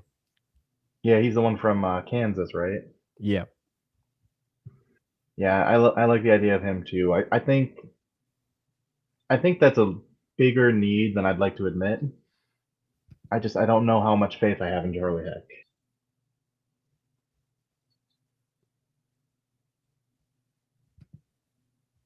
I do like 6'8" offensive lineman, so Jeez, 341 pounds. that's a big guy right there. Well, I mean, Heck is like 6'8", or is he 6'10"? He's 6'8", He- right? He's 6'8", yeah. Yeah, so Another he's big dude. humongous too. I mean, just size doesn't necessarily mean you're good. Right. This means you have to work harder to get leverage. Yeah. Yeah. Miles. That tackle from UConn's another guy who's like 6'8". Mm-hmm. Oh, there's my big guy, Jackson Slater. Yep. He's a good one. We don't have a 6th, right? No 6 rounder. So Oh, where's my charger? My battery's about to die. Hold on, I'll be right back. no worries. Don't do it, JT. Yeah, Chase Damn. Lund. We're 2 picks away from the end of the third. Okay, so come on. Yeah. Let's Yeah, make we're almost there. Let's see who's up. Let me Eagles, Vikings. Wait, San Fran. Who did San Fran take? It hasn't said yet. Just it says pick is in. Let me go back over here.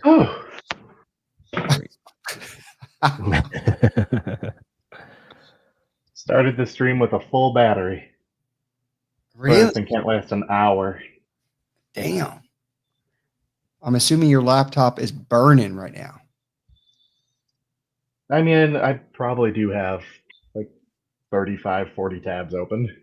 Oh, there you go. That's a mistake.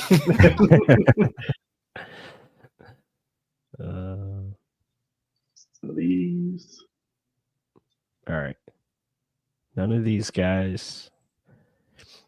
At least the next 2 picks say they don't need a linebacker, so that makes me excited. San Fran took Nick Martin, so they're not going to take another linebacker. Right. Denver. Broke my heart. What? Oh, Nick Martin was my guy. Yeah, JT loved Nick Martin. Yeah. I mean, he's almost the same thing as Chris Paul, so I don't necessarily understand. I mean, maybe he's a little faster. Who, Martin? Yeah.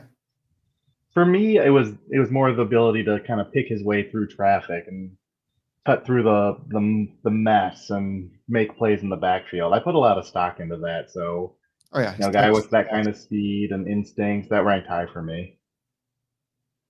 Yeah, I mean, anytime you can get tackles for loss and you're racking those up, that's clearly you're doing something right. The guy's like a missile. Like downhill, he's good. And I think that's what the Bucs are kind of looking for. Either a guy like Schlesinger, who's a coverage linebacker, or a guy to back up David as more of like an attack linebacker, someone to blitz, someone who's moving forward, but someone who's faster than KJ Britt. Yeah. 4.7, yeah, anything better than that. Yeah. All right, guys, we don't have to do any more talking. We're gonna let JC Allen take the reins here and close the show. So I'm just JC, go ahead, man. First of all, what's going on, guys? How are we doing? Doing great. Phenomenal. You made it to the live stream, the actual live stream. I know. Congrats, my man. You know what? Me a little bit. You deserve.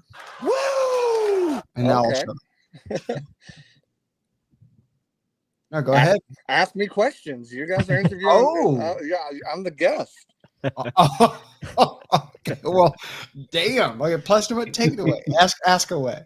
Well, how do you feel about the Buccaneers draft so far? I mean, let's get your thoughts on I know we spoke earlier today, but let's get your thoughts on Egua and what he can do for this offense. I am in absolute love with this draft so far. And it's not because all 3 guys are best fits for me.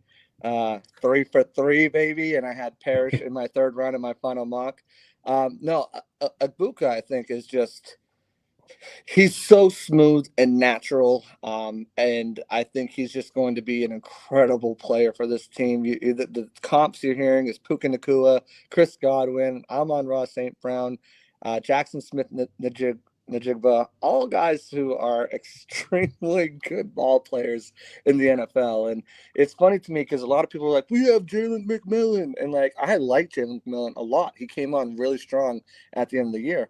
But we're talking about a first-round wide receiver, top 20 wide receiver, and a third-round wide receiver. And people are like, he's going to be wide receiver 4. Now he's going to be wide receiver 3. McMillan is wide receiver 4. But, you know, he's pro-ready. He's a complete receiver. And he's, you know, he's not elite in any one area, but he's damn good in every single area. As a blocker, as someone who knows how to set up routes, dictate coverage, gain separation, one of the best separators in the nation. His ball tracking skills, we talked to him today. He said that's probably one of his best things, is his ability to turn around, locate the ball, high point the catch, using his hands. He's so good. He's always working back to the quarterback.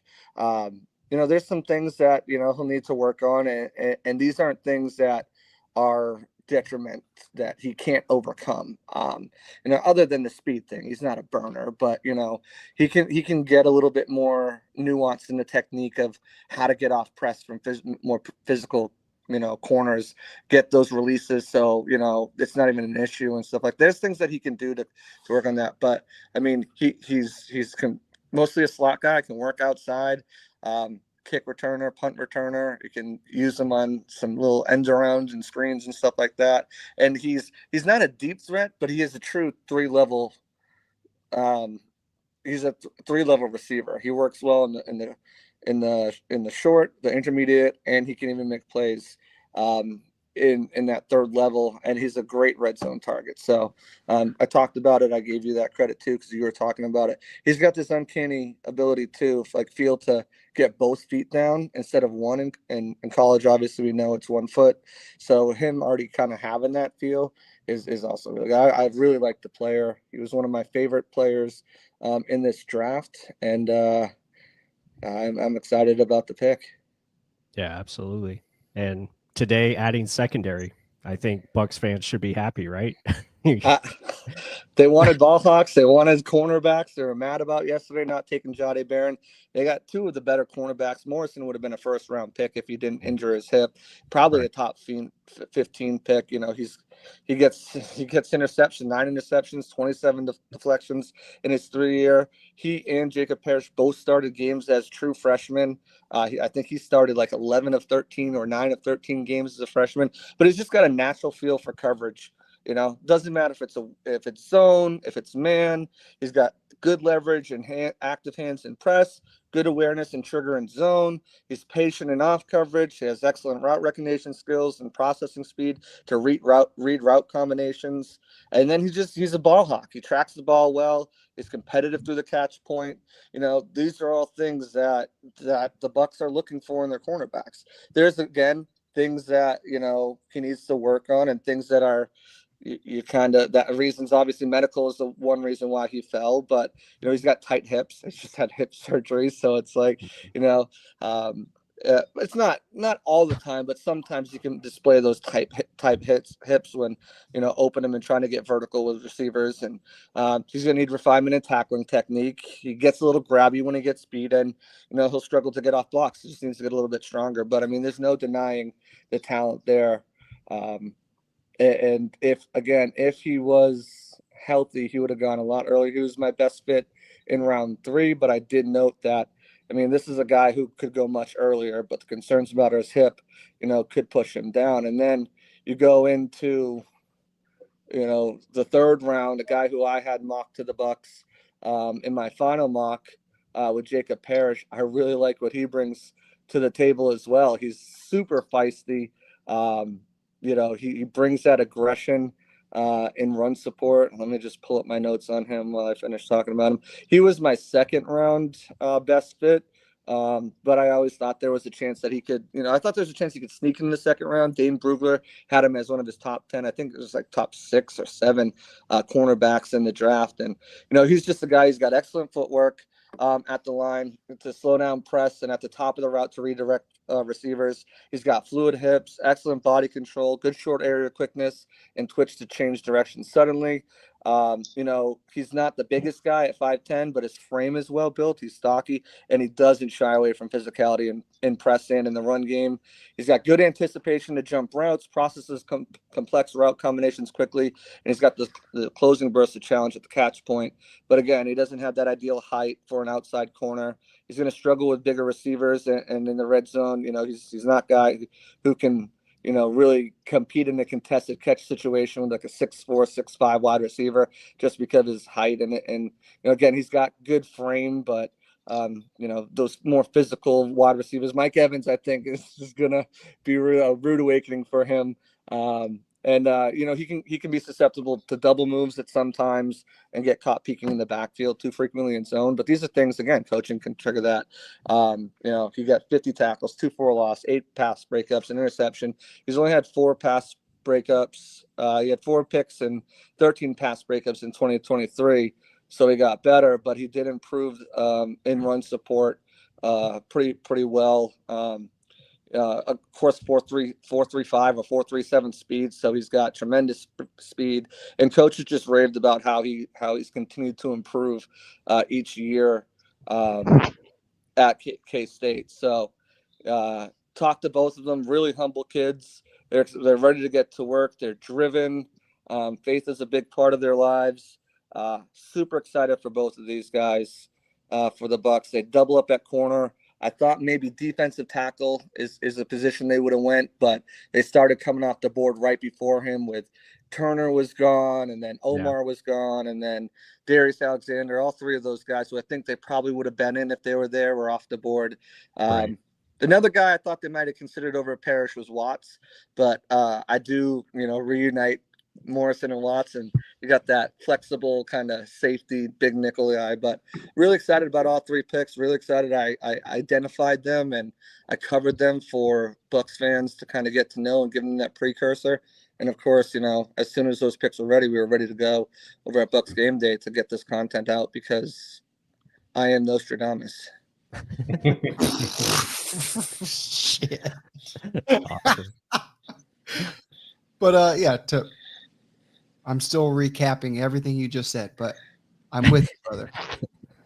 You wanted me to talk, so I talked. I loved it.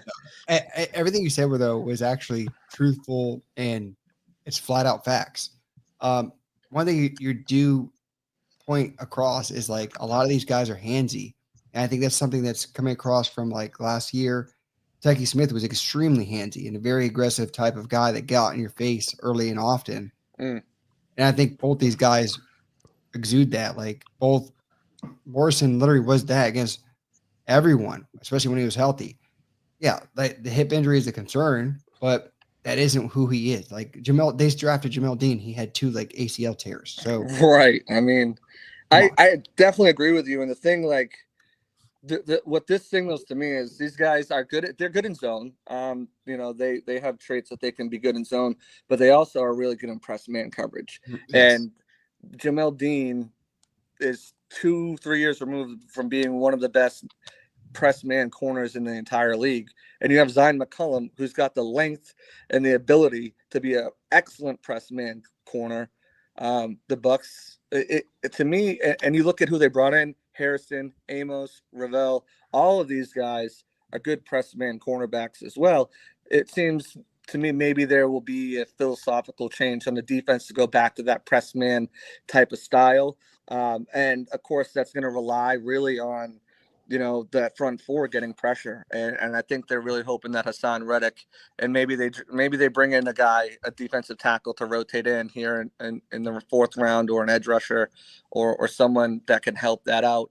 Or again, there's free agency after the draft with veterans. There's free agency in June after the post 1. There's free agency right before camp, and there's free agency after camp with cut down. So plenty of opportunities to still add to the pass rush, whether that's interior or on the outside as well. So it's going to be interesting to see what they do, and if they are sticking with this off-ball zone coverage type technique, or are they going to more like a press man, which I think would benefit all the cornerbacks they have on the roster. So with like the added guys. So not just through the draft, but Hassan Reddick and just moving forward with the defense. What are you thinking? How Jason Light has been saying, listen, our edge rushing group. I don't know why everyone keeps downing them. We have Chris Braswell, we have Hassan Reddick, we have Yaya. I have a high bright future ahead of him. He literally exudes confidence in all of them. Every damn time you even see Jason Light, they don't even have to ask him about it. He's point blank, stop talking about it. This is who we have. So clearly he's confident in that. So what do you think about the pass rush that we have right now? The fact that they're just putting all of it into the secondary, not necessarily looking at that. Do you think it's just how the board fell? Do you think it's they put priority in that? How do you see it in your eyes of how the draft fell and what were they seeing as priority? A little bit. Again, I think they would have probably been interested in one of those defensive tackles if they had been there. Maybe an edge like Princely Human Alien if he was there, or Scarton, who the Panthers traded up right before the Bucs, and took him. I think they would have probably been interested in him. It also sounded like Mike Beal. We were talking to him. It sounded like they were interested in Darian Porter as well. He said he was talking to John Spytek and, texting him, stop taking guys that we like.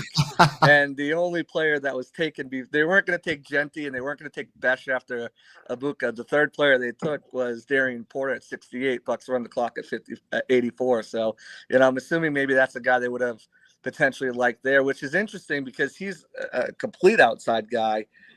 Morrison has the flexibility, but more of an outside guy. So it sounds like maybe they would have went back-to-back outside corners there if available. But again, I do know teams, again, in a press man situation type of role, they do like, what Jacob Parrish brings outside as well too, especially with his speed, his recovery speed as well, So, it's going to be, it will be interesting to see how that all plays out between the competition that's now created in the room. Is Jamel Dean starter, or does he have to fend off a guy like Benjamin Morrison? Christian Izien, obviously the penciled-in starter, but now a guy like Jacob Parrish, you're talking about a third-round pick to a UDFA. Although Izien has balled out, is this something where they felt like they could upgrade there? Tyke Smith looks like he's playing safety. It doesn't look like he's going to go anywhere. There are a couple of guys in the 4th, 5th round that I like as well.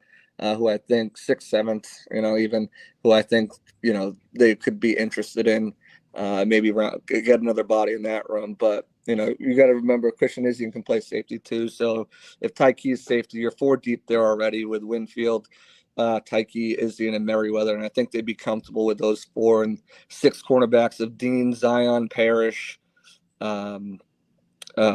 Morrison, and then any one of Bryce Hall, Kendall Vildor, Tyreek Funderburk, and Josh Hayes to round that group out.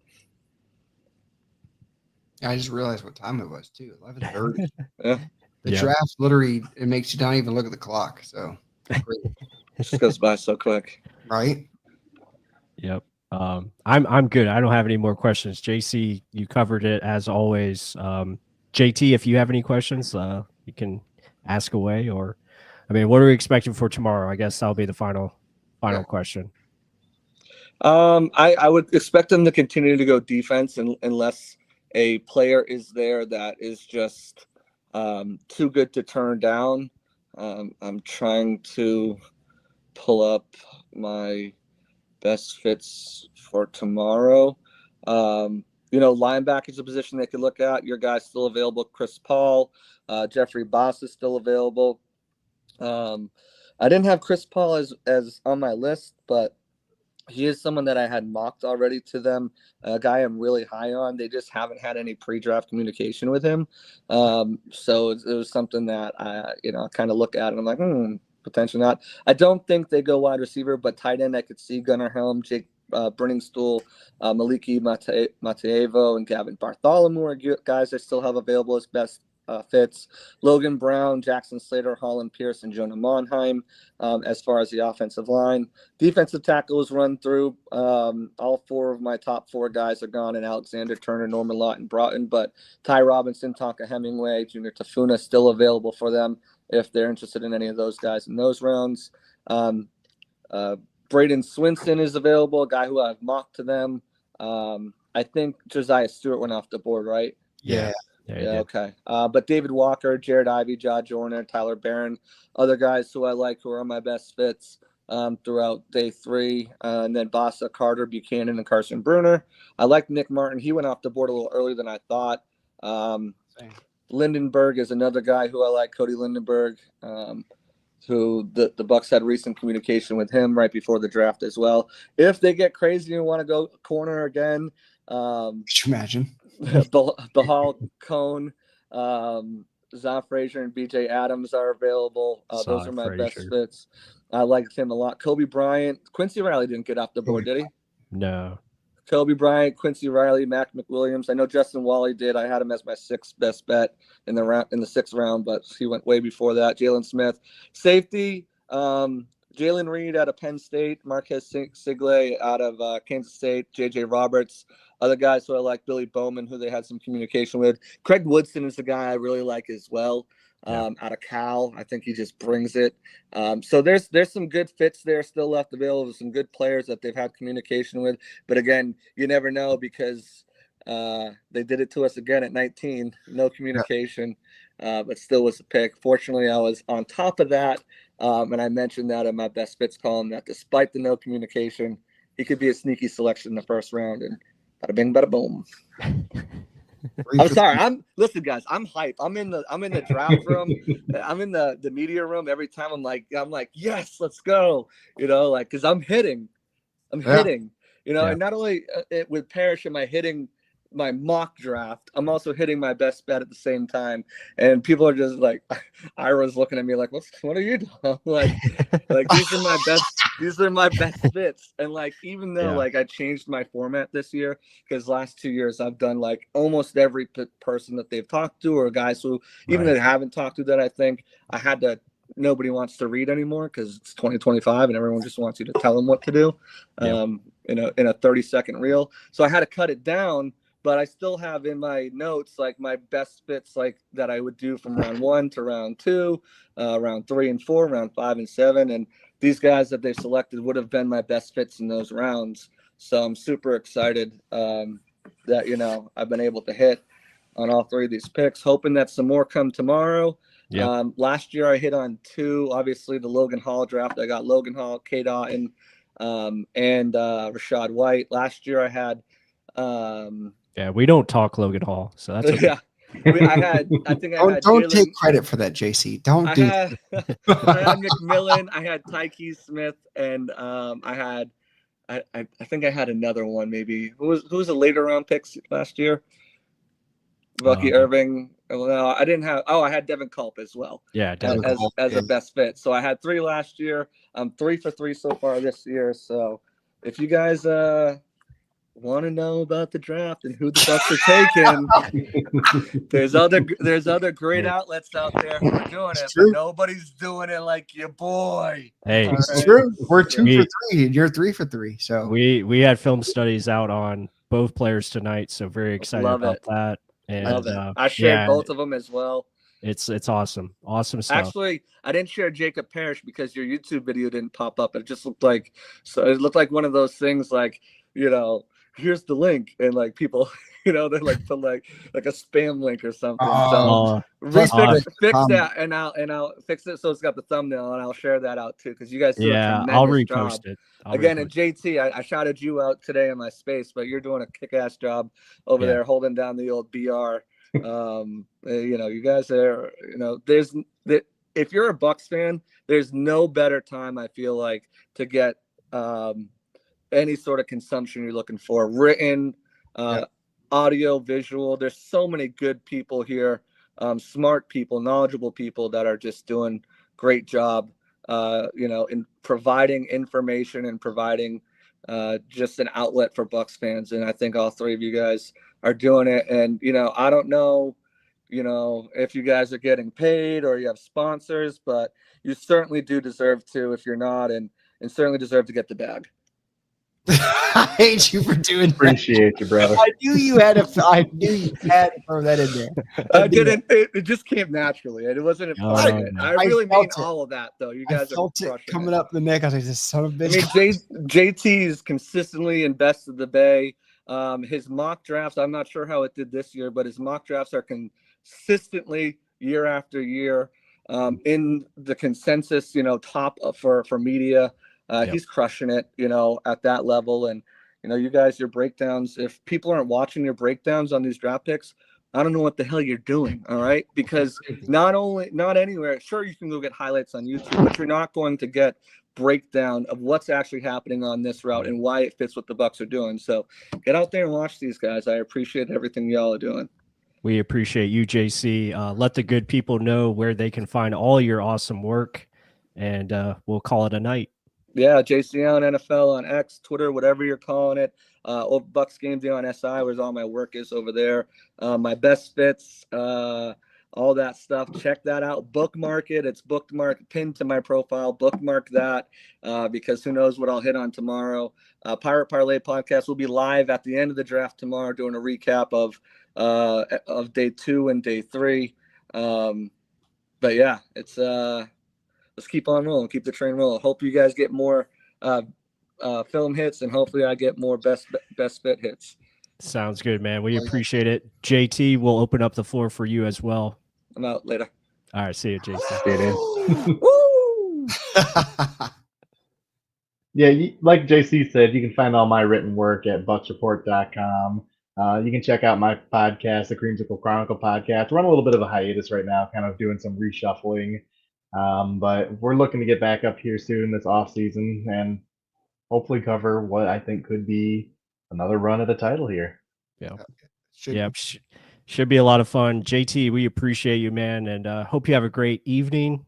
Get some rest, and hopefully tomorrow is another fun draft day. Thanks for having me on, guys. I appreciate it. Yep, appreciate you, man. Take care. That's me, man.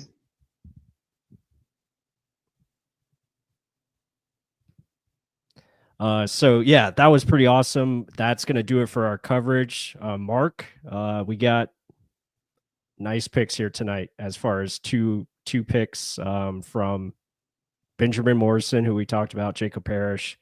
Add that to Ama Egua. Just I mean, it's got to be it's a home run so far right now on paper, and really excited about what tomorrow holds for us. I mean, so what's crazy is like you brought up to Jacob Parrish to me because I think I brought up Morrison. I'm like, we got to look at this guy. Yeah, just everything well, right? And then you brought up Parrish. I'm like, who's this guy? And literally, the more we watched, I was like, shit, this guy. I think I said sticky in the film review at least 5-6 times. Yeah, I was getting repetitive. I'm like, what the hell am I saying? I need to say another word. But damn it, that's what you want your corner, your nickel corner to be, especially in a close quarters, third down situation. You don't want to give up shit, and that's what he does. Yeah, I think and he can blitz too. Absolutely. Yeah, 4.35 speed. I don't give a shit. He's 5'10". You're coming downhill. This goal's 5'10", like Antoine Winfield Jr. You brought speed to the game. You brought charisma, character, want to. Guys that do not give a shit. They're going to come downhill. They're going to make a tackle. I think both these guys, even though Parrish is smaller in stature, he don't care. He's going to be in the middle of it. I mean, we saw he wants to get handsy as a small guy. He got Jaden Higgins trying to reach. He's trying to push him. Yeah, he got caught once, but we're not going to expect him to be on the outside on Tempe. I hope not. Yeah. I'm hoping he is that nickel guy. He's going to just take over for Izzy, and Izzy can be that ranger guy. Can be that backup guy.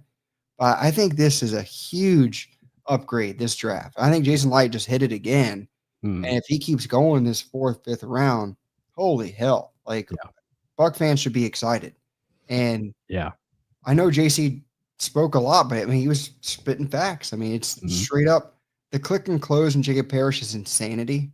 Like, that is beautiful. Morrison just does everything well. I'm going to double down on that, saying he's Ibuka, as in he can do everything well. He doesn't have anything elite, but I think his elite is just eyes for the ball. when he senses it, he gets his head back and he can make a play. And that's something Jamel Dean does not have at all. Carlton Davis did not have at all. We haven't had at all for a while since I think Ronnie Barber.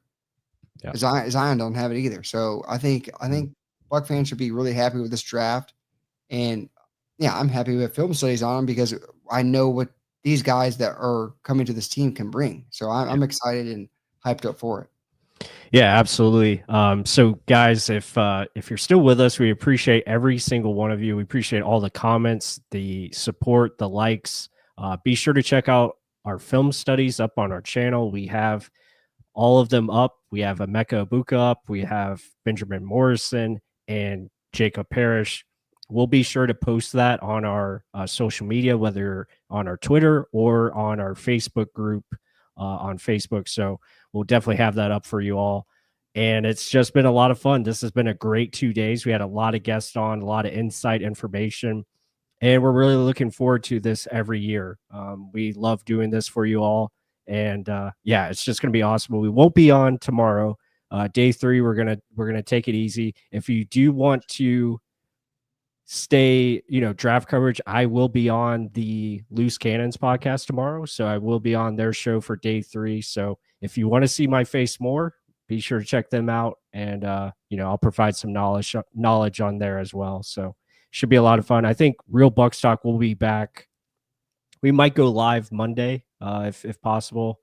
If not, we'll definitely have some video content out the rest of the week. We'll talk about some picks and some quotes and stuff like that. But stay tuned. We're gonna have more film studies coming out as the picks get finalized tomorrow. So it should be a lot of fun. With that said, everyone, please hit that like button. Comment down below your thoughts. If you have more thoughts that you want to discuss, bring it up in the comment section. Subscribe if you're new here. We appreciate every single one of you. And with that said, Mark, let's hit that woo button and go Bucs.